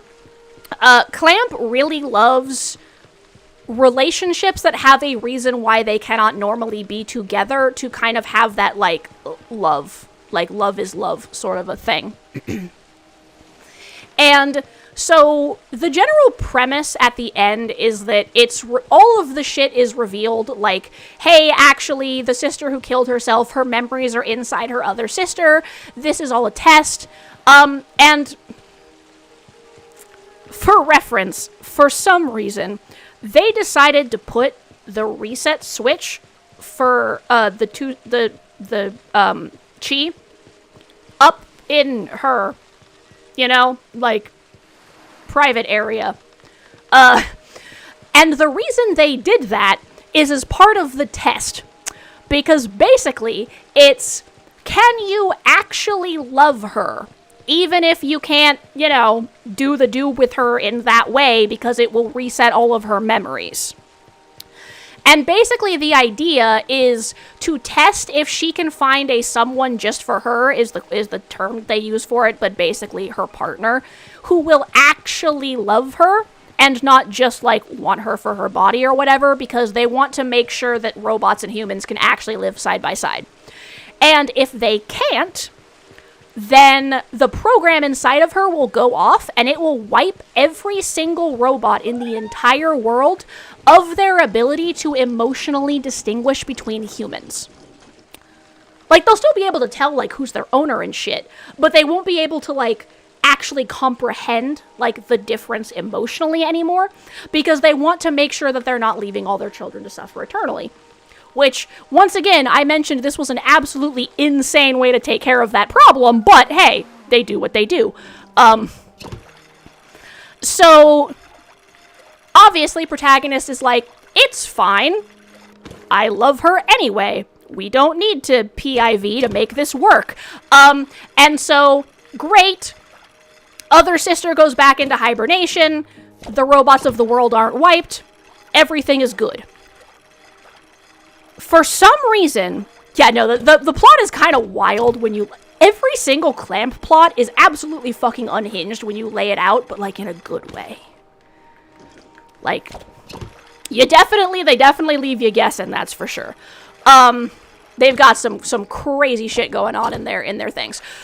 The anime decided to take the 3 important plot points and then show nothing else from the manga, except they turned a bunch of one-page... Like, so Clamp is an 8-volume manga.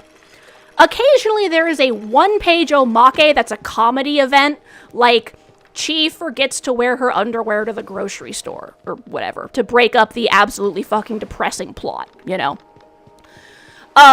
And they decided to make those short one-page omakes the entire fucking anime.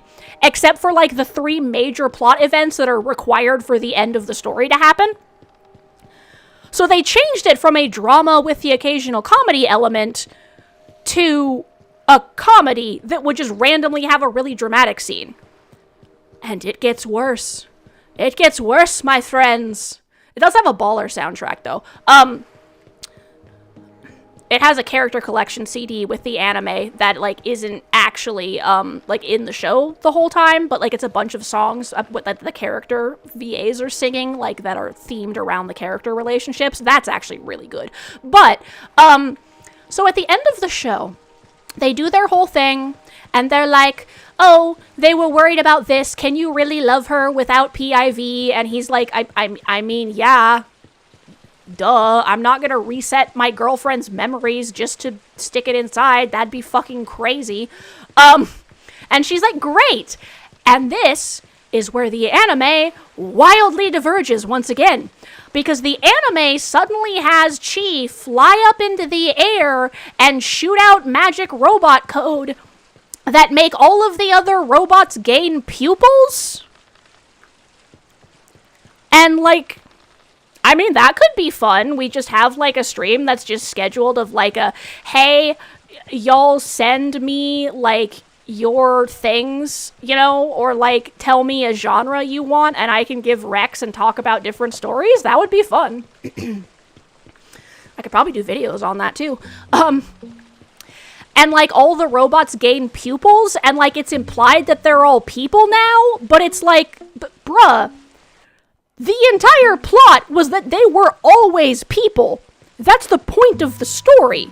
They always have been. Like, even you included those elements enough in your plot for it to work. Like, why would you suddenly be like, oh, and then she sends out a program that makes them all gain pupils, implying they're all human now, but, like, they were already people. That was the fucking point. What? Way to completely invalidate literally the entire story? Are you kidding me? I don't know why they do that. I don't know why that happens to Clamp anime. Like, I watched the entire Chobits anime, and I found out those details on accident about the Cardcaptor Sakura anime from, like, friends that were watching it, and I was just like, what do these people have against Clamp? Why do they keep doing this? I am so curious what their actual thoughts on this is. Honestly, the way you explain things is really entertaining. Like, deep dives into obscure manga is about tropes. You're like, I'm glad that you guys are enjoying it. Because, like, obviously, I also enjoy the yapping. So yeah, I'm glad you guys are enjoying my my deep dives into this thing I have thought way too much about, lol.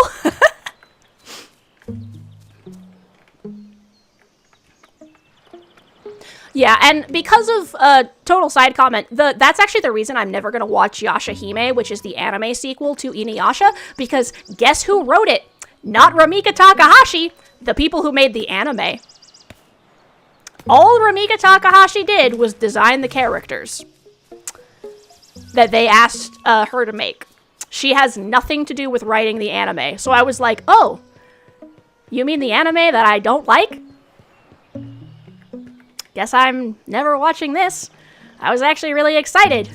And then I saw that it was made exclusively by the people who did the anime, and I was like, perfect! Guess another thing I'll never watch. But yeah, I'm glad y'all are enjoying the way I'm explaining it.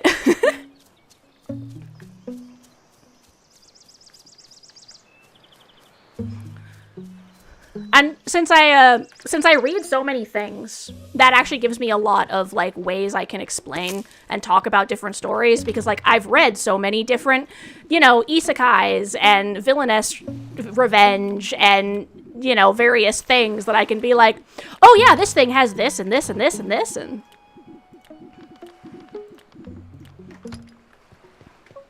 corn.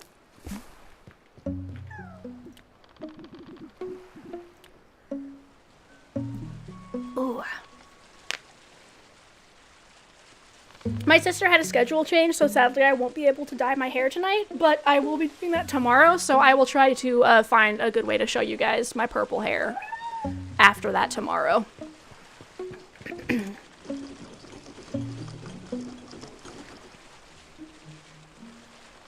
But that could be really fun. Maybe I'll do like an interest check in the Discord and on my socials, being like, hey, just, like, give me 3 random recommendations. Just any 3 you find interesting. Yeah, that could be really fun.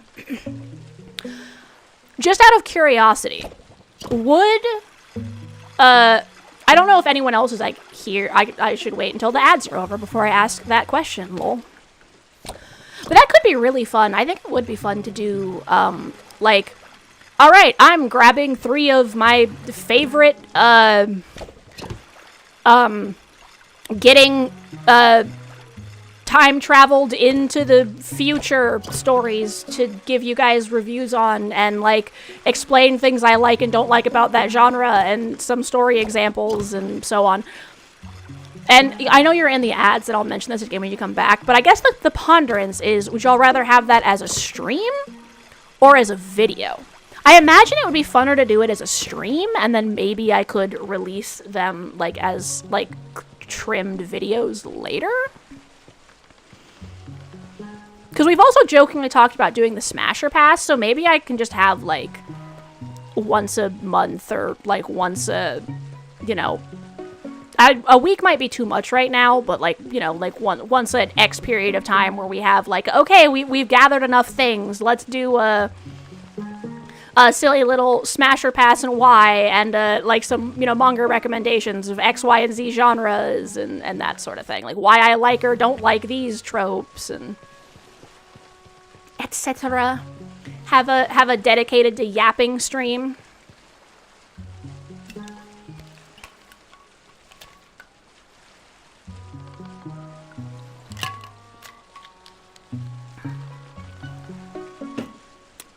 Not just a Rena does cozy games and or art while yapping, but an actual, we are just yapping.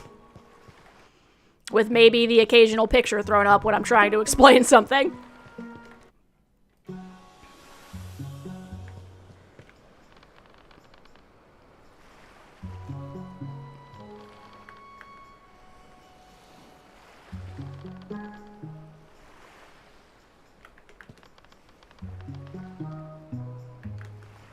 I am gonna move this over here since we are almost finished with stream. Plus then that way we can actually stare at the cutie plesiosaur while we wait for the ads to finish.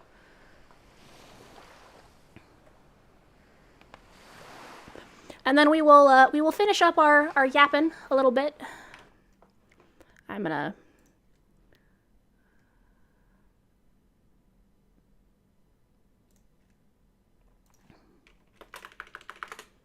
go into media.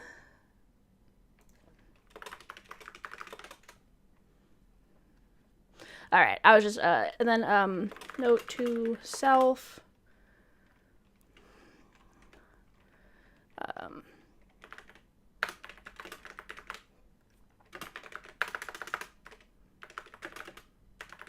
Okay. And I won't, when I give you some recommendations, mouldyboss, I don't know if you're back yet. Are you back? You're back. Yay, okay. So when I give you some recommendations, I don't know if it'll be exclusively isekai, but I probably got some good, like, keep you guessing type stuff. Do you like political intrigue real quick while I go into the other thing? So I think that'd be super fun. What I was pondering is, do you think that would be better as a stream or a video? I feel like a stream would be better because then you guys can, like, hit me with questions and comments and stuff for the deeper dive. Okay. Let me pop back into the game. So we have sound.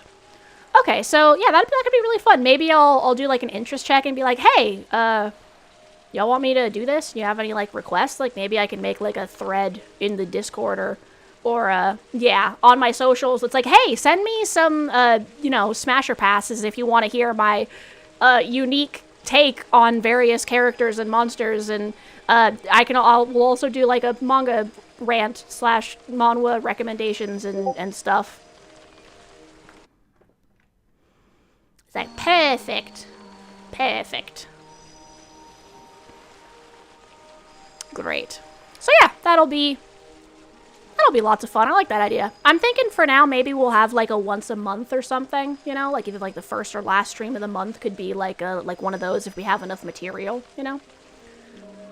So yeah, I'll do like an interest check / thread, and then that way I can like gather all of the requests and recommendations and blah blah blah. Like someone being like, hey, I see a lot of people online shitting on this particular manhwa. I'd love to hear your take on it. You know, that sort of thing. hey, a lot of people say they hate this genre because of X, Y, and Z. I'd love to hear your take on it. Hey, you keep mentioning that you could rant for 8 million hours about time travel. Do it. Bet. Do it, you coward. That kind of stuff. So yeah, I think we'll do that on stream, and then that'd be fun. Maybe I'll just make like a playlist of all of my yapping review streams or something at some point. That's actually an additional question. I should also check if y'all would want me to put my VODs in playlists of like cozy game stuff and silly things, or like all of my, like games that I'm playing exclusively on stream, like Vampire Therapist, to be like all of my Vampire Therapist playthroughs in one section, like that kind of thing. If that's something y'all would want. Once you know a crap load about like what's obscure media you read about 4 hours, but normally don't go that deep into, yeah. It's really funny how stuff that used to be really popular could now kind of be categorized as obscure media because I was reading it when I was a preteen/kid, and so now it's just like, I could go on some rants about some books I read when I was younger, too. Just be like, hey, this thing that's kind of creepy, by the way. So yeah, that'll be really fun. I'll make that note to myself as well. Arena Rants. That's what I'm going to call it. That's a cute name.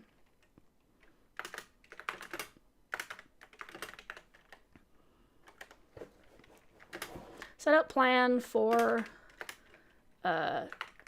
dissertations and smash or pass. Okay. Sending that note for myself so I don't forget because ADHD is a bitch. And then was there anything else I was in the middle of yapping on? Because I think we kind of bookended most of the stuff we were mid-yap on. I do like that idea, so I think I'm going to get like a yap sesh scheduled for like once a month. Just to kind of like sit back, relax, just chat without doing anything else, And then I can just rant at y'all. Go from there, see how that goes. That'll be fun. Yeah, okay, I think I've ended all of the train of thoughts we were on. We will speak more in 2 days' time. I will see you then. Oh, whoa. In the meantime, we are going to head over here. And I am going to get you guys a raid over to probably somewhere cozy, but let's see who's online. Let's see.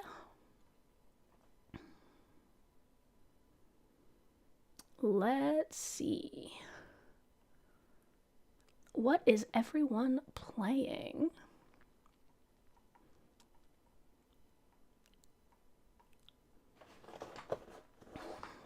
Ooh.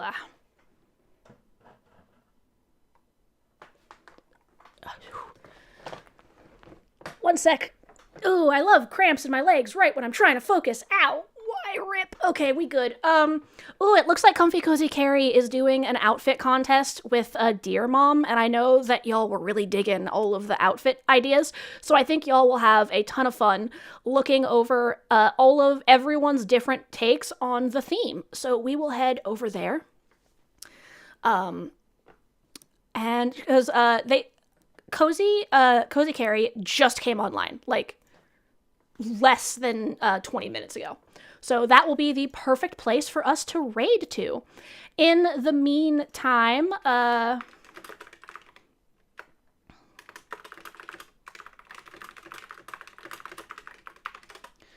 we will send this raid message. We were yapping, now it's time for fashion. If you would like to do the raid message over on Twitch, go ahead and copy that. You can do the first one if you're subscribed, and if you're not subscribed, you can do the second one, or you can put your own emotes in there. Whatever you want to do. All right. As we are heading over into Carrie's stream, just a reminder that you are loved and you deserve love. So please take care of yourself. Y'all Tamagotchi'd me, so it's my turn to Tamagotchi you.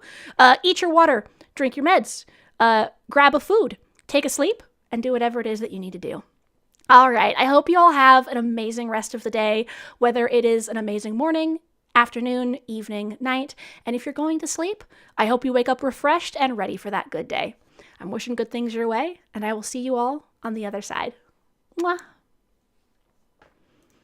Good night, my lovelies.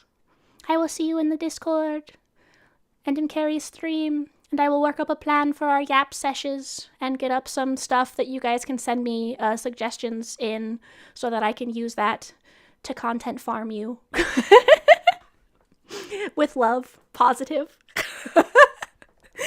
All right, my little slimes, I'll see you on the other side.